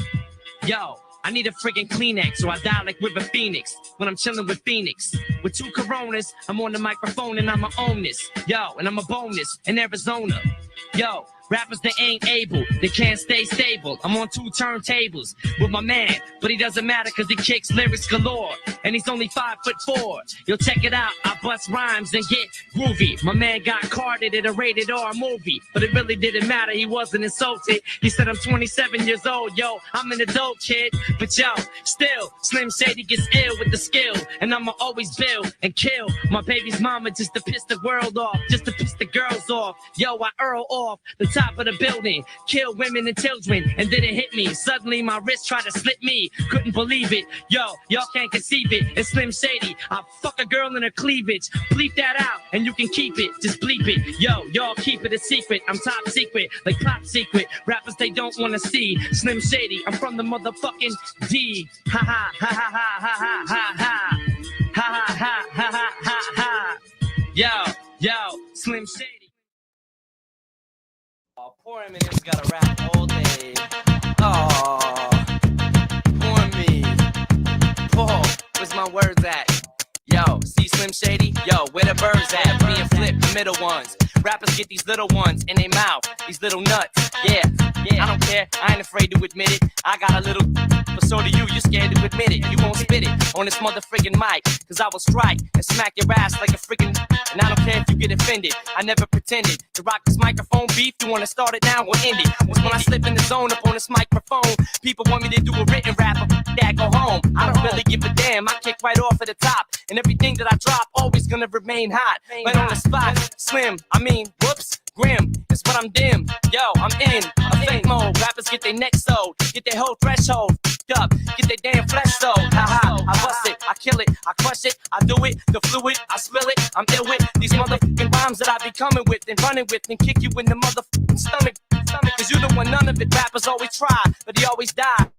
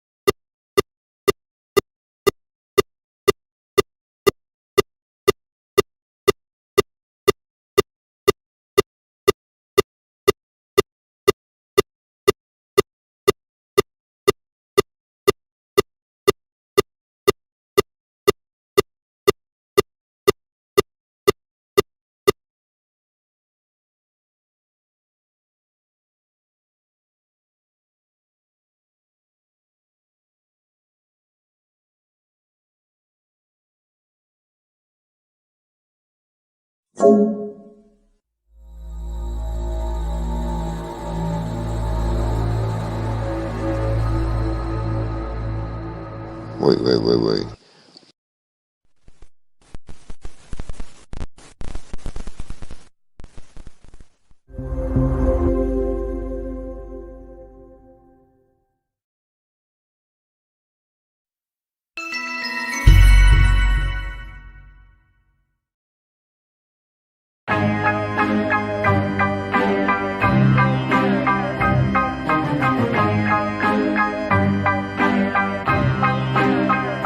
Starting to see clearer than I ever have. Bipolar, tell me which one is my better half. Eyes colder cause I slipped up on my better path. My shoulders are so chipped I almost never laugh. You can hear my revving wrath sounding like the engine of a 747 crash. Back out the trash, I was never more as ready as. Now I'm feeling sharper than a heavy ass machete slash. Give me lip, cut your head in half, you won't get it back. Had some dead weight on my back, I got rid of that. Got my head straight and left the flask in my lidded past. consider that I lost a few rings. I'm trying to do things to get it back. Cause life isn't all roses and daffodils, especially when you rose from the bullet holes and smashed up pills. Made it out alive, but pissed away $500,000. Trying to keep a smile, I'm having a hard time laughing still. Keep this smile while they keep looking down on me. Knocked down, I get up, this is how to be. Knocked down, I get up, this is how to be. Knocked down, I get up, this is how to be. Keep this smile while they keep looking down on me. Knocked down, I get up, this is how to be. Knocked down, I get up, this is how to be. Knocked down, I get up, this is how to be. Knocked down, knocked down, knocked down, knocked down, knocked down, knocked down. Back with a ton of fire, allow me to run it by ya. The stunning ire and the anger of a cunning liar. Each thought rapidly pop like a gun is fired. So when my son is salmon, damn it, and my son Messiah. It's hunger, fire, pain, and anger in a jambalaya. But they don't wanna see it cooking, they just wanna fry ya. So for a minute I felt tired and uninspired. It's not long before regrets come running by ya. My stomach tied up in knots, I ride up the blocks and size up and plot with thoughts that I had outfoxed. Too many things to get here to just retire and watch. Started feeling like a fighter that's still dying in a box. So until the day I die in a box, I'ma persevere through everything and anything. I know that it hurts to hear, but I ain't going nowhere. I'm just so set up to win that even when I get knocked down, I know that I'll get up again. Keep this smile while they keep looking down on me. Knocked down, I get up, this is how to be. Knocked down, I get up, this is how to be. Knocked down, I get up, this is how to be. Keep this smile while they keep looking down on me. Knocked down, I get up, this is how to be. Knocked down, I get up, this is how to be. Knocked down, I get up, this is how to be. Knocked down, knocked down, knocked down, knocked down, knocked down, knocked down.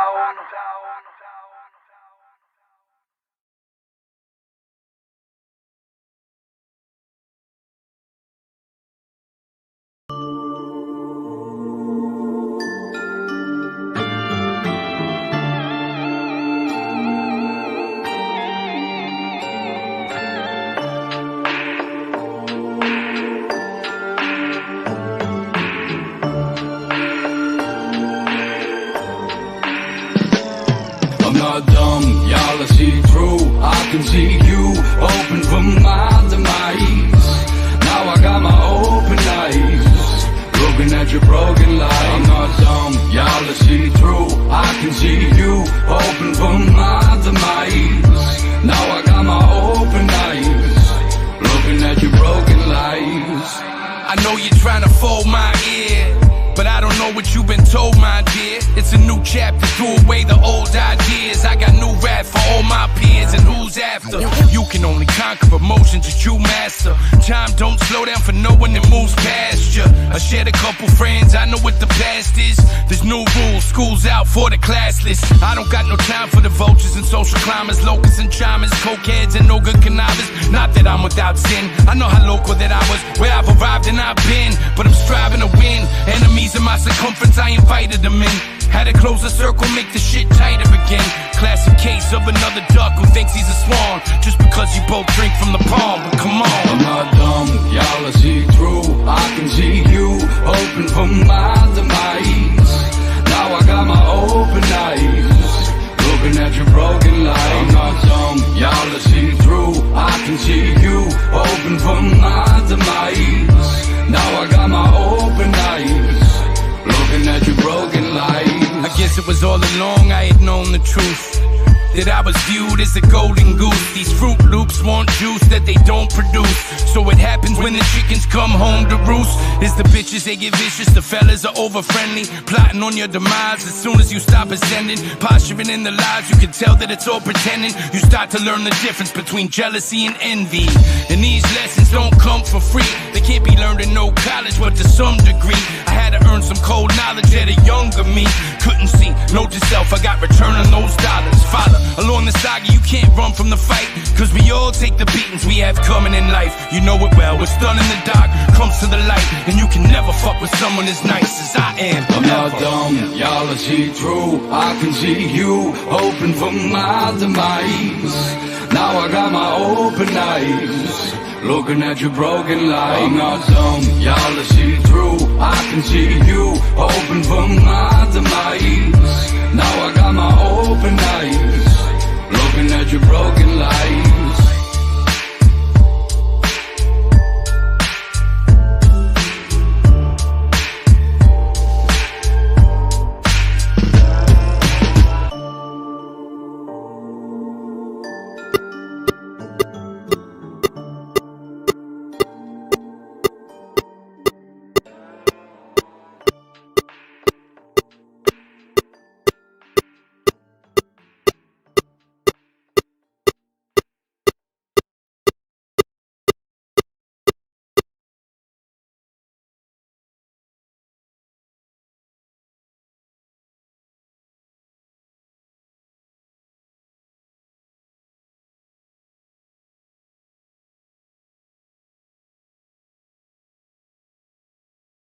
Hold on one second. Something weird's going on with my sound.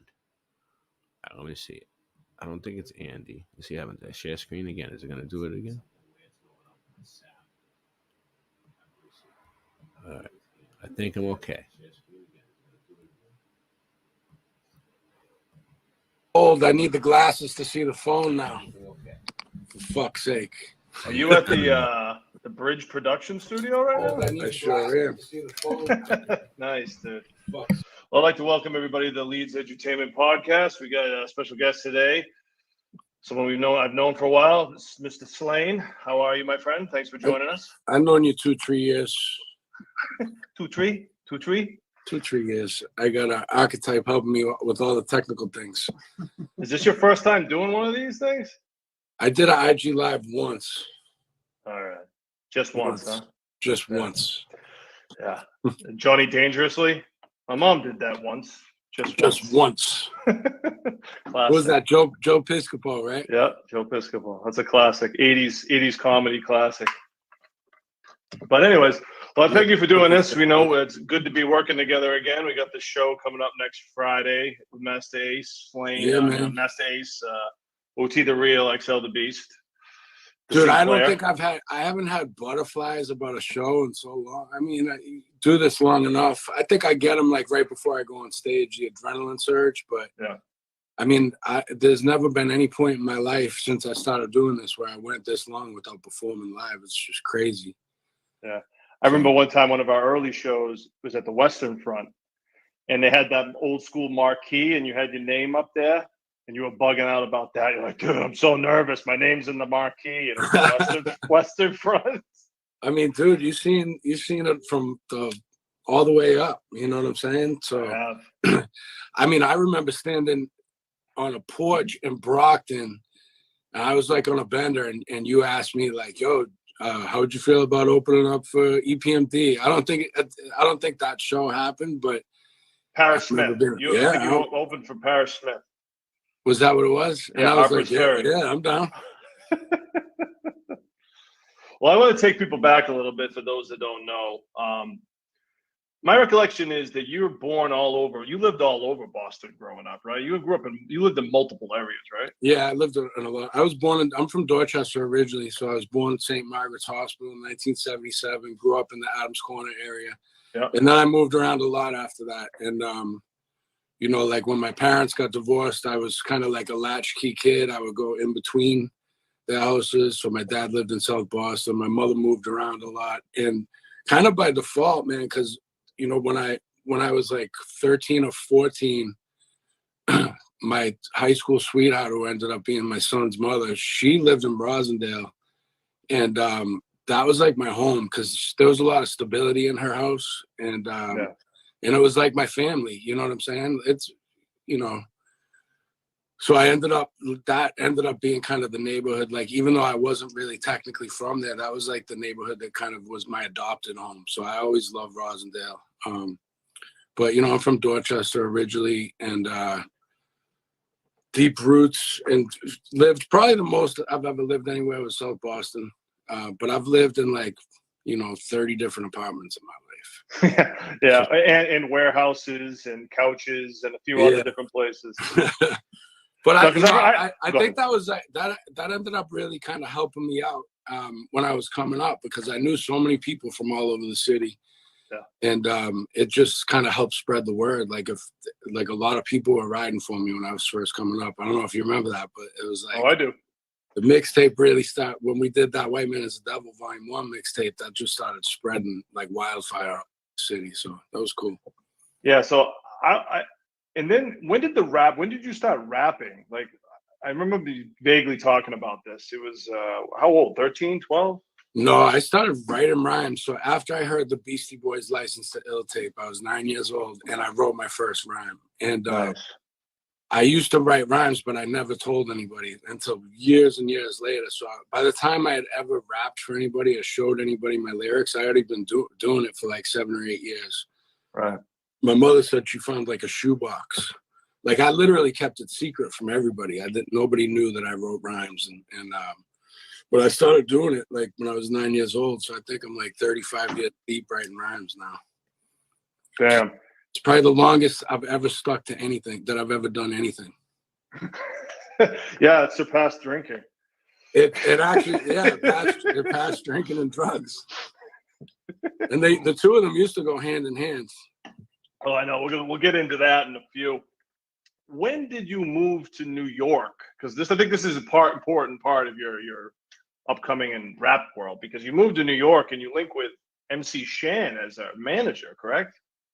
Yeah, well, it was kind of a longer story than that, but yeah, I moved to New York. You know, I was already having trouble with the drugs and alcohol, like when I was 14, 15, and I semi cleaned up after high school. Selfie sober?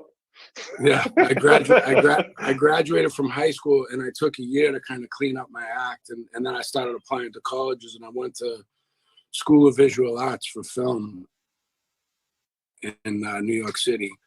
And when I got there, you know, like I said, I hadn't really like rhymed on stage or anything. Like nobody even knew. A couple of my friends, like I would spit rhymes to and stuff like that, but it wasn't really an acceptable thing back then. Like, you know what I'm saying? Like being a white guy? Yeah, being a white guy, especially like with the, you know, in the kind of areas I grew up around, it was like, you know what I'm saying? It wasn't cool at all. You know what I'm saying? Yeah, I get it. I mean, it was like House of Pain was cool. We looked up to them and everything, but it wasn't really, you know, I wasn't like freestyling on the corner when I was a teenager. You know what I'm saying? That came when I got to New York. And when I got to New York, I realized that I was good because I would go down to like the New Eurekan Poets Cafe to the open mics there. And my friend Cypher, who I was rhyming with at the time, it was like my first rap group, Bad Habits, it was called. Yeah. And he signed me up for the open mic, and I was like, you know, terrified to go up, and I did my thing. And it was kind of like a growing process like that, going into Rock the Stage for the first time, freestyling on corners, and then ultimately going into the studio for the first time. And yeah, man, it's crazy. It all goes by in the blink of an eye. But, you know, I remember those first shows and the first time going up on stage and having those butterflies that I'm talking about now. Like, it's like, you know, something becomes second nature to you for so long. So who would have ever thought we'd go like 2 years without rocking? It's just insane. But so where'd you meet Shan? So I started going to the studio in Jamaica, Queens, and I was like recording demo tapes there and stuff. And this dude Reynard, who had the studio, he played some of my stuff to Shan. So Shan started coming by the studio, and then Shan started managing me, and you know, we made a demo tape and took it into like Tommy Boy and RCA and a bunch of stuff. And I had like my first meetings with record labels, and that kind of fell apart. Like, you know, I was young, man. You know, I was like 19 years old or whatever, and I had like different ideas of how it should go. And Shan wanted me to sign a contract. I talked to Shan recently, like a couple of years ago. Me and him were good, but it didn't materialize. I don't think, you know, there was some business stuff that I wasn't aware of or ready for at the time, and it just was what it was. And I lived in New York for 5 years doing that, and then when I moved back, that's kind of when I kind of thought that it was over after I left New York. I was like, well, you know, I gave it a shot. That was cool. What am I going to do now? And I came back to Boston, you know, everybody, that was like kind of the beginning of the, you know, the drug epidemic was really starting to ramp up. Oxys. Yeah, and everybody I grew up with was doing the oxys, but I mean, it was everything too. You know what I'm saying? Yeah. Like, we started doing hard drugs at a young age, and then when I got back to Boston, shit, I can't remember like how long it took or whatever. Like I still was writing rhymes and recording and stuff like that, but oh yeah, so that was when we did. I don't know. Like Well, some there's people have- one thing I want to back up to, because I think this is prior to the Boston stuff, is when did you link up with DJ Lethal and Danny Boy with the Knockouts? Where does that play into this? Because that was already established before we met. Yeah, so that was 2003. So I moved back to Boston in 01, kind of right before 9/11. Yeah. I was working at Emerson College, and I started working with G Squared, and I started this record label with a partner I had back in the day. Also a situation that kind of didn't work out on a business tip. It was called Bad Moon Records, and if anybody has that old CD with my sneaker on the cover, like with my reflection in the puddle of blood, it's called Never Gonna Die, and that was like the first thing. Yeah, that was a banger. Yeah, it was the first thing that ever came out. Was that the first time you heard my shit? Yeah, I heard that joint on a Jay Saki Best of the Bean mixtape. Parker played it for me. I was like, yo, what's this? But the reason I made a big deal about it was the track was dope, because I had heard that there was this white kid from South Boston who was working with DJ Lethal and Danny Boy. I was like, oh, word, you know, being a House of Pain fan, I checked you out from there. But that's why I kind of go back to the Lethal thing, because that was yeah. So that was came huge. a little bit. That came a little bit after that. So, you know, I had worked with Danny Boy. And, so did you meet Danny Boy or Lethal first? So I met Danny Boy through Caves from Lords of Brooklyn. So when I was in New York, I was going to Lords of Brooklyn studio, and I was recording with ADM and Caves. Caves actually gave me my name, Slain. I used to go by John Doe before that. And, I mean, there's still people from New York from the 90s that, like, when they see me and haven't seen me, they're like, oh, yo, what up, John Doe? John Doe of Bad Habits. Yeah. Yeah. So, yeah. So I actually met Danny Boy at CBGB's in New York. And, yeah, I mean, I was drinking at the time and he wasn't. He was sober. And I remember being super disappointed. And he was like 2 years sober at the time or something like that. And I remember being like, I wanted to have a beer with Danny Boy. Yeah. And, yeah, so, you know, time went by and I connected with Danny, and then I went out to LA and I started working with Lethal. And Lethal was working with a couple other kids at the time. Big Left was one of them, and this other dude, Opto. Yeah. So, you know, we started doing like solo tracks initially, but then since he had us all at the same time, we started all recording together. And that was kind of like the early phases of La Coca Nostra. Yep. Before it became what it ultimately became. Yeah. It was me, Lefty, Opto. We were all recording with Lethal. We record like 17, 19 songs. It was the Knockout Kings and Knockout whatever. And I think it was always kind of in search of a name, like the right name. And Danny called over to the studio and was like, you know, how's it going over there? And, you know, we were getting it in. We were all, especially me, like I was doing what I did back then. And he was like, Lefty, how's it going? And Lefty's like, we got a regular La Cosa Nostra over here. It's like, you know, and he's like, yeah, you don't chill out, you're gonna call you La Coca Nostra. And that was kind of the beginning of the name. He started drawing up logos for it. And you know, I think after that kind of fizzled actually. You know, there was like we had a bunch of hype around it, and then it fizzled. Yeah. And I came back home, and then I went back out there again, and you know, that was kind of the time when, you know, Bill came into the picture, and then Everlast came into the fray, and we all started recording together. So it was a magical time, man. Yeah, I want to just go back a little bit in between there, because in between Knockout Kings and La Coca Nostra is you finally putting out your first project, White Man is the Devil, Volume 1 and 2. This is where me, you, and Parker link up.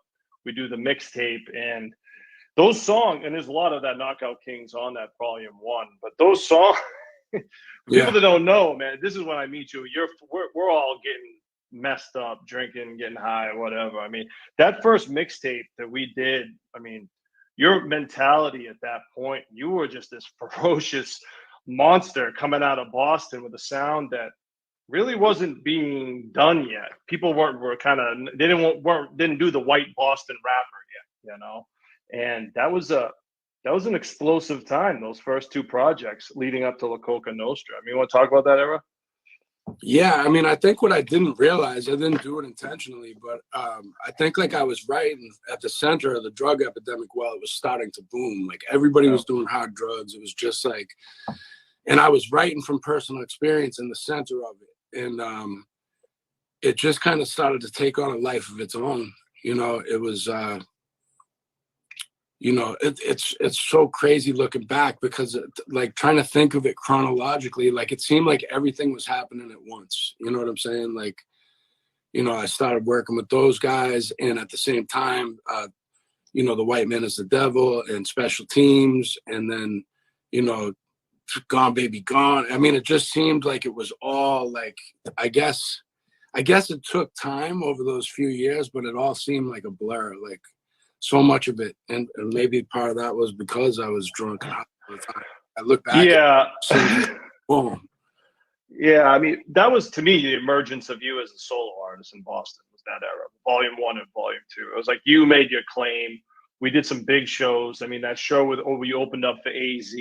I mean, that was to me like Slaine has arrived as a Boston artist. You sold like 100 CDs that night. Yeah, like nobody knew who I was yet. You know, and you were crazy, and that was the AZ crowd. That wasn't like your House of Pain crowd. It was the AZ crowd, you know. And we did tons of shows,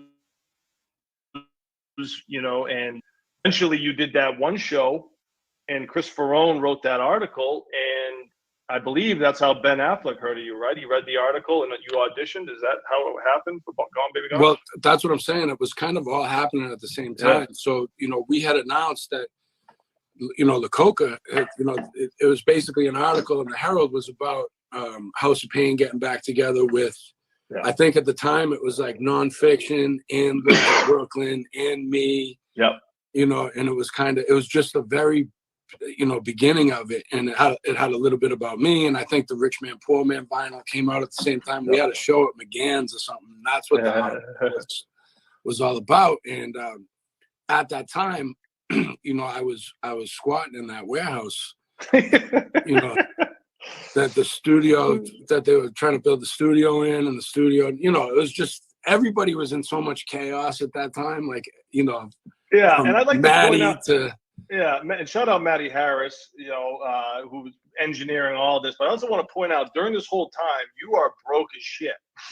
Like you don't have a house. You don't have you're getting all this publicity, all this attention, all this. I mean, you're making some money, but you're basically borderline homeless in a warehouse. You don't really have that much money. Any money's going to alcohol and drugs. I mean, this was what was going on at the time. People probably thought it was a lot bigger than it was, but we were all just scraping by, I mean, yourself included. You know, we were trying to start a different record label at that time with another partner, and then he got popped, and he was facing like a, you know, he was looking at time. He had a big case, and then he was out of the picture, and then I was kind of left in that warehouse for like 6 or 8 months. And the crazy thing is, you know, there's no hot water, there's no electricity, and you're right. Now I'm like buzzing, my name is everywhere. Yeah. I'm flying out to LA to record with these guys, then coming back to squat in the warehouse. You know what I'm saying? And that was right at that time when the Herald did that article. You know, I remember I walked up the street to, you know, that was on Shirley Street where that where the warehouse was, and I walked up like to the Mobile and Methadone Mile there on Mass Ave, and I grabbed every newspaper on the rack. It was 7 a.m. I had been drinking all night. Yep. I was like, I'm in the fucking paper, you know, and I go back and I pass out and I wake up at 3 o'clock in the afternoon, and I got all these missed calls from like Ferrone and 94.5 and the people at the Herald and the casting agency, and they wanted me to come in and audition for Gone Baby Gone. Yeah. So it was like crazy. I mean, you know, it's. And you know, like there was a lot of work and so much effort. There was a decade of stuff going before that, like starting with those open mics in New York and demo tapes and Chan and all that stuff. And that was like the magic moment where it was like my life was in complete chaos. I was trying to get sober back then, but I just didn't know how. Everybody around me that I grew up with was in chaos. Everybody in our circle was in complete, lives were a wreck and in complete chaos. And I'm like at my bottom in so many ways, except all this stuff starts happening at the same time. And then, you know, I end up getting that role in the movie, you know, Affleck cast me in Gone Baby Gone. Next thing you know, like La Coca is really catching fire, and I'm touring around the world with my favorite fucking rap group when I was a kid. I mean, House of Pain was my favorite rap group. Absolutely. I really like looked up to and respected Nonfiction too, you know? Yep. And now I'm like on the road touring with these guys. When I shot Gone Baby Gone, dude, I had no hot water, no electricity. I had rashes under my fucking, all over my body because the water was so cold. I would like try to take a shower and my son and, you know, my high school sweetheart who had kind of kicked me out a couple of years before that, and we broke up, and she, you know, she couldn't believe like where I was at. Like she was like, "Oh my God, what are you doing living here?" And she like rented a hotel room for the night before I shot Gone Baby Gone so that I could get like a hot shower. And she bought me like this whole toiletry bag. And I remember showing up on the set and going to my trailer, and I had like a big bag of toiletries, like a big, you know, and one of the production assistants like, "You don't have to bring all that stuff. Like we have that here. You just tell us what you want and we'll bring it to you." I was like, oh, all right, thanks. You had the selfie suitcase and the toiletry bag? Dude, literally. You know, what's amazing through all of that, man, I will say, is the amount of drugs and alcohol that was done. You still were able to pull off a lot. Your work ethic, whether it was in a blackout, skied out, whatever, the work got done. Superhuman power, man. Like, you know, we would go to the studio and, you know, you go to the studio and you'd bang out fucked up 2-3 joints a night, right? And like, that was no problem. Like, and you would do that all the fucking time, drunk, whatever. Like, that type of work ethic along with it, man. That's what a lot of people that get that fucked up can't produce like that. Yeah. I mean, you know, I don't really.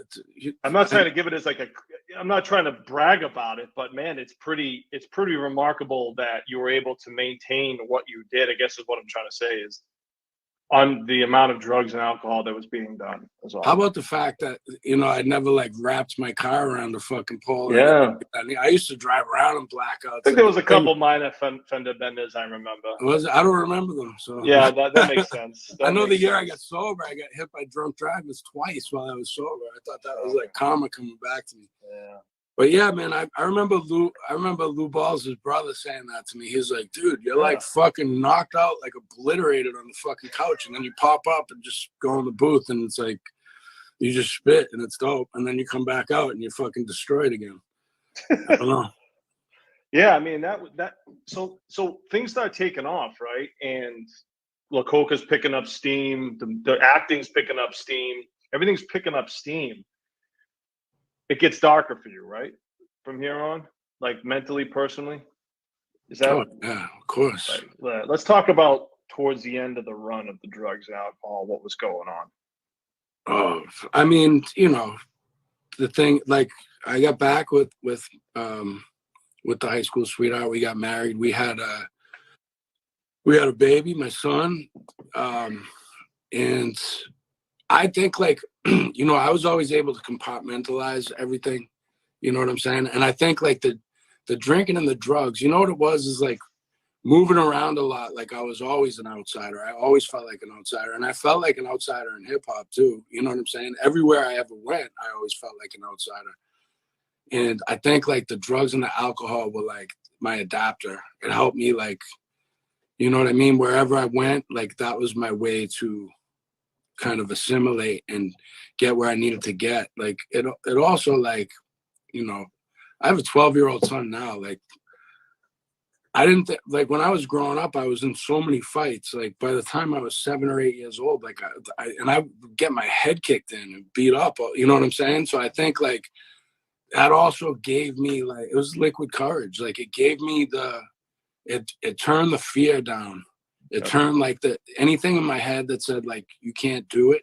It turned it off. You know what I'm saying? So like when I drank and I got high, like I was fearless. And I could fight who I need to fight. I could make as many bold moves as I needed to make. And, you know, because I mean, at heart, like I'm really like, you know, you learn things about yourself in sobriety. Like really, I'm like I'm a very private person, kind of shy. You know what I'm saying? If you know me and the way that I am now, like I keep to myself. I'm quiet. You know, I'm not loud. And that's kind of my true self. And I think like, you know, with the creative process too, like it turns down any self-doubt for me. I feel like I can do anything. I can accomplish anything when I'm high. And that's what it did for me, you know? So it worked for me in a lot of ways. But the thing is like, once I became a father and a husband, and I'm trying to have this normal life where I got, you know, I'm really living the American dream at that point, right? Absolutely. It's like, you know, that's like Cinderella shit.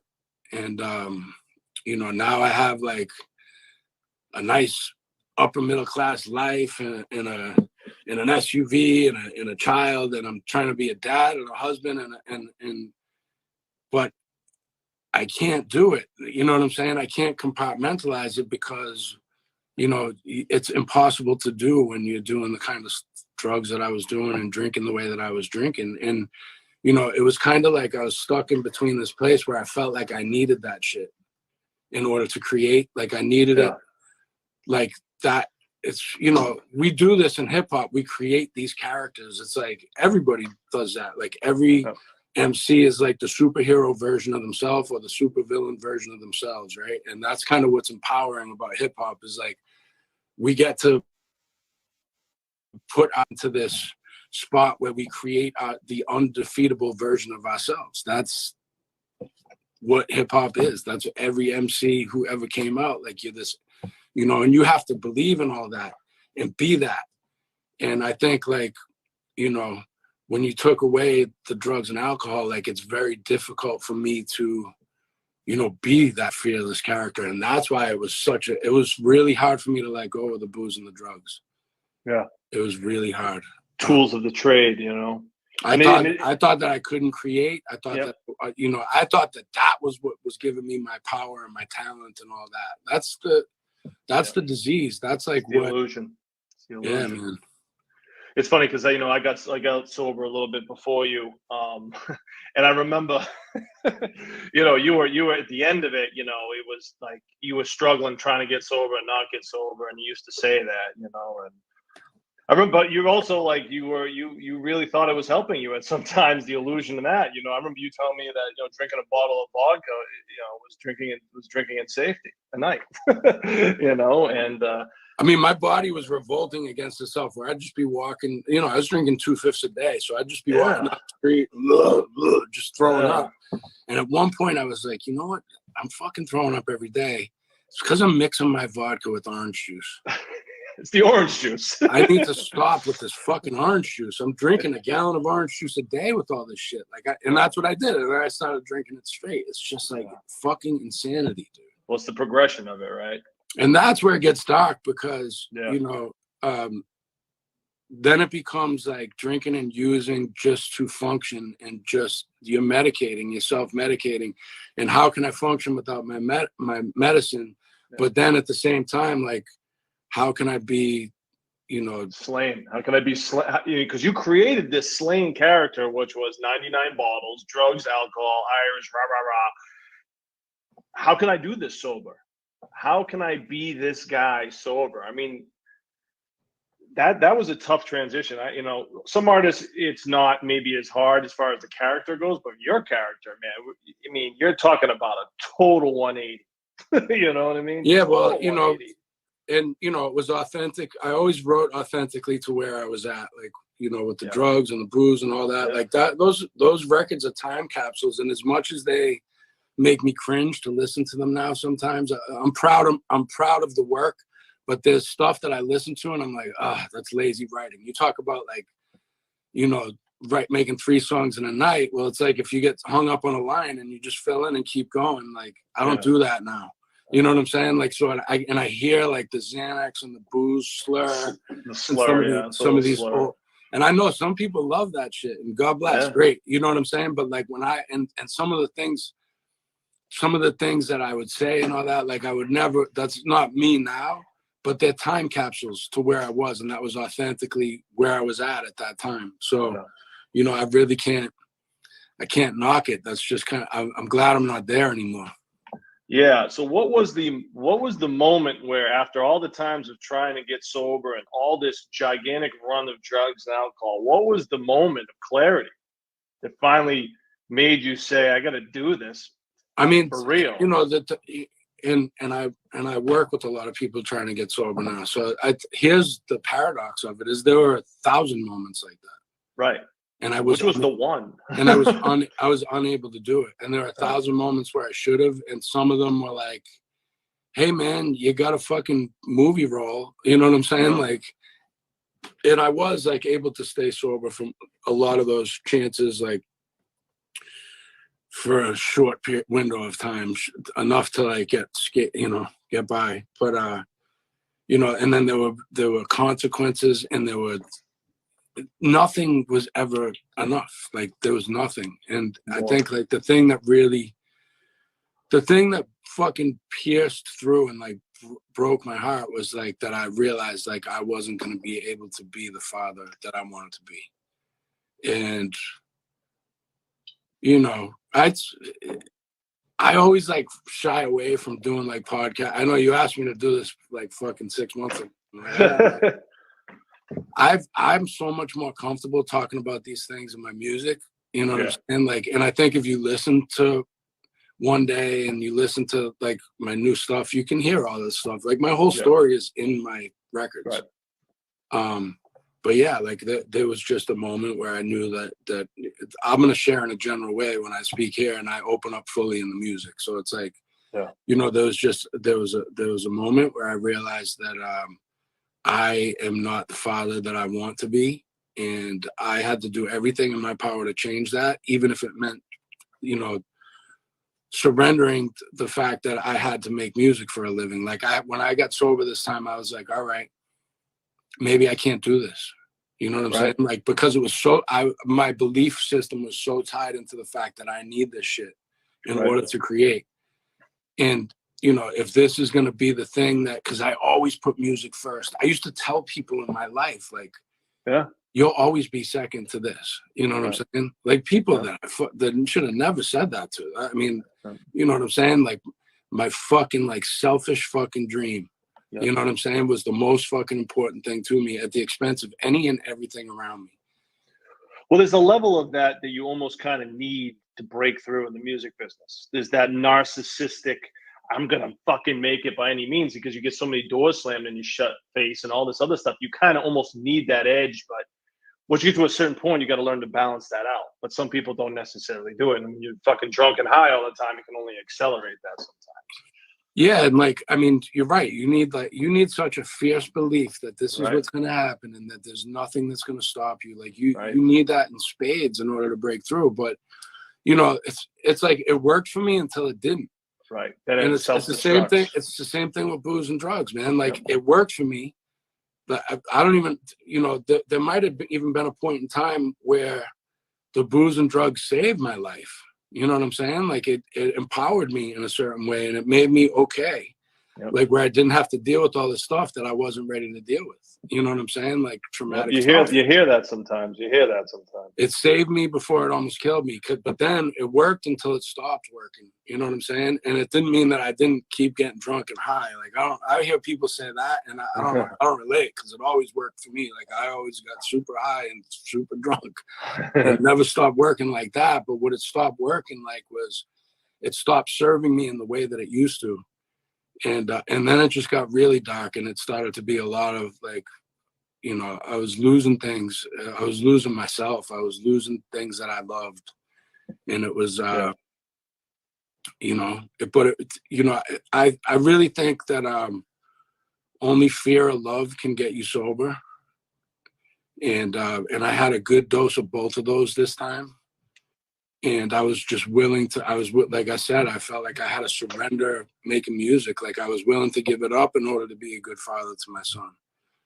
And I just worked at that a day at a time. And it was really fucking hard for a long time, man. And, and I just, I followed what a lot of people in sobriety told me to do. And there was I learned humility.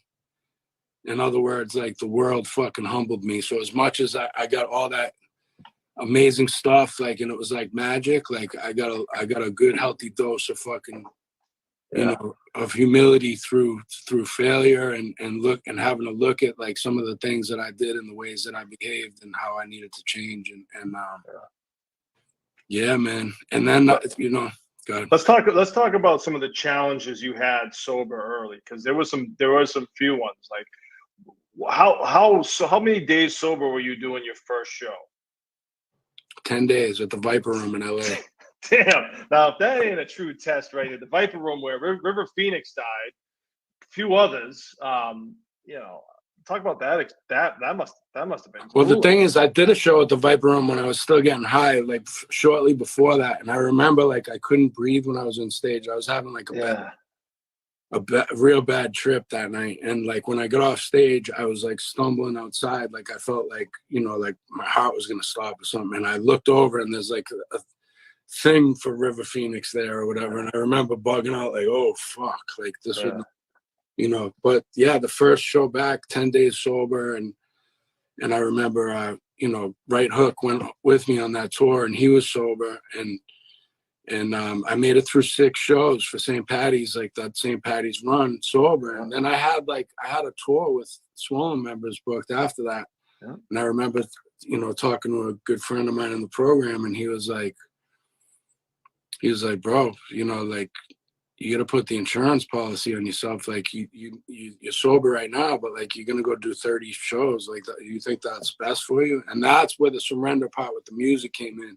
Right. And like a long process of that, dude, is like when you start to get notoriety from this shit, and that becomes your self-worth. Like I can't make who I'm worth based on like what other people think, or based on like how hot my career is, or how well the record does, or what movie it is. You know what I'm saying? Like, that shit is just, that's extra, man. That's not like, I had to learn in sobriety, like what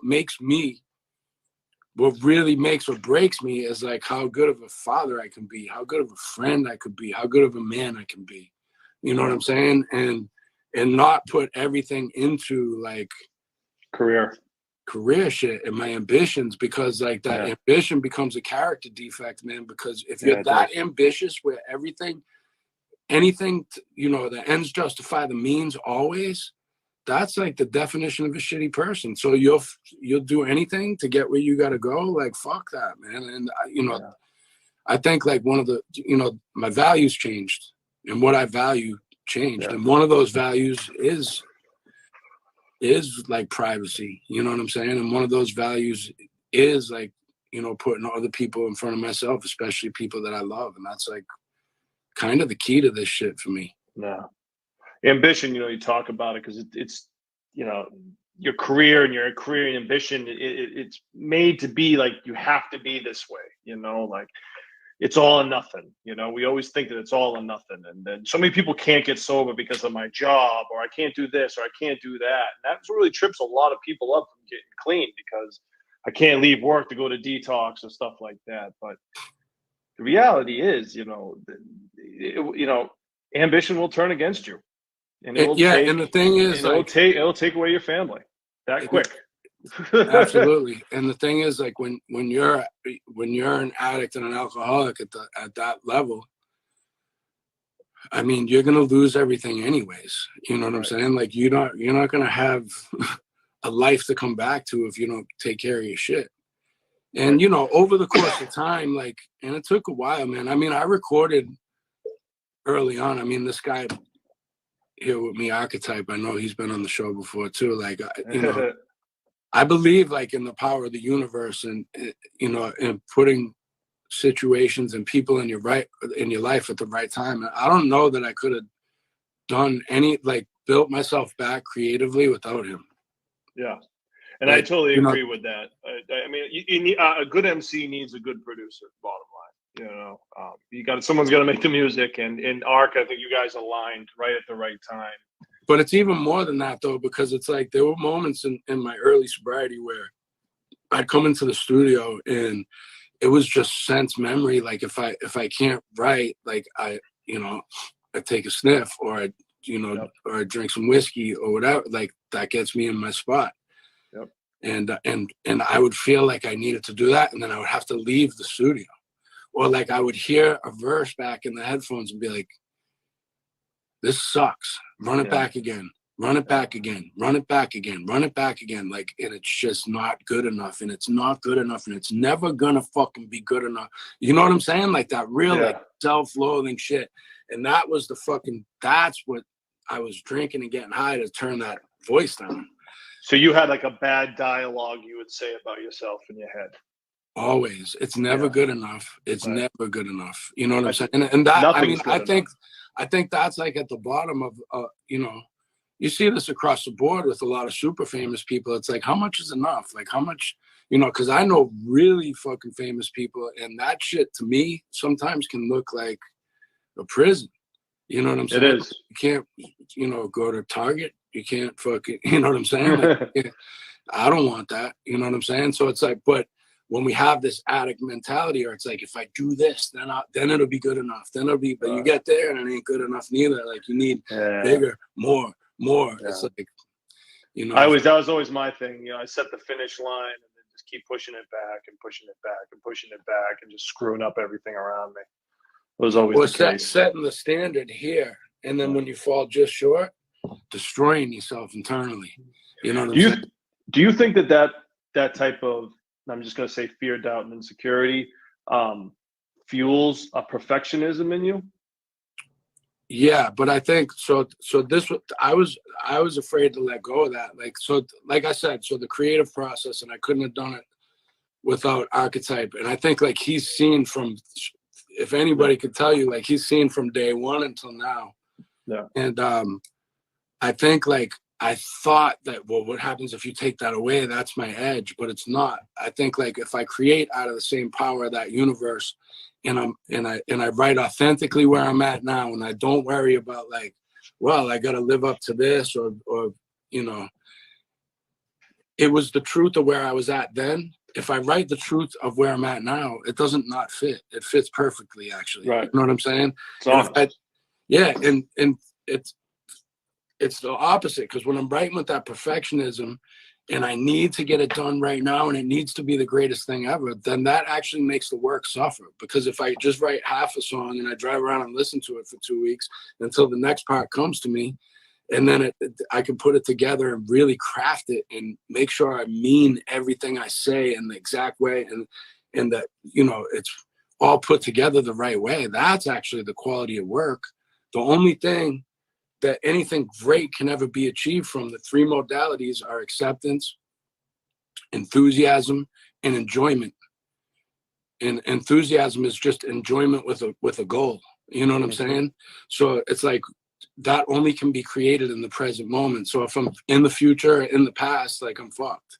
I need to be, you know, like a lot. What I realized is like making music is like is a meditation for me, because I'm completely in the present moment when I'm doing it at the level that I can do it at, and I'm narrowed in and focused. Now, if I get out of that, that's where I'm throwing the headphones and this ain't good enough and all that, because then I'm tying an expectation for it. And like another one of the things I learned is like, why am I making music with an expectation of what it's going to do for me? How about what I can do for it? You know what I'm saying? Like the music should be uncorrupted by money or prestige or property or anything. Like it should just be the truth about where I'm at today. And I should just be in that moment and then if people fuck with it, great. If they don't, I don't give a fuck. You know what I'm saying? Who cares? Like it has nothing to do with anything else. Do you find that, I mean, obviously the creative process is significantly longer now, right? Being sober. How much longer is it versus what it used to be? It feels a lot longer because I don't go home with I don't stay in the studio till 7 a.m. and then fucking drive home drunk with 3 brand new songs. But do you still play it 50 times in a row after? No, I don't. And I don't make other people listen to it. Just for the record, Slane would make you listen to whatever he recorded 50 times in a row. Drunk and high. It was like pure insanity. Anyone that's witnessed that will agree to that. There were always good tracks, but after 50 times, you get a little. Just the ultimate of like self-absorption, right? So it's all about me. But but the shit was all dope, so we all loved it. We all loved seeing you move forward and everything. And do you have people that are like, I don't like any of the new shit. I like the old Slane. Do you get that? There's some people, but I think there's some people that, and then particularly like in the beginning when the transition kind of happened. But I think now I see the opposite. I see people like saying that I mean the reality is, what I was going to finish saying is, it seems like I'm recording at a slower clip, but when I look back, the releases are all, I mean, like the releases are strong and consistent, just like, in the past. It just seemed like there was a higher volume of work, I think. And I think you were recording more. You weren't releasing more, but you were recording more. I mean, you were doing features. You do what? I mean, you just show up because the booze and the coke was there, and then throw a verse. You had no intention of doing that on your way over there. And I would throw away fucking half the shit I recorded. I mean, like some of the stuff that me and Archetype dig up and listen to. I mean, the verse I did for XL's album. Yeah. Originally, it was like, do you want to do this again before we put this out? You're slurring. Yeah. You know what I'm saying? I mean, there's a ton of shit like that. So it's like, we don't really throw away too much anymore. You know what I mean? Because it's well thought out. Because you're not drunk and slurring on the record. Exactly. And it's like, it's not just, part of that stuff is like the earliest stuff, a lot of it was stream of consciousness and just throwing shit at the wall. And now there's like a purpose behind it. And as we start to like get a collection of songs, then we start to see what the record is about. You know what I'm saying? And then it's like, oh shit, this is what this is about. This is where I'm at. It's almost like a vehicle. It's crazy for me drinking and getting high, but now it's like a vehicle for my recovery. Now it's a way for me to see where I'm at and to see some hard truths. You know what I'm saying? There's still stuff that I put out in songs. That last video where I'm like, oh God, why am I putting that out publicly? You know what I'm saying? Like there's stuff in there that's tough. That's one of the biggest things I struggle with. Is like, because I use it as such a personal, it's such a personal vehicle for my own like psyche and my own self-analysis. Like to put that out publicly sometimes is like difficult. Yeah, but I think it helps you though. Yeah, I think if you didn't, it'd be more detrimental. Let's talk about this last record, Things We Can't Forgive. What was your mindset? What was the process behind this one? Well, like I said, that we kind of looked at that after. I was just like, I was going through a really difficult time, and I was heartbroken and in a difficult time. This wasn't a sobriety difficult time. This was personal relationship. Yeah, this was like love and attachment and some loss. And I mean, it's all in there. Like I said, I'm more comfortable talking about it on the record, which is sick and weird, but it's fine. Yeah, but I mean, it's all in there. You can hear it all, but it's really about like love and attachment, narcissism, trauma. And ultimately, like, I think we had all these songs, and then the last one we recorded was this video that we put out. And I think when I started to realize, it was a process that I went through in my life to finally forgive myself for all this, wreckage and all the things that I did, and be like, you were doing the best you can with the tools you had at that time. And you're not that way anymore. And it's time to let that shit go. So it was a very cathartic record for me, man. Probably the most cathartic record in my entire catalog, Yeah, and I like the video, how you start off the first verse and it's like the, fucking angry, and then the second verse is like the serene, like the coming to grips with thing. And that's just such a miracle that sobriety can give, is to come to grips with things and feel comfortable or somewhat comfortable in your own skin. and find that truth and accept yourself for who you are, good, bad, and ugly, and that's what that song, that's what we all need to do in some point, is find that truth, Yeah, I think when we finished that record, I looked at Archetype and I was like, are people gonna listen to this? Are people gonna fuck with this? This is like so much different than anything I'd ever done. Like it was I think it probably a lot of vulnerability in all my records, but I think this one was really cut to a different core, Yeah. So I mean, I love that hook because you used that hook. That's from Ghosts. Yeah, I brought it back. Which I've always tweaked I've it. always come on you as like, you got to do Ghost live, and you're like, I don't have the instrumental, bro. Fucking have Archetype remake it. I don't care. That's a friggin' banger. Well, now you can do this one live. There's a lot of that early stuff is lost, like in Lou's old computer. I mean, for people who don't know, like Lou blew up. Like he's producing, like he's the biggest producer in the world. Yeah, let's talk about that. You worked Louis Bell, who is Post Malone and many other commercial producers. He was working with him as Louis Blue Balls. He's from Quincy. Yeah. Let's talk about that experience real quick. We'll go back a little bit. So how was it working with him? Yeah, so if I really believe in like the producer relationship, like I like to work with one producer. I like to work. I mean, it's because the music is so personal. It feels very odd to me to like bring random people in or just get beats off the internet. Like I don't mean to be a dick when people are like, "Hey, where can I send you beats?" I just don't.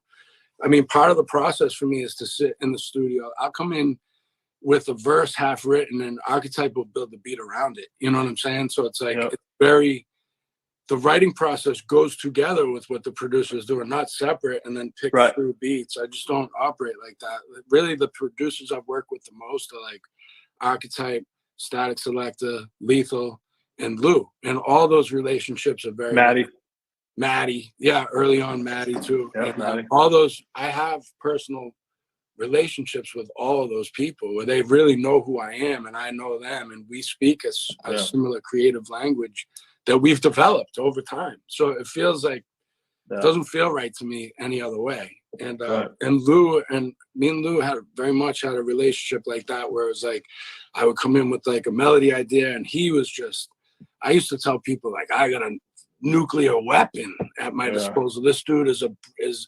genius, and he is. I mean, that's kind of been proven now too. But I think it's funny, like a lot of people who listen to my music don't know, like I Ain't Done was produced by the same dude who does like Miley Cyrus and Post Malone, and you know what I'm saying? I mean, I always knew he was good. I didn't see that one coming.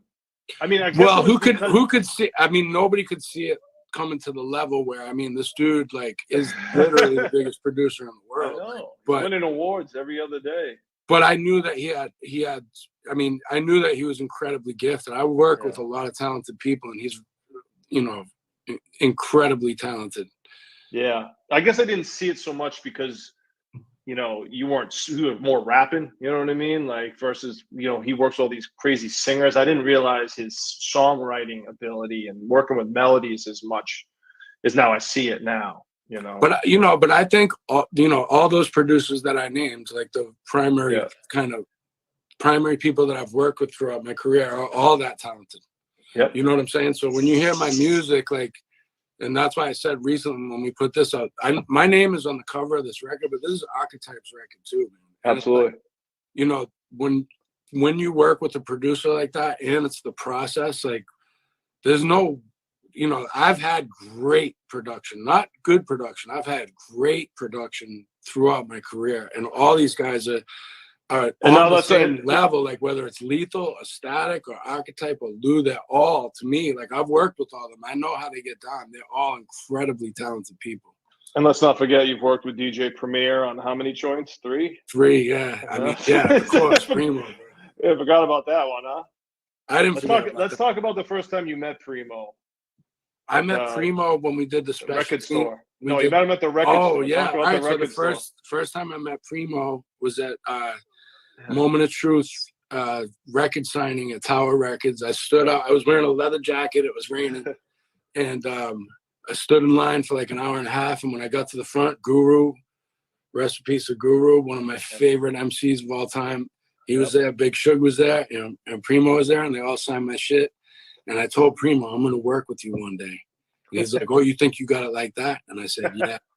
And then when I saw him in the studio, so 6 years later, and we went to do Main Event with Special Teams, and I told him, I said, I told you 6 years ago that I was going to work with you one day. And he goes, now you're here, motherfucker. What are you going to do with it? And you killed that verse. You really put the Boston accent on a DJ Premier beat. Yo, and the crazy thing is we were on tour like a year or two later, and we were in England, and Primo was there, and he was at the same venue, and Melly Mel was there, and Primo was like, oh, Melly, you got to hear this kid. He got the Boston accent. He started spitting my verse to Melly Mel. My head exploded. Bro. I was like, Melly Mel too, man. Insanity. There's just so many moments like that, man. Like, you know. You did have a lot of moments. There's so many moments where it was like, wow. You know what I'm saying? Like, it's even now looking back at it, it feels surreal. You know what I mean? Like, I really am grateful, like, through all the ups and downs. It was a beautiful thing, man. I lived my dream, and even when it got really dark and hard, like, that shit made me grow eventually. It made me a better man. And you know, I have no regrets for the way it went.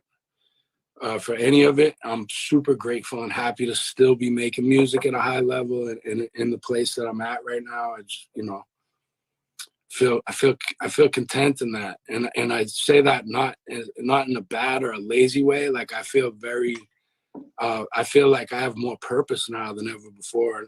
Like, the freedom not to be tied to, you know, I need the next big thing to happen or this, that, or, you know, like, I'm not driven by that anymore. Yeah. That's a beautiful thing. Nothing to prove? I mean, you know, if anything that I have to prove, it's to other people who are struggling, whom I might be of service to, I might be able to help, and maybe my story can help them, and maybe, you know what I'm saying? Because that was part of what kept me out there a long time, is I thought, like, I can never do this sober. I could never do that, you know what I'm, and that's a fucking lie, man. That shit was always inside of me, and actually, I could do it better sober, you know what I'm saying? So that's what I have to prove, is like that the old man still got it, that I'm still sharp, you know. Speaking of still got it, what projects you working on now? What you got coming up? I'm working on an album with Static Selector called A New State of Grace. So if anybody remembers the mixtape we did called State of Grace, this one's called A New State of Grace, and it's going to be phenomenal. I'm super excited to work with Static again. I love Static, and we're also, you know, working on a new La Coka Nostra record. So I'm excited about that too. Happy birthday, Ill Bill! It was Bill's birthday today, and it was the 12-year anniversary of A Brand You Can Trust. And I just go back to the La Coka Nostra days. That one show that when we did this, your Volume 2 release party and Ill Bill's, I think it was featured. I forget the name of his mixtape at the time, and you guys brought in Everlast as a surprise guest. Man, we brought the whole crew, bro. You brought the whole La Coka Nostra. That was a great show, man. I forgot that's what it was. It was for the White Man is the Devil Volume 2, and man. It was at the time, like, Everlast, you know, it was kind of MIA, and he wasn't really rapping, and now he comes back to the Middle East as a surprise guest, rapping with you guys at the Middle East, doing Jump Around in Boston. It was like, what? It was. And I only been promoting shows for like a year or two at the time. I was like, you know, I was like, whoa, bro. And you remember how excited I was when my name was up on the marquee at the Western Front, which is, like, you know. The Western Front, but it, you know, it all in its right place, man. And you know, Everlast was one of my heroes, man. And now, you know, all those guys in La Coka, they're just, I mean, that, like, I've really learned so much, and I think it really sharpened my sword. You saw it, you know what I'm saying? Like, the level where I was going into that, into, you know, fast forward 5-6 years down the line, just working with dudes who are that talented and that skilled and that have their whole shit honed in like that, and also have a knowledge of the game and the business that goes back years. You know what I'm saying? And that legacy that legacy of the lineage that these guys all came from in hip hop. Like, I mean, what an honor and a blessing to be tied to that and to be mentored by that and to really, you know, come up under people that I not only respected. I had these guys on my wall, man. You know what I'm saying? Like, I remember doing shows with House of Pain with Lakota where it was like, oh, they're gonna do some House of Pain songs, and Everlast being like, yo, how does the first verse go on? He's asking me about his own joint, and I'm like, boom, and I know the shit. You know what I'm saying? So it was like I said, a dream come true. And I want to go back to take another story back of when Everlast recorded that first song with you before Lakota. You know, when you guys went out, you know, you guys went back to Lethals, and he just kind of got on one of your tracks and just kind of he just put the verse together in his head. He didn't write anything down, right? Is that how it went? He's never written anything down. Yeah, he writes every verse in his head. And he smokes mad weed. I mean, I don't know. I don't comment on other people's stuff like well, that. I mean, he's pretty open about it. Yeah, but I'm just saying he can remember this. Yeah, but he has apparently like a photographic memory, so I think you'd have to ask him, but I think he writes it in his head and he can just see it still. I can never, you know. That's crazy, man. This baffles me. I know like Jay-Z does that too, supposedly, and I know like there's other people who do that. I just I have to like jot down words and ideas, and I don't know if you remember like when I used to actually write on pen and paper and like scratch. I used to leave them at my house, and they were all fucking words and crossed out and crazy shit. Yeah. Well, the phone, that was the beautiful, because what happened was I would like black out and lose songs. I'd be so pissed off, you know what I'm saying? Like, fuck, I wrote a whole song and I don't know where it is. So the phone, like, you always got it with you. So, and it also takes away from the scribbling out and all that. I can just delete and have it be a nice, easy thing to read. So real quick, between two House of Pain fans, what's your favorite House of Pain album? Second one. Interesting. Why so? I mean, the first one was classic, obviously, but the second one, to me, it just was driving the whole way. I love the production on it. I like the stories on it. It's a great record. I like the first one and the third one too. I know your answer. You like the third one. I just like where Everlast on the third one it was just such a dark time, and it was just, you could tell where it was going and the sound and everything. I love the second one. I love them all, but the third one, for some reason, just I connected with that type of mind state that he was in on that one. Yeah, that was a dark one, and he had that extra growl, that record. Yeah, his voice was just like, "Here come now, here come now." You know what I mean? I mean, I fuck with all those records, man. I fuck with all those band records. I think they're really, you know, I don't think they're underrated by the fans, but I think like they should really be put up higher in hip hop history than I see them get. You know what I'm saying? They're really like one of the great legacy acts in hip hop to me. Yeah, and the reality is that I remember watching MTV and them being like, House of Pain is a one-hit wonder, you know, and that's insane. They were 3 albums in at the time. It was like, oh, this is crazy. You know, I mean, I guess in the pop world, like if you're going by pop singles, which, you know, Jump Around really wasn't a pop single. It just blew up like that. It's one of the biggest songs in hip hop history. Yeah. But I mean, how many pop singles did Gangstar have? That doesn't take away from their legacy of how, you know, how many great albums they had. Yeah, Cypress Hill too. Oh, Cypress Hill, and also one of the best live shows in hip hop. I love watching Cypress Hill. Absolutely, high or not. Bro, I've gotten to see them more sober than I did high, and that was the first show I ever went to was House of Pain Cypress Hill in Fitchburg, Massachusetts.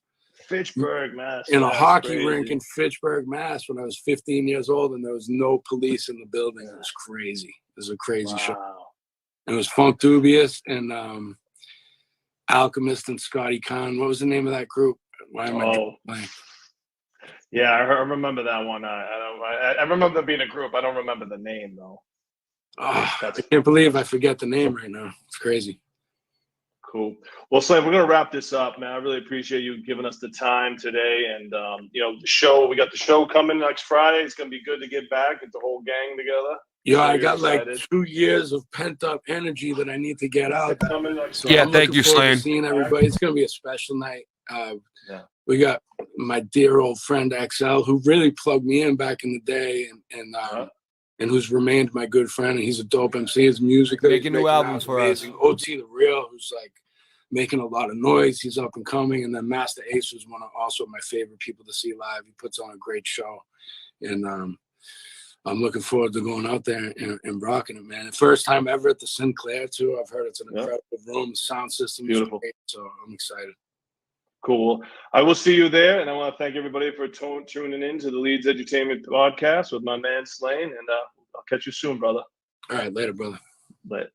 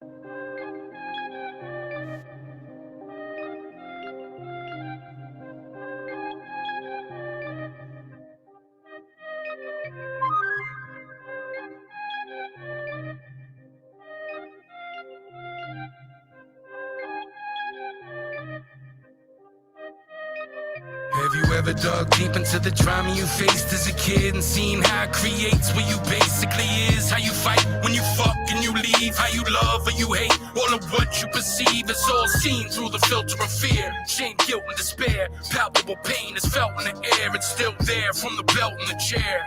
Try and squelch it to move forward, to maybe build and repair. It's too hard when two mamas are frozen in time, with the mind trapped in a self-loathing design. I try to shove it down, leave it all closed up inside. See if you love me now. I can sell souls to the blind, lost in the spiral of the mind like an addict can be, mesmerized in the rhythm of a tragic dance. I guess I never had a chance. Now I'm looking back, standing at the bottom of an avalanche. We never know what tomorrow brings. Try to be prepared for when Saul sinks. The Lord taketh and the Lord gives. The rhyme still aching when the war ends. We never know what tomorrow brings. Try to be prepared for the Lord taketh and the Lord gives. The rhyme still aching when the war ends. Thought I knew truth, didn't know truth at all. This shit was super false. I was a shooting star. Who knew that you could fall? So fire in the dirt again to pull up my roots and all. I had forgotten it all, like I took all. I had a game to win. Fuck it, I shoot the ball. Numbing the pain again. A bucket of hoop to fall. It's all it took to get me to another ooh and ah. I've been through it all. It becomes who you are. Object of affection. I came, I conquered what gets your attention. Insane, I'm bonkers. My quest, my ascension. These rhymes I wrote on the desk in detention. Trouble youth, chugging juice with the gin in my bubble goose, trying to black out back then, smoking PCP when the summer comes. Looking back, wasn't just the cops I was running from. We never know what tomorrow brings. Try to be prepared for when Saul sings. The Lord taketh and the Lord gives. The rhyme still aching when the war ends. We never know what tomorrow brings. Try to be prepared for when Saul sings. The Lord taketh and the Lord gives. The rhyme still aching when the war ends. So I'm a prisoner in the mind warped on a plane ride with the kamikaze pilot. We ain't on the same side, living in a time warp. I'm still where the pain died, brain tied in the same chains that I'm hanged by. Every day I wake up the same with a strange vibe. Maybe I should stay inside, watch the paint dry. Even then I can't ride with the same drive that I had when I was getting high. Is that the truth or a lie? Yeah, the war never ends on my roof. This desires we are four, never friends, so I shoot for the skies. But it's more evident confident than it's ever been that there's something killing me within. I keeping on one foot, front the other, head up everywhere that I'm stepping out. But when you fighting all your life, can't trust nobody. Tell me when it's time to put the weapons down. We never know what tomorrow brings. Try to be prepared for when song sings. The Lord taking from the Lord gives. The vibe still aching when the war ends. We never know what tomorrow brings. Try to be prepared for when song sings. The Lord taking from the Lord gives. The vibe still aching when the war ends.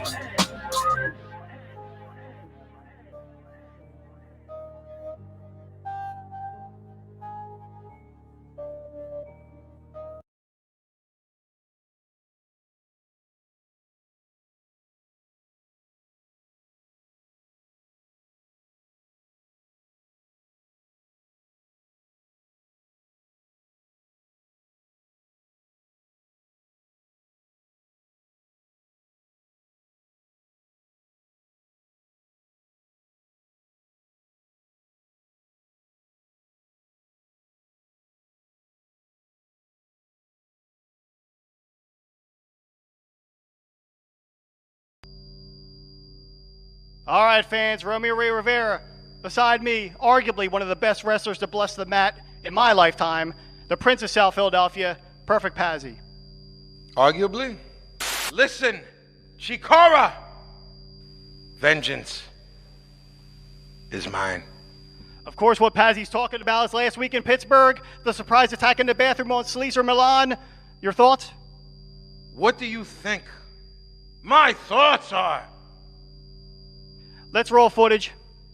If anybody got a problem with me, we just fight. Step up to the guys and you'll see we just fight. I suggest you best to take it easy. This is AOTB, and don't make it really, we just fight. If anybody got a problem with me, we just fight. Step up to the God degree, and we will fight. I suggest you check our reputation. This is dedication. For the devil's way, come on, we will fight. Listen, I could never take a L. Same energy that created heaven, created hell. Keep your motherfucking mouth shut and just wait for bail. That's the first law of the street, you never snake and tell. Big guns, big beards, bunch of Chewbaccas. Walk up in the tour, knowing cop a few watches. So much flow in high school, I needed 2 lockers. My enemy, mine enemy, Lou Gossett. I ain't trying to listen to y'all, cause you garbage. Victor Vastanov high when he flew carpets. Everybody make money, only few profit. Still the same Vinny, I just got a new logic. I ain't here to cut the cake. What the fuck you think the knife is for? Criminal psychologist ain't never seen my type before. Self-titled motherfucking manager of manslaughter. I'm a mobster, shoot you if you move your hands off with. If I'm running, it's from the police. If I'm gunning, it's at your down piece. Extended barrel that's 12 feet. The steel mag will fold you. I think of steel magnolias when I see your soul. So come to the fork in the road and get a fork in your throat. No father to my style, I am the orphan of flows. Yes, bitch, you could get on my guest list. Just know I keep a biscuit in a bag like a McDonald's breakfast. You ain't truly hard, I pulled your card on the boulevard. Robbed you for your jewelry in front of your groupie squad. Cause I'm a full retard. I slap you silly, tap your jelly out your capillary. Might murk you like Machiavelli. Harmless, huh? At your worst, you're an accomplice, a sidekick. You ride dicks, you're like an armrest. You get elbowed. Kick your shit in with my cell phone, shut the fuck up. Yeah, I'm stuck up like Velcro. You want a free hook? Hell no. You're a pussy cat, I got a douche for that. Peel your wig off and push it back. Your guard flesh will hang off your skeleton when the missiles rain. Let's make it official, gang, like the pistols bang. If anybody got a problem with me, we just fight. Step up to the guys and you'll see we just fight. I suggest you best to take it easy. This is AOTB, and don't make it really, we just fight. If anybody got a problem with me, we just fight. Step up to the God degree, and we will fight. I suggest you check our reputation. This is dedication. Never take your eyes off your own. Cause if you do, you are obsolete. The 9 you see him make niggas jump like Dominique. You need to stop rapping when I'm trying to sleep. Never trust a fat dude who say he just trying to eat. And that kind is me, I smoke that what kind of weed. You see it say since he stalled under the ganja leaf. The flow sweeter than grape jam, but still it smack you in your motherfucking head like Captain Caveman. And the church say, amen. I don't know you niggas, your name to me is Amen. The righteous He's at war with Shaitan, so in one hand is my son, the other 28 grams. BS the high priest coming taking them heads. Rappers popping shit on Twitter without taking their meds. I see him laying in bed, I can picture it now. They're thumbing through their phone looking for original style. Get off your ass, rap Cialis or spaz, the cats get devoured. So call a doctor if it lasts for more than 4 hours. Open the cell, young folks is hell. I spit acid like the flower on the Joker's lapel. I stand alone, complex like the ghost in the shell. You suffer from a concussion like players post NFL. So guard your grill, no trigger tracks, take bigger steps. I straight body tracks like a stick figure sketch. Fuck your similes and metaphors, I'm just trying to set a war. I can only self-destruct, I'm like the predator. Personal vendettas now, I'm out to settle scores. You don't wanna get involved, you can't walk, run or crawl. It don't rain a heavy pour, soon as the Henny pour. I don't need grimy bitches with rats or Fendi whores. Nope, I had a setback, but I remain sharp though. How you gon' build walls around King Marco? Love this rap shit fully, but it pays partial. Got tunnel vision for the money, so it strains carpals. Andre Dawson with the hawk, let the spray spark you. When these sharks taste blood, we never lay off you. 1-inch punch, hits hard as shotgun pumps. Knock kids out, they Reebok pumps. Fucking punks walk the plank, kablunk. Sucker sunk, get slumped like drunk driving and crashing in tree trunks. Backstage rap groupie sluts scheming on blunts. Bunch of bum ass bitches and some beat up dunks. Roll that weed up, cunt. Tell her we'll meet up front. She kinda frumpy, but she still could get a D-cups hump. Every beat that we bump, I mean somebody got jumped, beaten up. Tied his hands to his feet to bleed in the trunk. I don't understand the reason kids are feeling these chumps. I'm kinda stumped. I can't even front. I lose a brain cell every time the 808 thump. This shit stunk, shrunk heads like a voodoo monk. A wild monkey in a cage throwing doodoo chunks. I lunge straight for the throat, blood and guts for lunch. If anybody got a problem with me, we just fight. Step up to the guys and you'll see we just fight. I suggest you best to take it easy. This is AOTP, ain't no make it really, we just fight. If anybody got a problem with me, we just fight. Step up to the God degree and we will fight. I suggest you check our reputation, this is dedication.